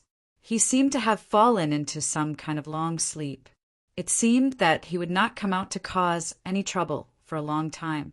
However, he felt more and more uneasy in his heart. Shura is not a fool. The intention of spending such a big price to devour the Wheel of Hera is definitely not simple. Chinrue suddenly remembered that when he was fighting with Nero at that time, Shura devoured all of Nero's flesh and power, but the demon overlord level power sucked from Nero was not used in the star conversion or by his body, but he did not know where it went. The same was true for the demigod's soul power that he devoured previously. It was probably a huge hidden danger. These thoughts were just fleeting in Chinrue's mind, and he had no time to think deeply because there was still an important enemy to deal with in front of him. As soon as Chinrue's mind moved, countless translucent stars appeared around Sekali's body, and his power dropped sharply. Sekali previously saw that Chinrue had used this strange territory when dealing with the fearless warriors, but he did not expect it to have such a strong weakening effect. It was almost impossible for his severely injured body to gather the power to resist. Before he could react, Chinrue's attack had arrived. The surging, overlapping power broke out like a huge wave. Sekali helplessly channeled dark flame on his arms to block. Due to the loss of the power of faith and the Wheel of Hera territory, his power was greatly reduced. His entire body was blown away by this punch. There was a continuous burst sound on his body, and a lot of cracks appeared on the red armor. This time, there was no way to heal automatically as before. Sekali knew that he was definitely not the enemy's opponent in his current state. He gritted his teeth, and a red, transparent crystal bead appeared in his palm. It instantly bloomed into a blood-red flower shape. That flower, Chenrue's pupils shrank. For him, who had experienced the alchemy civilization inheritance trial, this flower was simply too familiar. He also had such a flower before that. Judging from the strange breath that the flower exuded, it turned out to be the flower of abyss. The scene of the final battle in the trial appeared in Chenrue's mind. The endless monster sea, mother's nest, fiery sorceress, abyss lord. He couldn't help but shudder. At this time, the strange red flower in Sekali's hand had split, and a red mist covered his body. His body began to twist and swell rapidly, and a beast-like roar came from his throat. In the blink of an eye, a half-human, half-beast monster appeared in front of him. This monster was about 2 meters tall with red eyes. Sekali's appearance could be vaguely seen. The arms with sharp bone spurs grew to a length close to the ground. A flame-like red light appeared in his pale black skin, and his whole body exuded a violent breath. The monster roared wildly and pounced toward Chenrue. His arms carried a terrifying flame. Chenrue did not panic. The surging, overlapping energy changed. The wave-like force turned into a lake-like, soft force, and he calmly greeted the monster. Sekali was confident that after using the Flower of Abyss mutation, his strength should have surpassed the opponent. Especially his attack power was extremely powerful. Even if the opponent's means were strange, he could win steadily. However, the opponent's defensive means were extremely mysterious. The violent attack seemed to have fallen into an endless quagmire. His strength could not be exerted, and he was restrained everywhere. He felt extremely aggrieved. Although the Flower of Abyss could activate a powerful force for Non-As Clan, the side effects afterward were also very big. The body and soul would suffer injuries that were difficult to repair in a short time, and their strength would be greatly reduced. Sekali originally wanted to use the Flower of Abyss desperately to capture the enemy who swallowed the Wheel of Hera and explain to his master, but he didn't expect to be more passive. How could he know that although the Abyss clan had disappeared for tens of thousands of years, the enemy in front of him had extremely rich combat experience with the Abyss clan? He also inherited the soul of the ancient civilization and was well aware of the weaknesses of the Abyss clan. The soft force used by Chenrue was an imitation of the exquisite means of borrowing and unloading force that Catherine used in the battle in the Crystal Valley. In terms of attack power, it was not comparable to the surging, overlapping energy, but it was a good means to defend and restrain the enemy. Sekali's attack method and breath were very similar to that of the violent demon, so a similar mutation should have occurred. In the trial space, Chenrue had used this kind of soft force with overlapping energy to kill dozens of violent demons. Now he was familiar and handy when using it against Sekali. Sekali became more and more anxious as he fought. He knew that unless he had overwhelming absolute power, his power would definitely not be able to break the opponent's skill. What was worse was that if this continued, the time limit of the Flower of Abyss would be up. By then his power would be greatly reduced, and he could only be slaughtered. Thinking of this, Sekali felt timid in his heart, and he suddenly had the intention to retreat. When he was distracted, Chenrue's keen spirit power caught the flaw. After unloading the force, he changed from defense to offense. A aura blade cut straight into his shoulder. Even though the hardness of Sekali's arm had increased several times after the mutation, he couldn't withstand this blow when he was weak. Only a layer of skin was left hanging on his entire arm, and it was almost cut off at the root. He roared in pain, covered his arm without hesitation, and fled out of the hall with all his strength. Chenrue naturally would not let go of this culprit, and he chased after him. The speed of the two was very fast, and the guards along the way had no time to stop them. Sekali seemed to be in a panic. He did not escape to the exit of the cave outside, but he kept fleeing to the depths of the base. While chasing, Sekali felt that the effect of the Flower of Abyss was rapidly declining. He was even more horrified as he ran all the way. Chenrue chased Sekali into a huge cave. To his surprise, this cave turned out to be a dead end. The lights in the entire cave were dim. There's a platform in the center, which seemed to be some kind of altar building. The entire cave was full of a strong bloody smell. Sekali fled desperately toward the altar, but his speed suddenly slowed down. His mutated body also returned to its original state. It turned out that the effect of the Flower of Abyss had completely faded. Sekali wanted to cry, but had no tears. Before he could react, Chenrue's figure had appeared behind him in an instant, and a hand blade slashed heavily on his neck. Sekali's strength was greatly reduced. He fainted to the ground without even making a sound. The injury on his shoulder could not be suppressed, and blood spread quickly on the ground. Chinrue instinctively felt the strangeness of this cave.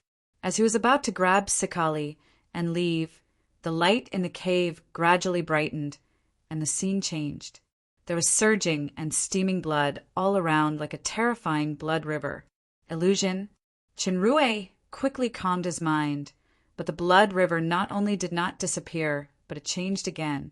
The steaming blood river turned into a blood-red, molten lava, and the surrounding air was filled with suffocating oppression. Even his vision became distorted in the high temperature.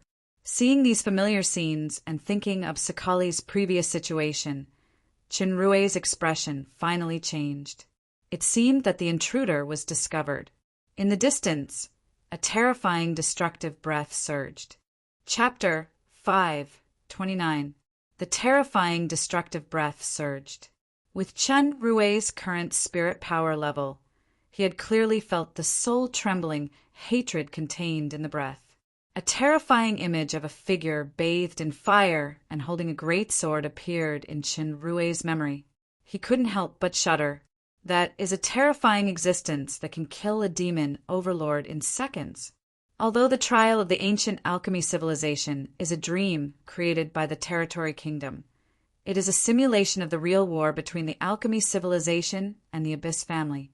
The power of the Abyss family in reality is stronger than in the illusion. As the powerhouse at the top of the pyramid of the Abyss, the terrifying figure holding the great sword definitely has the power to kill a demon overlord in seconds. What appeared in front of Chinrue now was also not an illusion. Strictly speaking, it was not a cave under the barren mountain, but a real abyss similar to the underground of the Crystal Valley.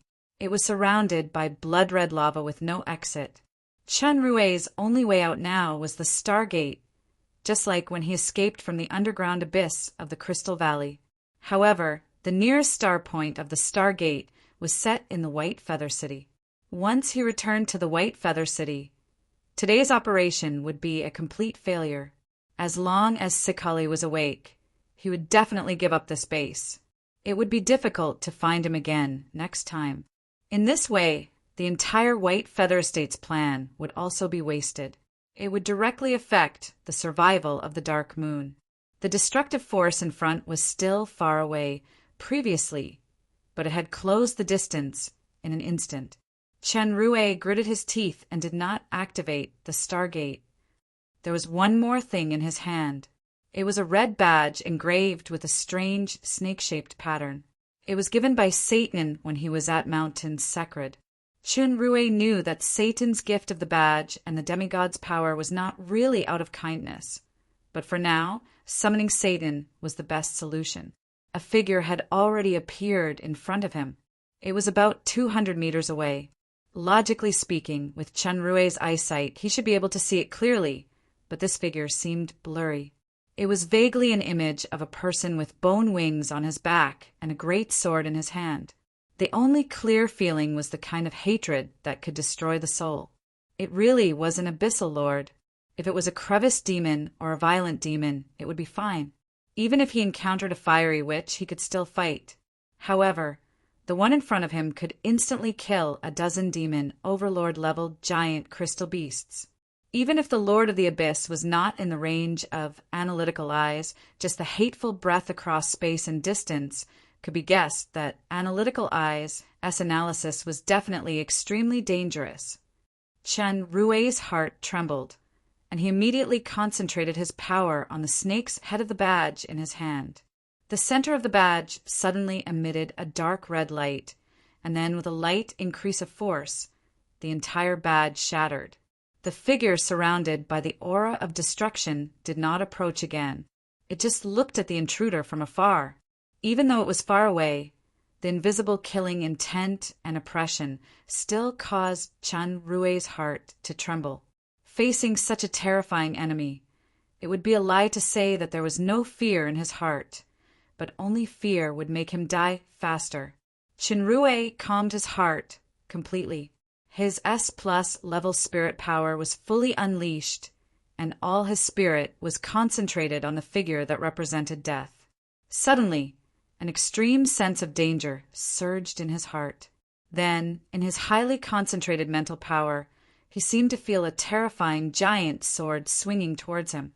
His vision suddenly became extremely distorted. He felt a terrifying sharp aura with a strong aura of death slashing towards his head.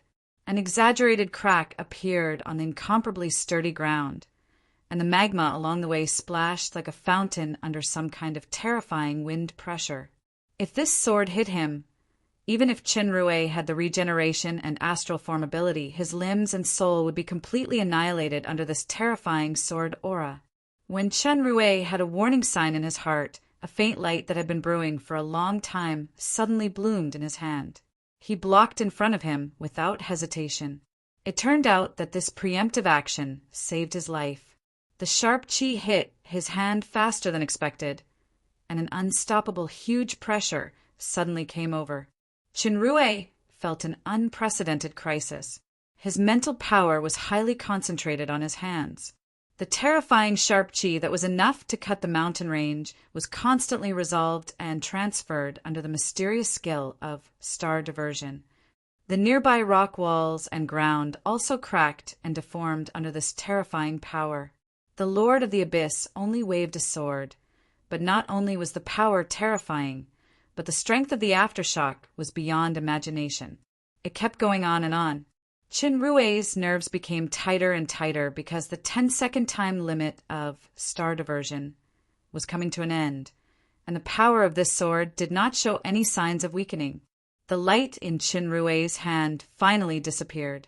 The invincible sharp chi instantly cut his body in half without any hindrance. No, countless pieces. To be more precise, it was countless flying demonic flies. God-eating masks, demonic flies transformation technique. The demonic flies flew, avoided the terrifying sword chi range, and reassembled into Chinrue's body. At this time, the terrifying sword chi gradually disappeared. This is just a casual sword from 100 meters away. Chinrue's expression became more and more solemn. The power of the Lord of the Abyss is far beyond imagination. Even the peak stage of the demon overlord powerhouses like Catherine, Paglio, and the Dark Elemental King did not give him such a terrifying pressure. Could it be that the power of the Lord of the Abyss has reached? This place is thousands of miles away from Mountain Secret. Chinrue didn't know when and how Satan would arrive.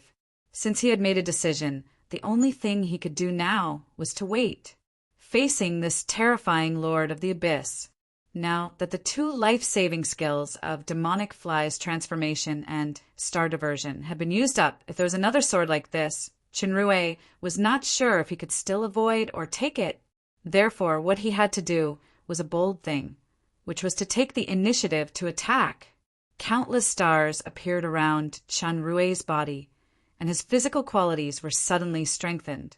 Within the effective time, the galaxy territory could be activated repeatedly. At the same time, the surrounding heat was suddenly replaced by a chill. The boiling magma, due to the influence of the sword chi, gradually calmed down. It actually turned into ice incredibly, and it quickly spread toward the Lord of the Abyss. The Lord of the Abyss, whose figure was still blurred, did not attack or defend. He just stared at the extending ice, seemingly thinking about something. With a whoosh, Chinrue's body was already burning with black flames, and it turned into a manic red in the blink of an eye. A huge scorching dragon, bathed in fire, roared out of the red light and pounced toward the Lord of the Abyss with astonishing power. The Lord of the Abyss still did not move. Just at the moment when the scorching dragon was about to approach his body, Chinrue's consciousness felt that the Lord of the Abyss took the initiative to move. Then the great sword inserted into the ground disappeared for a moment and returned to its original place. The scorching dragon's surging momentum suddenly stopped. Time seemed to freeze. In the next blink of an eye, the huge scorching dragon's head suddenly cracked.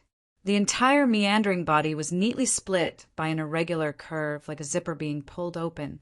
The solid ice that was originally frozen by the realm of winter also began to crack and melt along with the split position, and it was replaced by blood-red boiling magma. Under the state of Royal Star Transformation, the strongest attack, Scorching Dragon Kill, launched with Galaxy Territory and Realm of Winter, was completely defeated without any suspense. After the terrifying aura destroyed the Scorching Dragon, it still pounced toward Chinrue with undiminished momentum. The power of this sword was far above the previous sword. Chinrue had fought fiercely with Sikali for a long time previously, and the Scorching Dragon Kill just now consumed a lot of power. The state of the Royal Star Transformation had begun to be in a critical state. Facing this terrifying second sword, Demonic Fly's transformation and Star Diversion could not be used again. The situation was extremely critical. Fortunately, he still had a shield, the half of the elusive Demon Shield, one of the 7 artifacts of the Demon Realm. As Chinrue's mind moved, a dark golden shield with ancient patterns had appeared in his hand. At the same time, a translucent blue shield appeared around his body. As soon as the shield was cast, the rapid aura had completely defeated the Scorching Dragon. Then it cut the shield without any pause and slashed the dark golden shield firmly. Clang! The shock caused by the contact between the invisible aura and the shield made the nearby magma ripple. Chinrue's body was dragged involuntarily as if it was being pulled by someone. Although the demon shield could absorb damage to replenish stamina, the pressure of this blow was too great. The star-like armor cracked for the first time. The fragments scattered in the air along the way and disappeared. Chinrue's body was pushed through countless magma by the huge force. Wherever he passed, the magma split like a wave under the pressure until he stopped in front of a rock wall. The armor on Chinrue's body had been shattered, and blood was constantly overflowing from his 7 orifices, covering the blood that had dried up under the high temperature. There was no mark on the demon shield, but his violently trembling hands could hardly hold the shield firmly. The power of one sword is actually so strong. If there is a third sword, the demon shield can block it, but Chinrue definitely can't block it. Do I really have to use Stargate? Seeing that the second sword was still blocked, the Abyss Lord seemed to be even more surprised. As he was about to launch the third sword, the space suddenly became distorted. A strange power fluctuation rippled in midair. Chinrue's heart moved. He retracted the state of Royal Star Transformation, and the demon shield also disappeared. At this time, the space in midair seemed to be torn apart by someone. An irregular hole appeared, and a somewhat familiar man's figure appeared in front of him. Race, unable to judge. Comprehensive strength assessment, unable to judge. Analysis, extremely dangerous. In fact, when the crack in the space first appeared, analytical eyes had already displayed the data. Then, Chinrue only saw the figure, indicating that the figure really appeared before he could see. He was a very young man with handsome facial features. He didn't have the terrifying aura of an abyssal lord. He seemed like an ordinary person. This ordinary seemed to be a part of heaven and earth. No matter where he was, he gave off a feeling that one had to look up to him. Mountain Sekred's demigod powerhouse, Satan. Satan did not look at Chinrue, and he locked on the Abyss Lord in the distance at first glance. It was as if the Abyss Lord's flaming blood-red eyes were staring at him. In Chinrue's perception, the Abyss Lord seemed to have moved. The great sword inserted in the ground pointed at Satan. Then he could only see the sword tip trembling slightly, and countless cracks appeared in the surrounding space. It was clearly slashed hundreds of times with speed and power that the naked eye could not detect. Chinrue couldn't help but close his eyes because his vision could no longer keep up with the opponent's movements. He could only rely on his spirit power to barely capture a few traces of the trajectory. The two were clearly confronting each other in the scene, but they felt that the space close at hand was staggered and split into countless independent spaces. Although the Abyss Lord's sword was terrifying, Satan was even more terrifying. He stood in the void without moving. Chinrue did not know what method he used to make the Abyss Lord attack crazily at an extraordinary speed. Chinrue felt that the Abyss Lord's attack was more like a kind of defense, and Satan, who did not move, was attacking instead. The Abyss Lord's aura of hatred became more and more restrained. Finally, the aura burst out violently, and the entire space shook violently. Shinrue opened his eyes and found that the Abyss Lord had disappeared, but the blood-red magma within a radius of hundreds of meters had incredibly condensed into solid green crystals with many cracks. In the center was an exaggeratedly radial huge pit, which was also covered with green crystals. It seemed to be the trace of the Abyss Lord being killed. Satan raised his hands gently, and Shinrue felt dizzy. The surrounding scenery suddenly changed. It was full of green jungles, which seemed to be a bit familiar Mountain Secret. Shinrue was shocked. Did Satan move Mountain Secret here? No, it should be a kind of phantom. Or should it be called a territory, kingdom? The phantom of Mountain Secret seemed to be constantly devouring the solidified Abyss Blood Sea, and the image of the Abyss Blood Sea gradually became thinner. Satan had already landed and glanced at Chun very lightly. Simon, I'll just call you that. You surprised me. Greetings, Sir Satan. Shinrue saluted respectfully, looking flattered. Sir Satan is overpraising me. Thanks to your timely appearance and killing the terrifying monster. Otherwise I would have been dead. Judging from the battle between the Abyss Lord and Satan, the previous two swords did not use its full strength at all.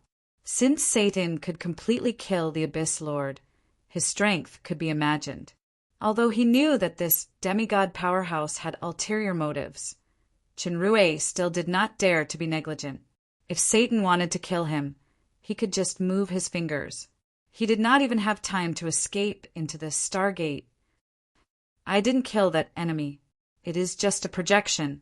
If this projection becomes the real body, even I can't destroy it so quickly. Satan's words made Shinrue secretly shocked. It's just a projection, and it has such terrifying power. Then, the real Abyss Lord should be able to compete with Demigod.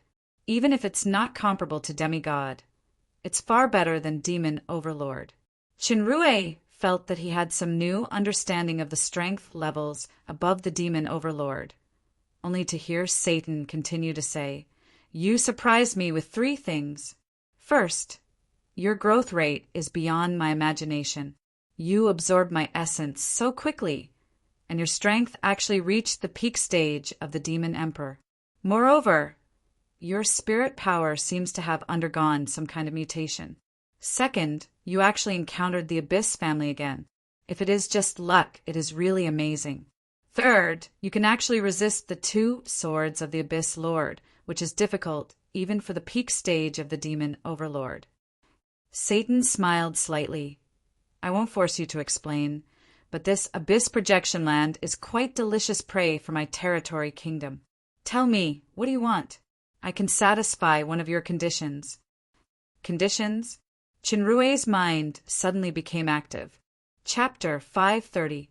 Although his spirit power had reached the S+ level, which could effectively extend the effectiveness of the Royal Star transformation, he still couldn't avoid the fatigue period after the end.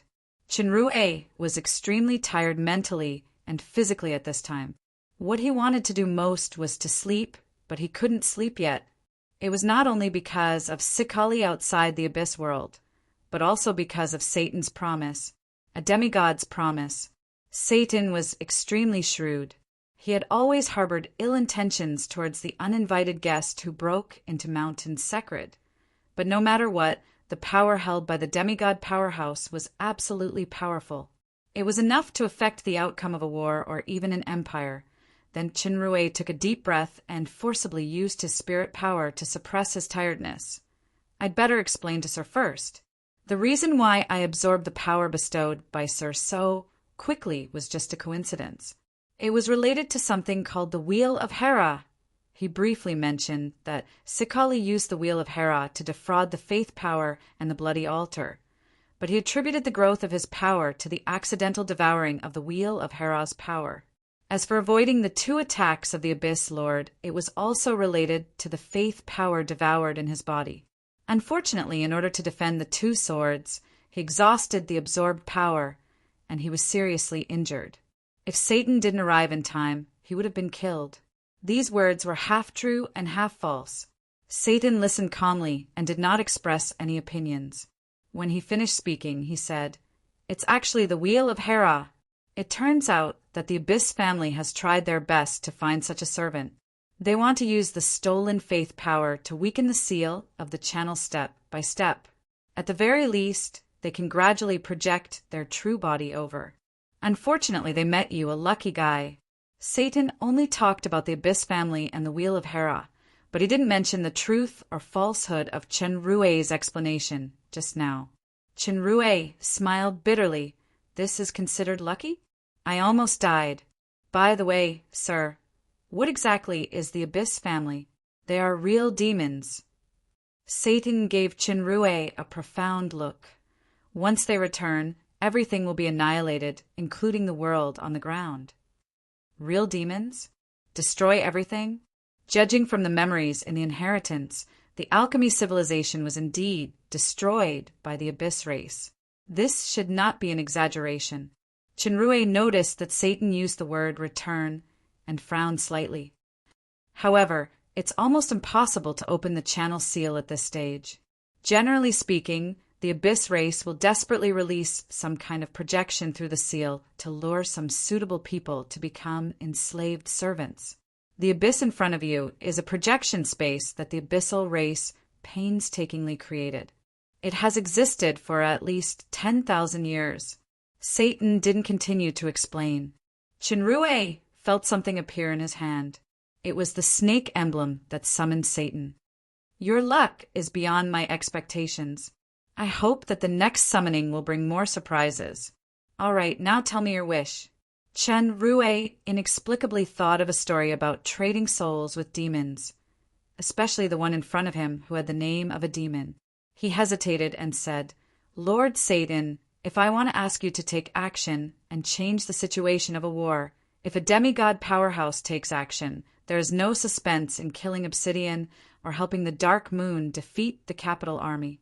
Satan did not answer. He just looked at him faintly and asked, "Do you think I will take action?" Satan once said that he would not care about any affairs of the demon realm empire, even the rise and fall of its existence. Chinrui originally asked with a probing mentality. When he saw the other party's attitude, although it was expected, he was inevitably a little disappointed.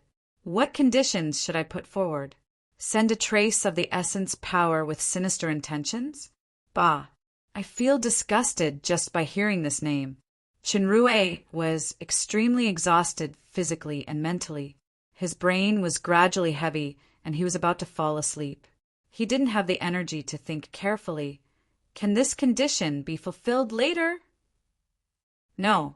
Satan's eyes showed a hint of coldness. "I don't like to owe favors. You must say it now." The meaning was obvious. "You must say a condition today. Otherwise you will make me unhappy." At this time, the Abyss space had been swallowed up by the phantasm of Mountain Sekrid. Chinrui returned to the bloody altar cave. Sikali, who had almost lost his arm, was still lying unconscious on the ground. Then, "Sir, please take me and this captive to the top of the White Mountain in the southernmost part of Town Massimo." After Chinrui said this, his consciousness began to blur. Then he only felt the earth shaking and the space changing.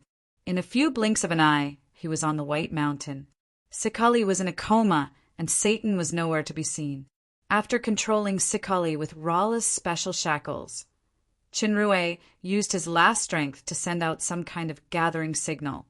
Then he fell to the ground and fell asleep. Dark Moon Estate, Town Daiko. The news of today's victory was spread everywhere in the barracks. General Gerent personally led the army to defeat the 300,000 undead army in the wilderness. General Gerent is great. I've finally vented my anger. In the next battle, we must completely defeat the main force of the Dark Moon. The capital coalition army's command tent. Hearing the cheers of the soldiers outside, the gloom on Obsidian's face finally dissipated a lot. The generals and lords also smiled. Obsidian said with appreciation, "Geraint, you have won a much-needed victory for us. It is a veritable top merit. As long as you can lead the army to the final victory of this war, the Empire will have the youngest duke in history." The title of nobility was a symbol of identity and power.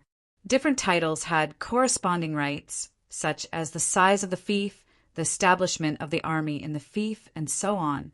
The titles of the Demon Realm Empire were divided into prince, limited to the royal family, duke, marquis, count, viscount, and baron from high to low.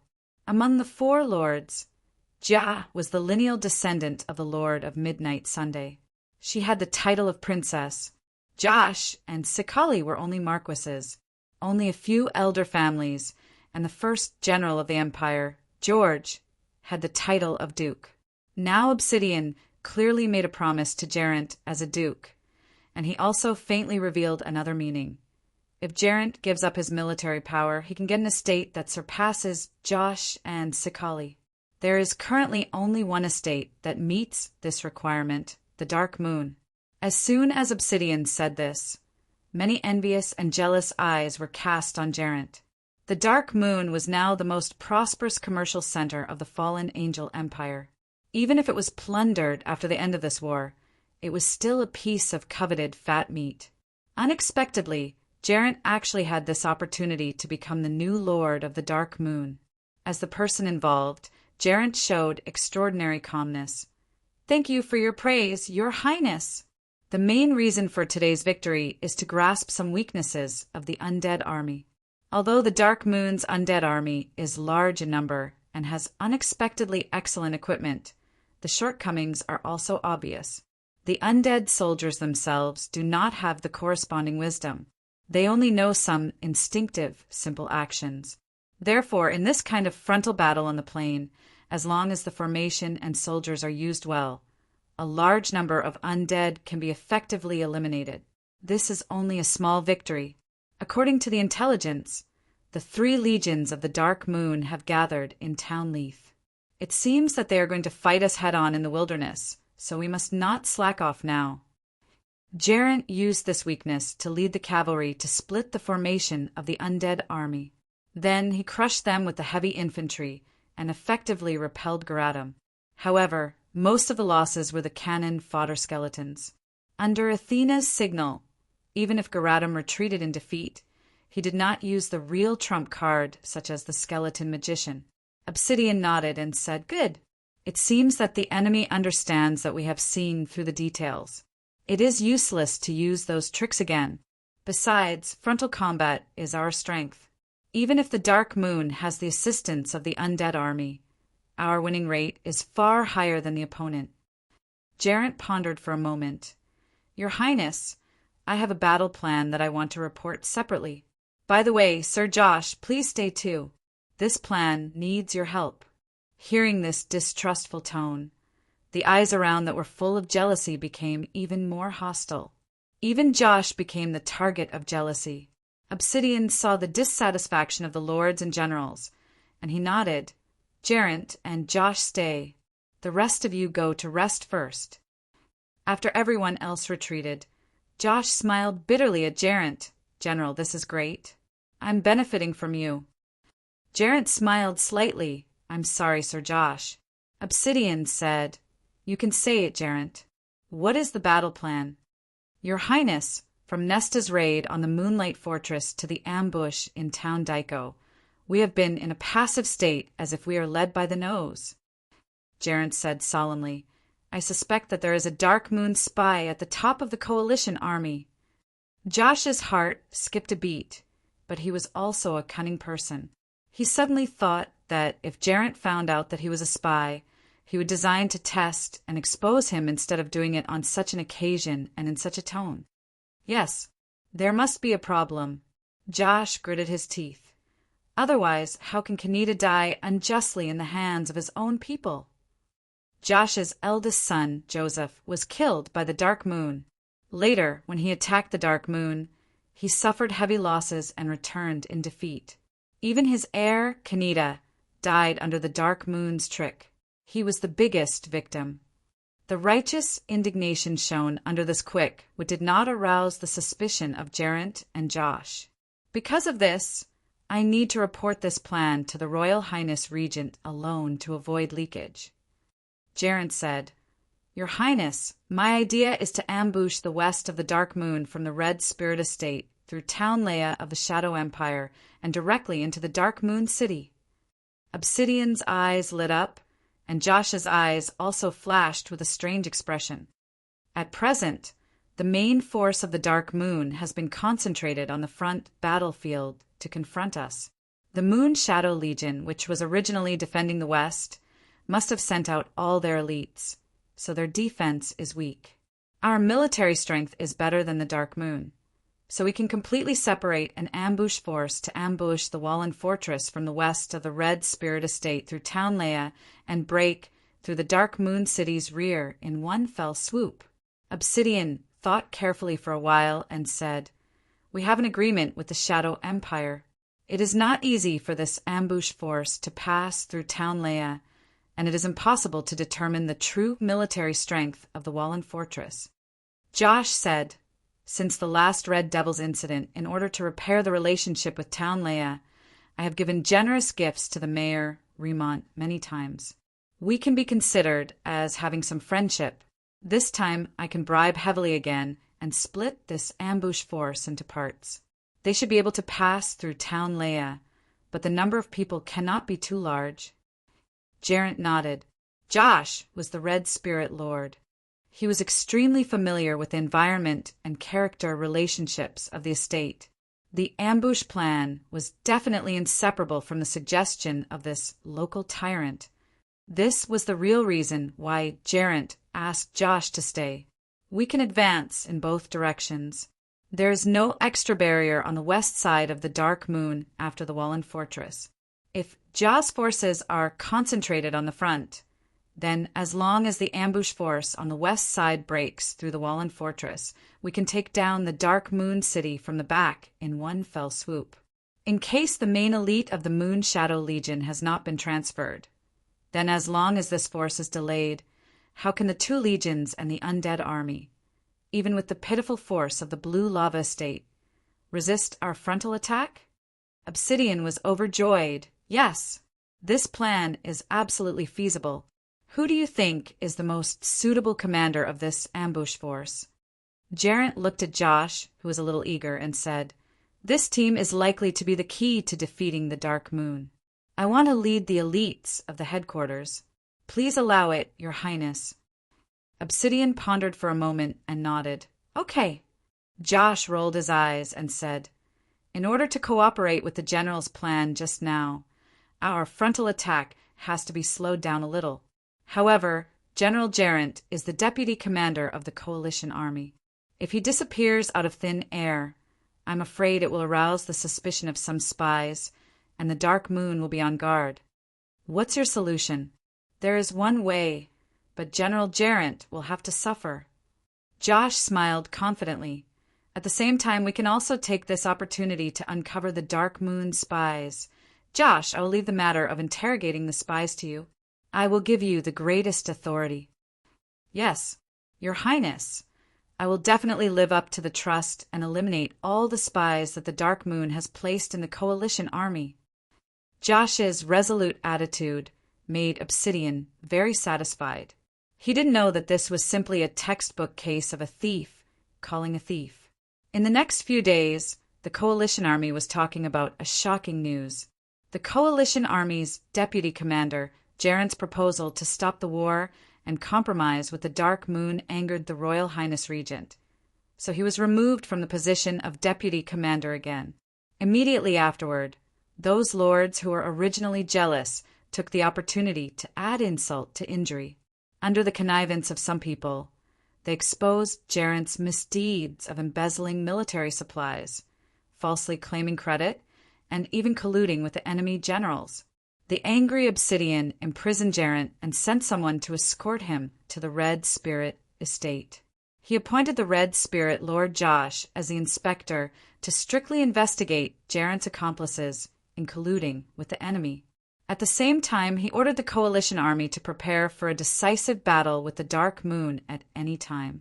A few insiders understood that Geraint took this opportunity to return to the Red Spirit Estate with the elites of the headquarters to prepare for the surprise attack plan on the West Road. The curtain of the decisive battle gradually opened. Chapter 531. In the haze, Chinrue's eyes finally opened. The first thing he saw was a clean and tidy room. The most attractive thing was the beautiful woman sitting by the bed. She had light blue skin, golden eyes, and a sexy body. Her face was covered by a veil, and she exuded a mysterious charm. "Master, you are awake." Chinrue rubbed his sleepy eyes. "Jensha, where is the captive?" "It's in the cellar.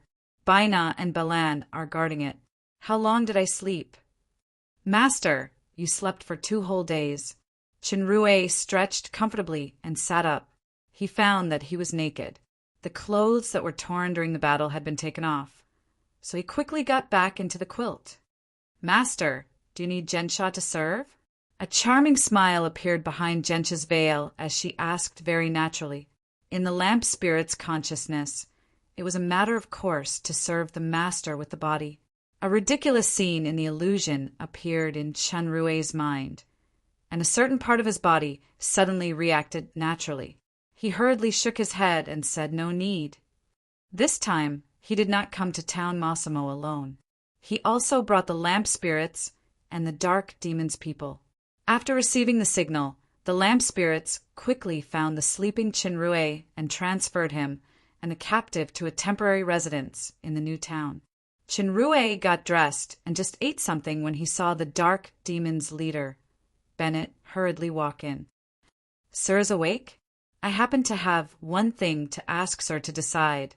Since yesterday, many strangers have appeared in the town, inquiring about the explosion of the Big Barren Mountain 2 days ago. According to the investigation, the leader was an unfamiliar man with a woman. This woman seemed to be Lord Sakali's sister, Palando in disguise. We have just arrived in this town, so it is likely that we have been targeted by the other party. Should we move now?" The so-called Big Barren Mountain explosion was actually Satan destroying the underground base. Sakali's peak stage Demon Emperor clone once said that once the Wheel of Hera was destroyed, although the real body and clone would not die, they would be severely injured at the same time. Therefore, Sakali's 2 clones must have already known about the destruction of the Wheel of Hera, and they also guessed that a huge change had occurred in the base. Then the strange man who brought Palando to Town Massimo is likely to be the clone who likes to play SM. Chinrue pondered for a moment and came up with an idea. He gave Bennett a few instructions. Soon after, a group of people appeared in the hall of the house. Chinrue sat on a chair, looking very dispirited. There were still scars on his face and hands. Beside him were a few tall women wearing cloaks. "My lord, please take a seat." The strange man was indeed Sakali's clone of the early stage of the Demon Emperor. He was originally inquiring about the relevant news, but he accidentally met the contact sent by Bennett, so he came all the way here. "Sir Fako." Sakali's face returned to its original appearance. His face was a little pale. "I'm looking for you." "I'm ashamed that I only completed half of your commission." Chinrue's voice sounded weak. The Wheel of Hull exploded by itself. Sakali was slightly shocked, but his eyes lit up. "Half completed? What about that person?" "The person has been succeeded, but—" Chinrue smiled bitterly and pointed to the scar on his face. "You also saw that the difficulty this time is much greater than I thought. It will take at least half a year to recover." Hearing that he had succeeded, Sakali's worried heart was finally relieved. A look of ecstasy flashed in his eyes. "Where is he?" "Don't worry, Sir Lord." Chinrue shook his head. "Should we talk about some matters related to cooperation first?" "No problem. Although Sir Fako did not complete the commission perfectly, it can be regarded as solving a big problem." Sakali took a deep breath and suppressed his excitement, but the kind of relief could not be hidden from Chinrue's spirit power. Originally, This clone was about to be devoured by the real body. When he was desperate, he met Qin Rue. He was completely holding a desperate attitude. Unexpectedly, he could miraculously turn the tables. How could he not be ecstatic? As Chen Rue was about to speak, the woman standing behind Sikali said, "Wait a minute. Not to mention that you have only completed half of the commission. At least you have to prove that you have caught someone. Otherwise, what qualifications do you have to talk about conditions?" Chen Rue frowned, and Sikali quickly explained, "This is my sister, Palando. She is young and ignorant. Please don't be offended if she is rude." It turns out to be Ms. Palando. What the lady said makes sense, then. Chen Rue winked at the lamp spirits on the side. The lamp spirits understood and walked down. Soon, Sikali's real body appeared in the hall. He looked miserable, and his hands and feet were shackled by magic shackles. He was unconscious. The mind of Sikali's clone was agitated again. There was a special soul connection between him and the real body. He could conclude that the unconscious person in front of him was the real Sikali. Palando was also a little excited. Her purple eyes shone with a strange brilliance. "Sir Lord, it is this person, right?" Chen Rue smiled and said, "I don't care what this person's identity is, and I don't care what special transformation ability he has. I only know that my collaborator is you, Sir Lord. This is enough to show my sincerity, right?" Sikali's clone understood that the other party must have noticed something inside.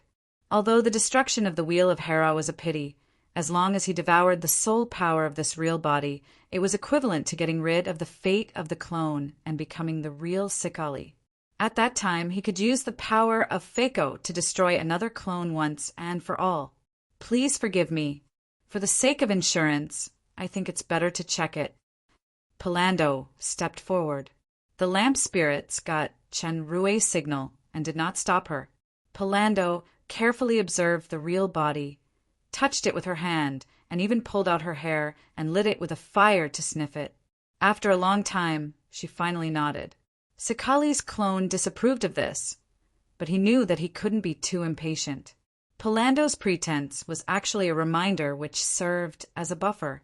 He immediately calmed down and said, "Sir Fako, it seems that our cooperation has made a good start.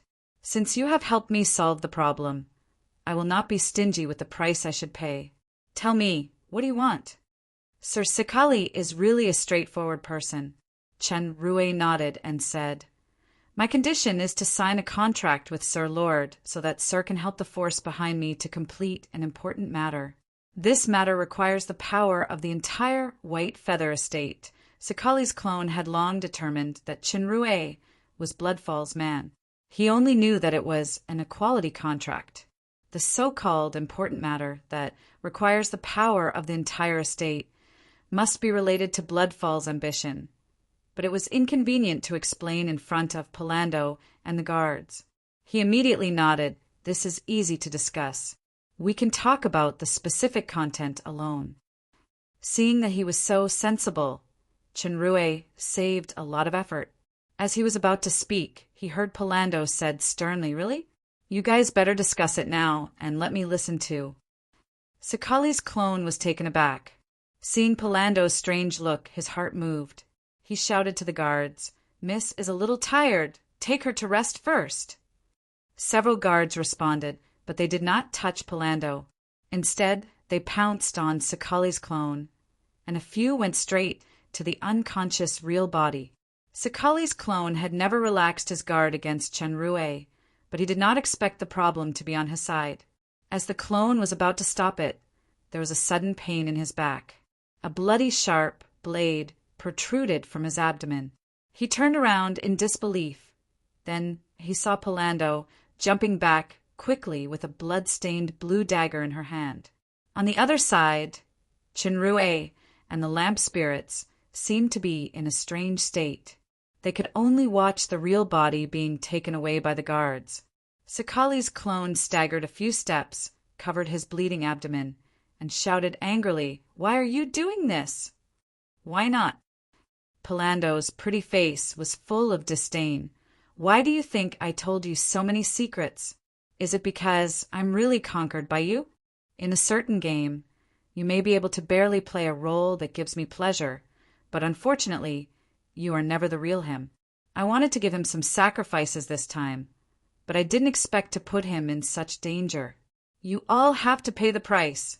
Now there are fearless warriors outside, and this place has been completely controlled. Don't try to struggle. Maybe I will let you all die more quickly. You. Sakali's clone was furious. He had always thought that he had this masochistic woman, but now he knew that he was being played by the other party. Palando sneered with a bit of resentment. You're just an imitation toy. I'm already tired of it. It's time to discard you. Let me tell you, I have already poisoned you when I was inspecting just now. Your power will be suppressed to the lowest point within 2 hours. As for you, poor toy, I have already poisoned you with a chronic poison when you were playing the game. The stab, just now, completely triggered this poison. If there is no antidote, your whole body will rot and you will die. The guards pounced on Sakali's clone and Chinrue. These guards were actually the fearless warriors of the real body. They were powerful and quite difficult to deal with. Sakali's clone was deeply poisoned, so he couldn't exert his strength. He was surrounded by the fearless warriors, and it was difficult to escape. Chinrue, who was heavily injured, had no combat power at all. He could only rely on the protection of a few lamp spirits to barely block the attack, but the lamp spirits were also poisoned. After a long time, the disadvantage became more and more obvious. Chinrue had a few new wounds on his body. Palando came to the unconscious real body and wanted to help him loosen the shackles, but the shackles were made by Rala. Without a special technique, even the peak stage of the demon overlord could not break free by force. Palando fiddled for a long time, but she still couldn't succeed. At this moment, the roof suddenly broke open, and there was another person next to the unconscious real body, another Sakali. Sakali's clone of the peak stage of the Demon Emperor finally appeared. Palando was taken aback. Just as she was about to poison, her neck was pinched by an iron-like hand. At the same time, there were sounds of fighting outside. It seemed that she was surrounded by another group of people. The clone looked at the unconscious real body, glanced around the room, and nodded. Very well, everyone is here. Palando didn't expect to be behind. She twisted her body desperately and struggled, only to hear the clone say faintly, "Your fearless warriors are almost finished, and you are useless." There was a look of horror in Palando's eyes. Her body was suddenly wrapped in black flames, and a hoarse scream came from her throat. Soon, her entire body was turned into ashes. The fearless warriors rushed over together. The figure of the peak stage of the Demon Emperor was like lightning. Wherever he went, there were corpses annihilated by the black flames. In the blink of an eye, the fearless warriors in the room had been slaughtered. The early stage of the Demon Emperor clone's poison had already taken effect. He staggered and almost couldn't stand steadily. He watched another clone, slowly walking over with a pleading look in his eyes. The peak stage of the Demon Emperor clone glanced at him, but he did not stop and walked toward Chenrue. Just when the early stage of the Demon Emperor clone looked a little relieved, he suddenly turned around, and the entire room shook violently. The early stage of the Demon Emperor clone stared blankly at the big hole in his chest. With a bang, he fell to the ground without any signs of life. Behind him were the collapsed walls and a large area of ruins destroyed by the powerful shock wave. Useless people have no value of existence, don't they? Sir Fako? The peak stage of the Demon Emperor clone showed a firm smile to Chinrue as if he was an old friend. It is necessary to explain here. I followed these people and used a legendary grade item to hide my breath. Even if Sir is not injured, it is difficult to detect. I observed for a long time. I only dared to appear when I was sure that Sir had lost his combat power. It's really hard for Sir to deal with the real body this time. I didn't expect the final winner to be you. Chinrue shook his head with great emotion and asked, "So, in the eyes of Sir Lord, do I still have value?" That depends on Sir's performance. The peak stage of the Demon Emperor clone smiled and said, I am still very optimistic about the prospects of our cooperation, but the relationship may have to change. If Sir agrees, I hope to sign a contract that is more suitable for our current situation. Current situation?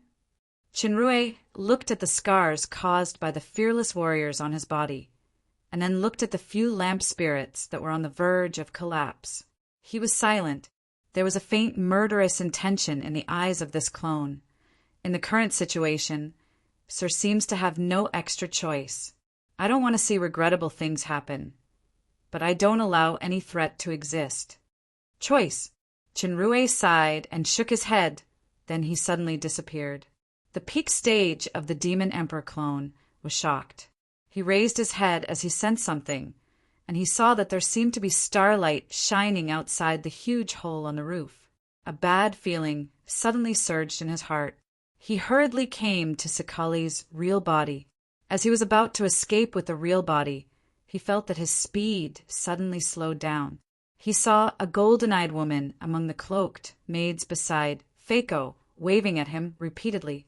As the light flashed, various negative feelings such as sluggishness, weakness, and chaos surged up at the same time. This woman's release and switching magic was extremely fast, and the effect was very strong. Even the demon overlord-level magician might not be comparable. Before waiting for the clone of the peak stage of the Demon Emperor to respond, the starlight in the room shone brightly. In the countless star images, a bright figure appeared on the side. A palm knife with terrifying sharp chi was placed on his neck like lightning, judging from the overwhelming breath. As long as he swiped it lightly, his head would fall off. At this moment, this clone had understood a lot of things. It turns out that this Fako is the most patient. He has been faking injuries. In order to lure me out, he even deliberately let the weak, fearless warriors injure him. In other words, from the beginning, his whereabouts had been detected by the other party.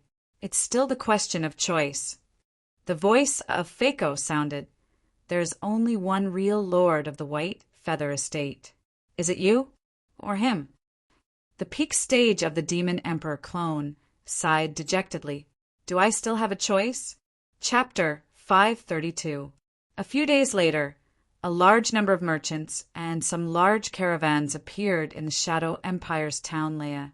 Although there was a war in the north of the Dark Moon Estate, the west and the Dark Moon City were still safe for the time being. The business system was basically normal. However, the number of merchants had been greatly reduced due to the war. A large-scale caravan, like the one in front of them, was rare, especially one that came from the Red Spirit Estate. It was worth pondering. The mayor of Town Leia, Remont, just turned a blind eye to this. The fallen Angel Empire was now in a period of civil war, and Her Majesty Empress, who had been rumored to secretly support the Dark Moon, had an unclear attitude. There were no relevant strict orders. Moreover, he had recently accepted a heavy bribe from the Red Spirit Estate. As the saying goes, one's mouth is soft after eating the bribe, so he simply pretended to be confused. Jarrett was mixed in one of the caravans. There were more than 2,000 people in the scattered team that entered Town Leia, but it was still not enough. He could only stay in the hotel in the town for the time being and continue to wait. Josh told Jarrett that the upper limit of the number of people was 5,000. If there were too many, they might not be able to pass through Town Leia. The 5,000 people selected by Jarrett were all elites from the headquarters brought out of Tekula Fortress. They were well equipped and had powerful combat power. The quality of the soldiers was more important than the quantity. Jarrett had enough confidence to complete this raid and catch Princess Royal Jia off guard. In fact, Jarrett left the front line, Town Daiko, and moved to the west. He also had the intention of temporarily avoiding the limelight. Josh was right. The Royal Highness Regent knew how to use people, but he had no tolerance. Jarrett thought that he shouldn't be eager to win and speak bluntly, which violated the Regent's taboo.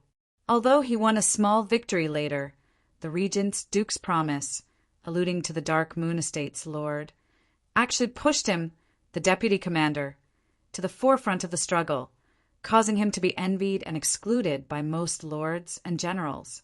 If he finally commanded the army to defeat the Dark Moon, it would probably cause more suspicion. Even if he could really get the title of Duke, it would be impossible to become the Lord of the Dark Moon. Taking a step back, if the battle command failed, he would undoubtedly become a scapegoat, and the consequences would be even more unimaginable. Geraint thought of himself as a pure soldier. In his heart, he would rather face the Dark Moon army than stay with those own people who were scheming against each other. At the very least, he knew who the enemy was on the battlefield. They had arrived at the inn in front. Geraint didn't think about anything else. He immediately arranged for the disguised soldiers to stay and sent someone to pick up the companions who arrived one after another. The main force of the Moon Shadow Legion on the west side of the Dark Moon is very likely to have left the Wallen Fortress, but the defense will definitely be tighter. Therefore, we must gather our forces and succeed in one fell swoop. Even if a large number of troops were consumed and were not enough to advance east to the Dark Moon City, it could still cause tremendous pressure to the Dark Moon. It would greatly affect the morale of the Dark Moon's main force currently gathered in Townleith. Therefore, the goal of this battle was to take down the Wallen Fortress at all costs. In Town Dyko, Inspector Josh, who was appointed by Obsidian, also had a clear goal: to eradicate the traitor. The Capital Coalition Army was currently sharpening their swords to prepare for the eve of the war. Josh, who was holding a certain kind of sword handle, slashed at his own people for the first time. Several people at the top of the Coalition Army had been defeated, including General Satron, who had a close relationship with the rebel Geraint, and the three lords who secretly had dealings with the Dark Moon. The furious Regent Obsidian imprisoned all these people without any explanation. For a while, everyone was in danger. After eliminating the traitor, Obsidian immediately used speeches and material distribution to appease the morale of the army. He blamed all the responsibility for the previous defeat on these collaborators. For a while, the soldiers who didn't know the truth became excited. After the small defeat of the undead army, the Dark Moon army in Townleith was also urgently assembling and dispatching.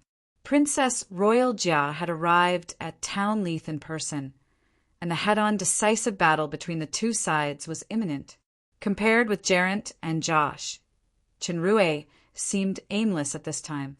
He was wandering leisurely on the streets of the capital, visiting shops, shopping at stalls, and flirting with the succubus at the entrance of the tavern. He was so carefree. The matter of the White Feather Estate had been resolved. Sakali's clone of the peak stage of the Demon Emperor had become Chen Rue's servant. After devouring the soul of the real body, his strength had greatly increased. He was promoted from the peak stage of the Demon Emperor to the early stage of the Demon Overlord. He had become the real and only White Feather Estate Lord Sakali. This Sakali was scheming, ambitious, and resourceful. He was even better than the Red Spirit Lord Josh. However, in his opinion, Chen Rue went deep into the underground base, destroyed the Wheel of Hera under the protection of many powerful, fearless warriors, captured the demon overlord's real body, completely destroyed the base, and set a trap to lure the two clones and Palando. Finally, he was captured in one fell swoop. Regardless of strength or scheming, he was far inferior. The rule of the demon realm was that the powerhouse was respected, so Sakali, who chose to surrender, was not completely unwilling in his heart. Coupled with the restrictions of the master-servant contract, at least at this stage, he did not dare to have extra thoughts. Chinrue understood this very well. In order to truly subdue and control characters, including Josh and Garadam, it was not enough to rely on the master-servant contract alone. He also needed strength and wisdom. As long as his strength became stronger and stronger, these people could only obediently bow down to him even if they were unruly.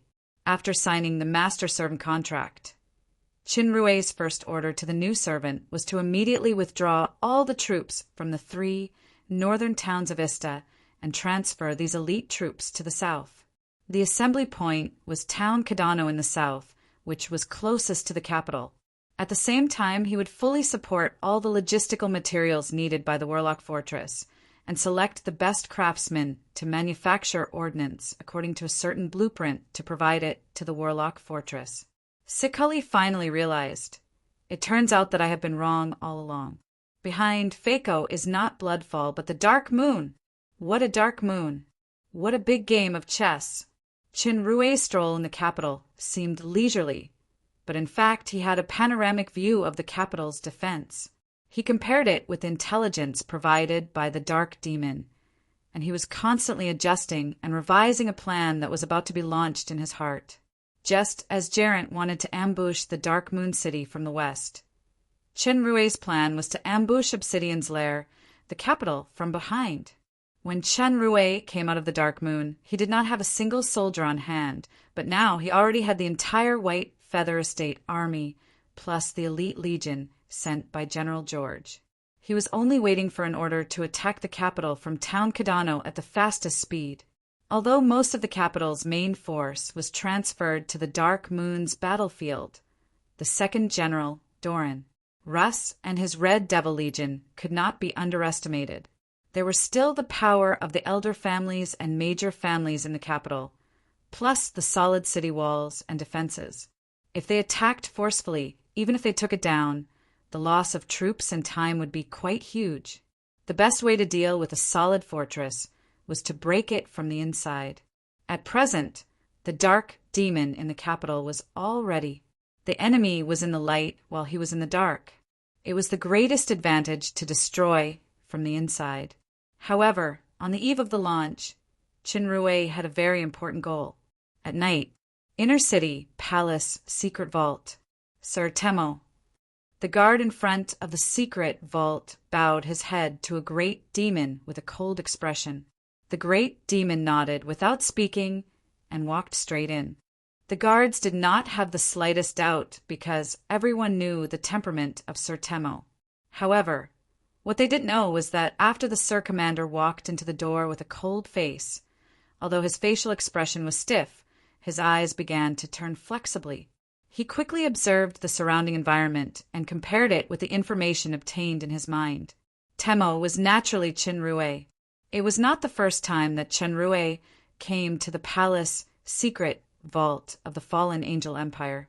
Obsidian once took him all the way without any hindrance, but today he was going to sneak into the secret vault alone. The secret vault of the palace was full of traps, and the security was extremely strict. It was almost impossible to sneak in by camouflage such as transformation. However, Chinrue had been planning this moment for a long time. As early as the first time he entered the secret vault, he started a certain plan. In the following time, the Dark Moon's secret agents had been making relevant preparations.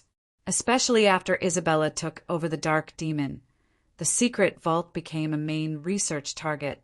Finally, the focus of the breakthrough was set on this Sir Commander. By scheming, Chinrue successfully replaced Commander Temo and entered the secret vault smoothly. What appeared in front of Chinrue was a passage which was equivalent to a pass. Behind the pass was the most secret inner vault, which was a top-secret existence. Even Temo, the highest commander of the guards, did not have the authority to pass this pass. Similarly, the Dark Demon had very little information about the inner vault. They only knew that there might be more powerful guards or traps. Since Chinrue came here, he was naturally mentally prepared. After carefully sensing the situation of the passage for a while, Temo walked indecisively. The inner vault was empty without guards, but the magic circles all over were several times more complicated and powerful than the outside. However, it was a relatively easy thing for Chinrue. Chinrue was already a great expert in magic circles. Coupled with the memory knowledge obtained from the inheritance of the alchemy civilization, with the help of the deep analysis skill, his attainments in some aspects had reached an incredible level. He didn't even need to crack some magic circles. Instead, he used a special method to shield it. He could quickly pass through without disturbing the protection. This was the method he used to sneak into the underground base of Town Massimo last time. Chinrue fumbled all the way according to his memory, and finally came to the front of a secret vault. Yes, it should be this red secret vault. After patiently unlocking the magic circle on the secret vault's door, he successfully pushed the door open. There were no magic gears or extra treasures inside the door. There was only a stone platform with a sword floating on it. The tail of the fine and delicate sword hilt was inlaid with a magnificent amethyst. The blade was 2 dark golden angels back to back. The body of the sword was snow white, engraved with 2 strange marks, exuding a simple and mysterious breath. One of the 7 artifacts of the demon realm, the supreme artifact of the Lucifer royal family. Sword of Fallen Angel. It was also the goal of Chen Rui's sneak into the secret vault this time. Chen Rui observed carefully for a while. As he was about to step forward, a glimmer of light flashed in his eyes. He changed his mind, took a deep breath, and said faintly, "It's a pity for a good sword, isn't it?" His voice seemed to be asking someone, "What's a pity?" Finally, an old voice sounded in the room. The voice seemed to echo everywhere, but the specific source was unknown. The most terrible thing about a good sword is that it can't meet its true master. Chen Rui slowly turned his head back. This process was like a sheathed sword. He always maintained the greatest degree of calmness. The same is true for an empire, isn't it? The same 2 questions made the space behind him twist, and 2 transparent phantoms gradually became clear. Race, Great Demon mutated. Comprehensive Strength Assessment, S+. Analysis, Fire Attribute. Very dangerous, Race, Pride Royal Family. Comprehensive Strength Assessment, S+. Analysis, Dark Attribute. Very dangerous. Chen Rui's face remained calm, but his heart was tumbling violently. The peak stage of the demon overlord, and there are 2 of them. Damn it, today is an auspicious day. I'm so lucky. No wonder I haven't encountered any guards along the way since I entered the inner vault. It turns out that there are actually such powerhouses guarding. It is very likely that I have been targeted by the other party from the first step when I incarnated as Temo and entered the inner vault. The foundation of an empire was quite strong. Even if the fallen angel empire was the last of the 3 empires, it was by no means a fluke that it had been able to stand until now from the 7 royal families. On the surface, there were not many high-level powerhouses in each empire. The 3 generals were basically demon emperor level.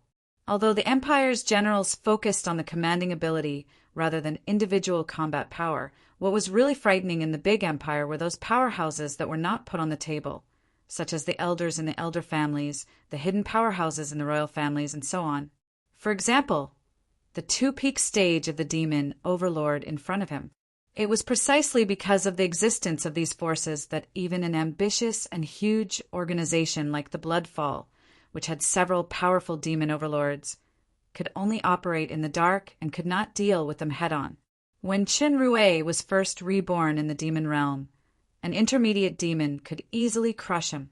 Later, his horizons gradually broadened. Higher demon, demon king, great demon king. Although it was difficult to even see the demon emperor powerhouse due to the decline of the Dark Moon estate for 400 years at that time, as Chen Rui's strength and experience grew. Not only did he come into contact with more and more demon emperors and demon overlords while moving between the 3 empires, he even interacted with the legendary demigod. The demon emperor that he could only look up to at the beginning had now become a stepping stone for Chen Rui. Even if it was a powerhouse at the early stage and intermediate stage of the demon overlord, Chen Rui had the confidence to fight or even defeat him with the power of the Royal Star transformation and various means, but he still couldn't match the peak stage of the demon overlord. This peak stage of the demon overlord referred to the ordinary category. If he faced the superpower of Raisin, Catherine, and Rala, excluding the skills of demonic fly's transformation and star diversion, he would basically be killed in seconds. Chen Rui couldn't even beat one of the 2 peak stage of the demon overlord guardians in front of him. With the addition of one, There was no suspense in the outcome. Even if he had an escape skill like Stargate, he might not be able to escape. When he came to steal the sword of Fallen Angel this time, he was mentally prepared to fight a tough battle, but he didn't expect the difficulty to be beyond imagination. Chapter 5:33. The two-peak stage of the demon overlord did not make a move, but two terrifying breaths had completely locked on Chinrue. Chinrue had no doubt that as long as he made a move, he would inevitably be destroyed by a thunderous attack. Are you from the Bloodfall or the Dark Moon? The first to speak was the demon overlord of the great demon family on the left. He looked old with white hair and beard. He looked fragile, but his hands looked very white, which did not match his age. Chinrue was most vigilant of this opponent. He was even more vigilant than the demon overlord, who was only a middle-aged royal family. Due to the limited talent, it was difficult for ordinary demons to break through their own bottlenecks. The higher the level, the more the royal family occupied. It was the first time for Chinrue to see a non-royal family powerhouse at the peak stage of the demon overlord. This kind of powerhouse did not have the talent power of the royal family, but they were all people with great perseverance and wisdom. Their combat skills and experience were absolutely terrifying. Sure enough, as soon as the old man spoke, he hit the key point. Dark Moon Red Blood Legion Deputy Legion Leader Aguile. Chinrue had completely calmed down. He bowed slightly to the two of them in a neither humble nor arrogant manner. It turns out to be the Dark Moon. The old man nodded. A bloody light flashed in his red eyes. He flicked his middle finger suddenly, and a strong, sharp chi attacked Chinrue from the air. The speed of this sharp chi was very terrifying.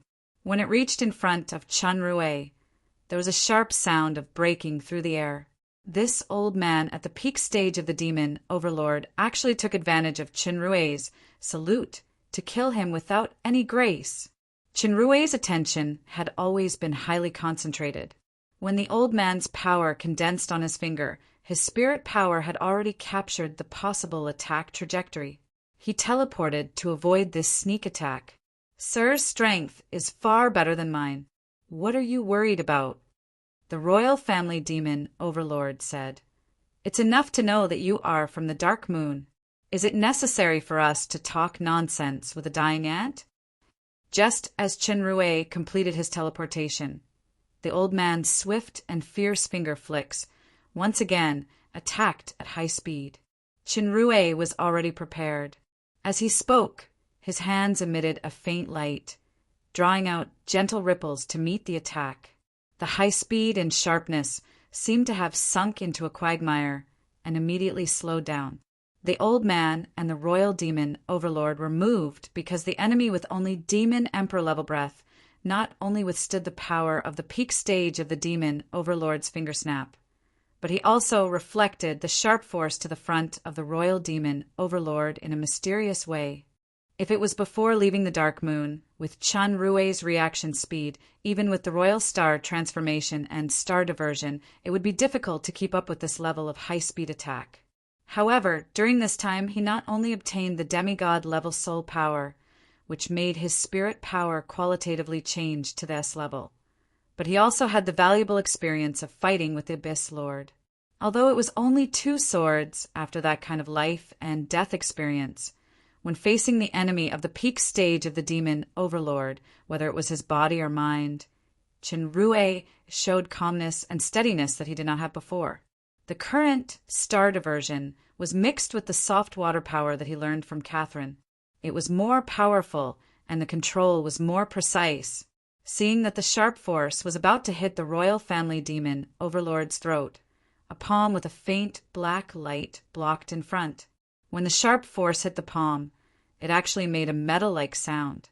The royal family demon overlord felt the pain in his palm, and he frowned slightly. He turned his palm, and a giant palm with a virtual seal appeared in the air, pressing toward Chinrue like a mountain.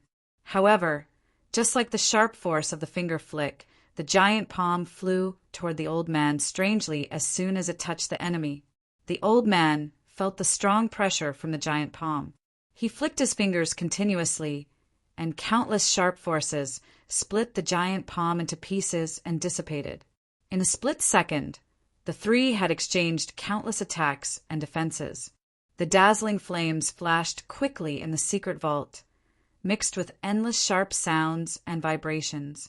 Fortunately, the room where the artifact was placed was extremely sturdy. Even the power of the peak stage of the demon overlord could only cause a small crack. The evenly matched situation moved the royal family demon overlord and the old man, but Chinrue knew that the effectiveness of star diversion was only 10 seconds. It was about to expire, and the paper tiger would show its true form, so he spoke immediately. "Wait a minute. I'm not afraid of fighting or life and death. I just hope to say a few words before that because it's related to the fate of this artifact, and even the fate of the entire empire." If it was a few seconds ago, the two-peak stage of the demon overlord would not even bother to talk nonsense with such a weak person, just like the old man suddenly attacked just now. However, the strength that Chinrue showed now was far beyond their expectations.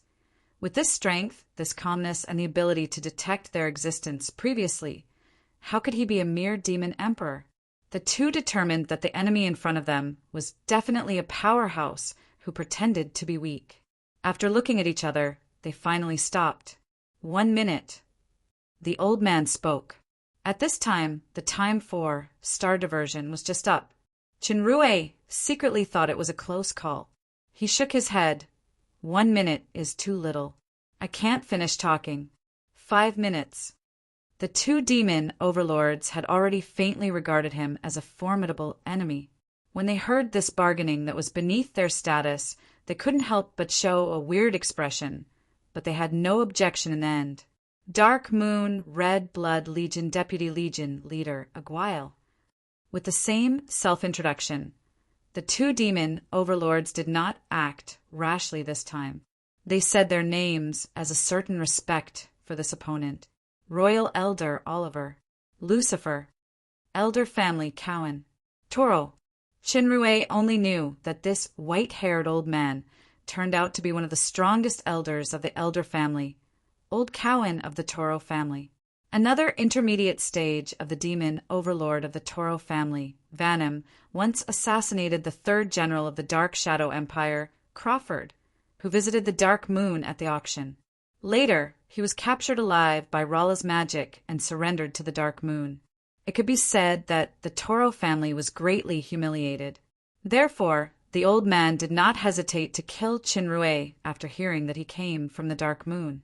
Obsidian took away many powerful elders this time. Oliver and Cowan were the main forces of the Elder family to stay in the capital. "Both of you, I came to the secret vault this time for the Sword of Fallen Angel." This was almost nonsense, but the next word surprised Oliver and Cowan. "I was entrusted by the owner of the Sword of Fallen Angel to take away the artifact that should belong to her." Oliver and Cowan's surprise was only fleeting, then it was replaced by disdain. What is the Sword of Fallen Angel? The supreme artifact of the Lucifer royal family, one of the 7 artifacts of the demon realm. Since the death of the Lord of Midnight Sun 300 years ago, no royal family, including Regent Obsidian, has been recognized by the artifact. Now Aguile actually boasted shamelessly that he was entrusted by the owner of the Sword of Fallen Angel. Even a child wouldn't believe such a clumsy lie. This is indeed an incredible thing. Even I had this question when I first received the commission, but the answer will be revealed soon. Chinrue slowly took out something from the space ring. As soon as this thing appeared, the Sword of Fallen Angel, which had been floating in the air without any response, actually began to emit a faint light. Oliver and Cowan were shocked at the same time. They had guarded the secret vault for many years, so they naturally knew how many attempts Regent Obsidian had made to get the recognition of the Sword of Fallen Angel. But the Sword of Fallen Angel had always been sleeping, without any movement. It even rejected anyone who approached. However, a miracle suddenly appeared today, and it happened right in front of their own eyes. The two of them focused on the thing in Chen Rui's hand. It was a small bottle with some red liquid in it, which seemed to be blood. When Chen Rui approached the sword of Fallen Angel with the small bottle, the sword of Fallen Angel was not only flashing, but it also made a buzzing sound. The sword body began to tremble as if it was very excited. The sword of Fallen Angel could not be kept in the storage warehouse. Although Chen Rui wanted to take the sword and run away, he also understood that there was a limit to everything. If he got closer, it was difficult to guarantee that the two guardians would attack recklessly. So he stopped and plugged the bottle. The roar of the sword of Fallen Angel stopped as expected, and the previous silence was restored. Oliver and Cowan stared at the small bottle containing the blood, and their breathing became heavy. After a while, old Cowan finally took the lead to speak. "This bottle," Chen Rui said unhurriedly, "this is obviously a magic bottle that can keep the blood fresh. Who asked about the bottle?" Even the royal elder Oliver, who had always been calm, couldn't help but shout, "Whose blood does this bottle belong to?" Chen Rui's face suddenly changed into solemnity, and he said the answer, "The granddaughter of the Lord of Midnight Sun, the Princess Royal of the Empire, the Lord of the Dark Moon Estate, and also my fiancé, Lucifer." Although they had already vaguely guessed this answer, the two-peak stage of the demon overlord still showed shock after being confirmed personally. For 300 years, Regent Obsidian had tried his best to awaken the sword of Fallen Angel, but he had never succeeded. Now, a small bottle of Princess Royal Jia's blood could cause such a strong reaction from the sword of Fallen Angel. The choice of the artifact was obvious. No one could deny this fact. It was just that Oliver and Cowan never thought that this blood was not Princess Royal Jia's at all, but it was freshly released by Chen Rui himself. He released some blood and took it out through the storage warehouse's camouflage. In other words, the blood recognition was simply a lie. In fact, the sword of Fallen Angel had always been sealed by powerful ancient runes. Even if Jia really came here, she couldn't be recognized. When Chen Rui came to this secret vault with Obsidian as Charles, he spent a lot of time and effort to help Obsidian crack the sword of Fallen Angel.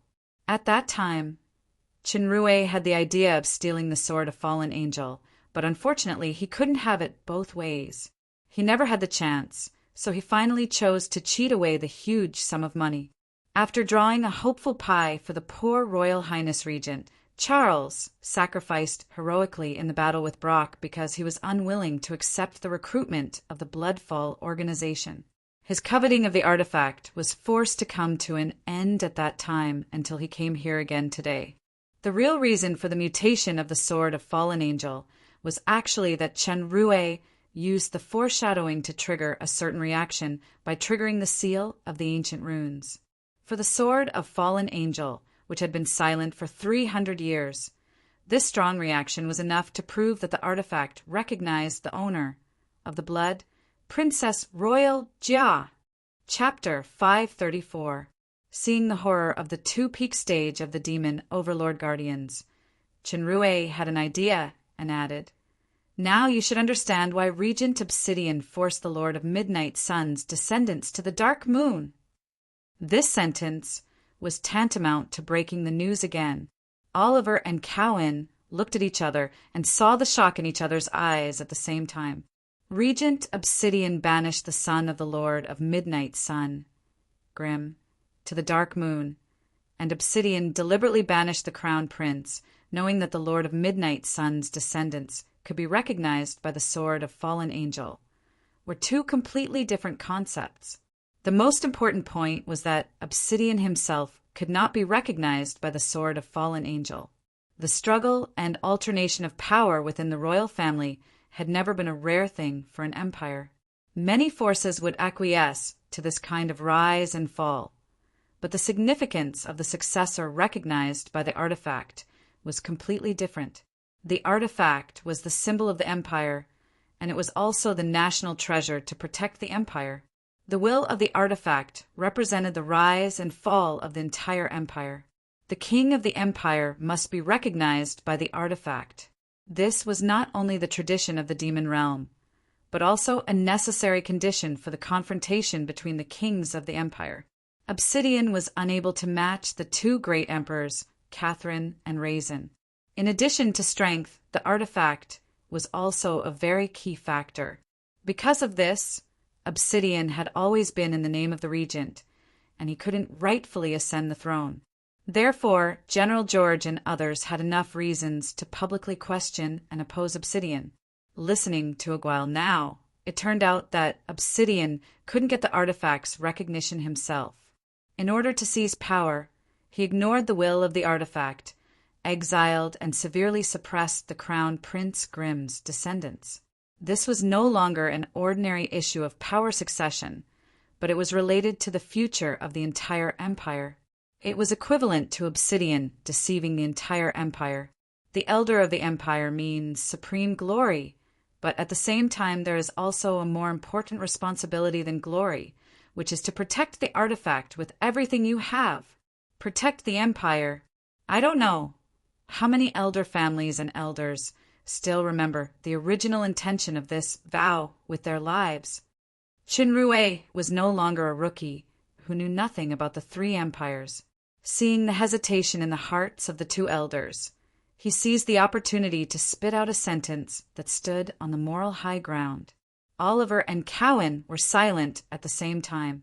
5 minutes had already passed, but the two of them seemed to have forgotten this limit and had no intention of making a move. In fact, after seeing the reaction of the god artifact, their battle intent and killing intent as guardians had been completely shattered. The only thing they had to think about now was how to digest and deal with this matter. Not only was it related to the god artifact, but it was also related to the fate of the entire family, the royal family, and the empire. They could have questioned more than one person who was recognized by the artifact, but the fact was that since the fall of the Lord of Midnight Sun 300 years ago, Jia was the first and only person who caused a change in the sword of fallen angel. She undoubtedly proved the true ownership of the artifact. In fact, it was equivalent to proving who was the chosen one of the fallen angel empire. Let's just treat it as an ordinary sword. Perhaps the recognition of a sword doesn't mean anything. I understand that the elder families have their own interests, but the premise of this interest is the interests of the entire fallen angel empire. Both of you are experienced senior powerhouses. You should be very clear that the current fallen angel empire's economy is declining and its military is weak. Regent Obsidian only cares about his own selfish desires. He madly accumulates wealth internally, suppresses dissidents, and does not hesitate to violate the will of the artifact. Servile to outsiders, using a large number of offerings in exchange for the so-called peace, and putting life and death in the hands of others. Is this still the strongest fallen angel empire of the demon realm 300 years ago? If this continues, it is only a matter of time before it is destroyed. If the entire empire is destroyed, can the royal family and the elder family still retain the so-called honor and interests? Oliver and Cowan looked at each other. This question could be answered with their eyes closed, but they couldn't answer it at this time.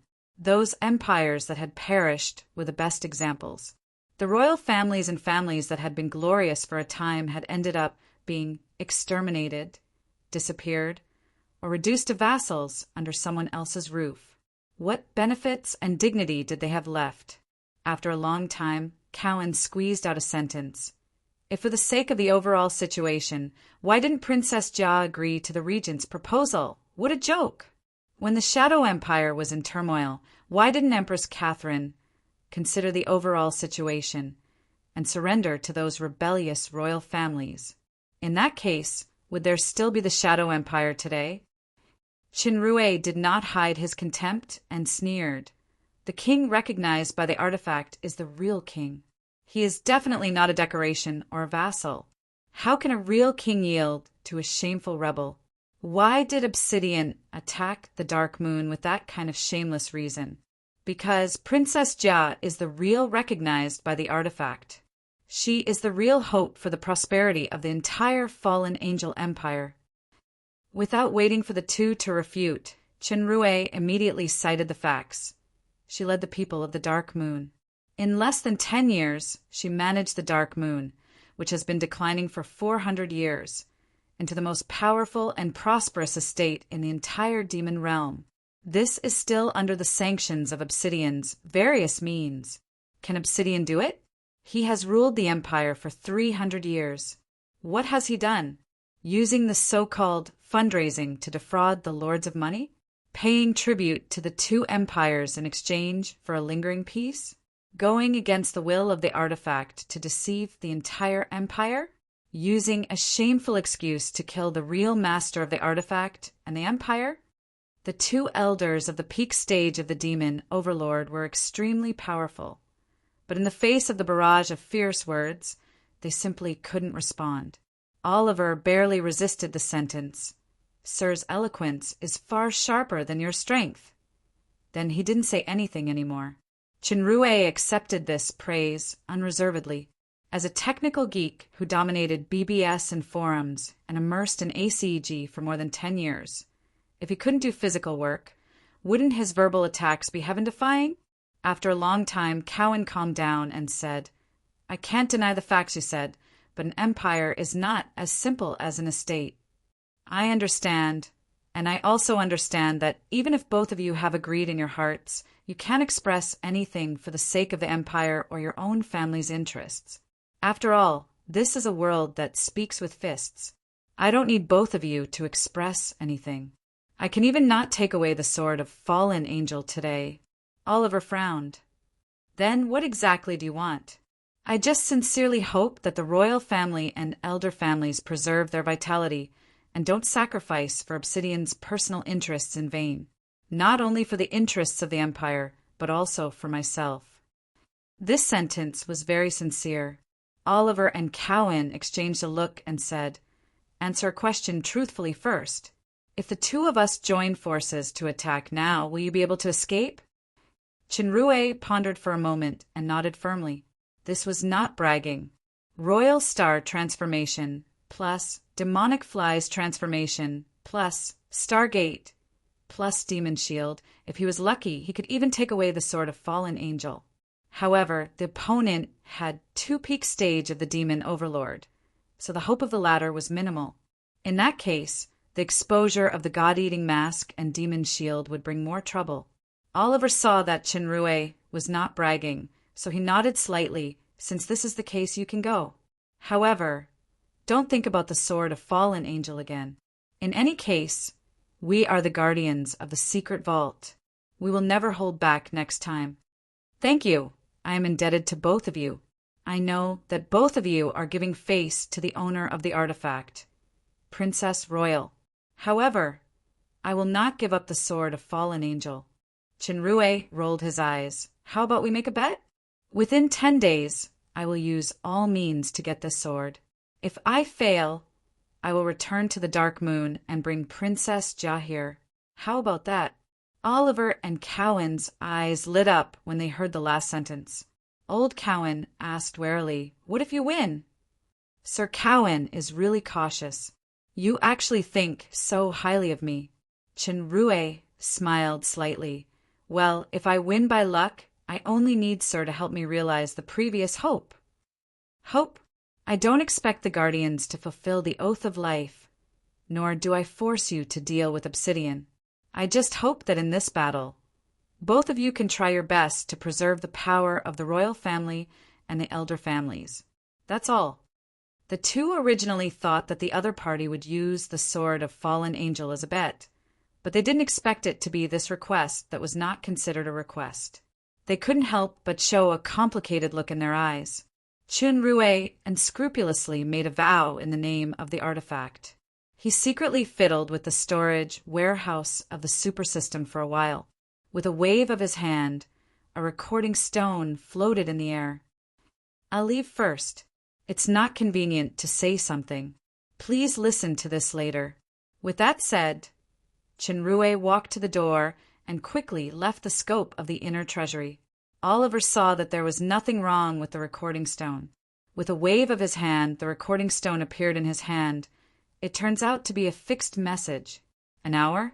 Well, let's see what tricks this guy is playing then. Oliver Princess Royal Highness and the Sword of Fallen Angel. I'm a royal family member and a member of the royal family. If it's just a simple problem of a person and a sword, I will not hesitate to fulfill the guardian oath I once made. However, what we have to protect is not only an artifact, but more importantly, the entire empire. Old Cowan sighed. Yes, but as the guy said just now, can a person like Obsidian represent the entire empire? Power. Oliver was silent for a while, and he gave the answer. This war against the Dark Moon may be a battle that determines the fate of the entire empire. If Princess Royal really represents the will of the artifact, then, listening to you, I suddenly feel that it is not a shame for the family's Vanim to join the Dark Moon. There is an old saying in the demon realm that all eggs should not be put in one basket. Old friend, aren't you afraid that I will spread this sentence? Oliver smiled slightly. In fact, I also have a hunch now that this seemingly unsuspenseful crusade will bring a lot of suspense. Maybe there will be incredible things that will happen, just like the miracle that appeared in front of us just now. 8 points. Chinrue, who returned to the hotel, gave a score to his performance today. Although the Sword of Fallen Angel did not change hands, if he was lucky, it was not wishful thinking to come back with interest. The super system that played a key role was indeed a heaven-defying treasure. The storage warehouse function alone was ridiculously convenient. Unfortunately, I haven't had the time. Otherwise, I will calm down and deeply understand the mystery of the super system. I don't want the situation where my spirit power is cut off to cause failure again. It's about to start the capital's banquet. Chinrue, who closed his eyes to rest, opened his eyes. He took out a magic timer and looked at it. He looked up at the stars in the night sky outside the window. A beautiful figure with blonde hair and a white dress appeared in his mind. Can you see it? My Princess, Royal Highness. Town Leith of the Dark Moon Estate, outside the central tent of the barracks. The blonde woman looked up at the bright starry sky, and a touch of longing appeared in her usually indifferent purple eyes.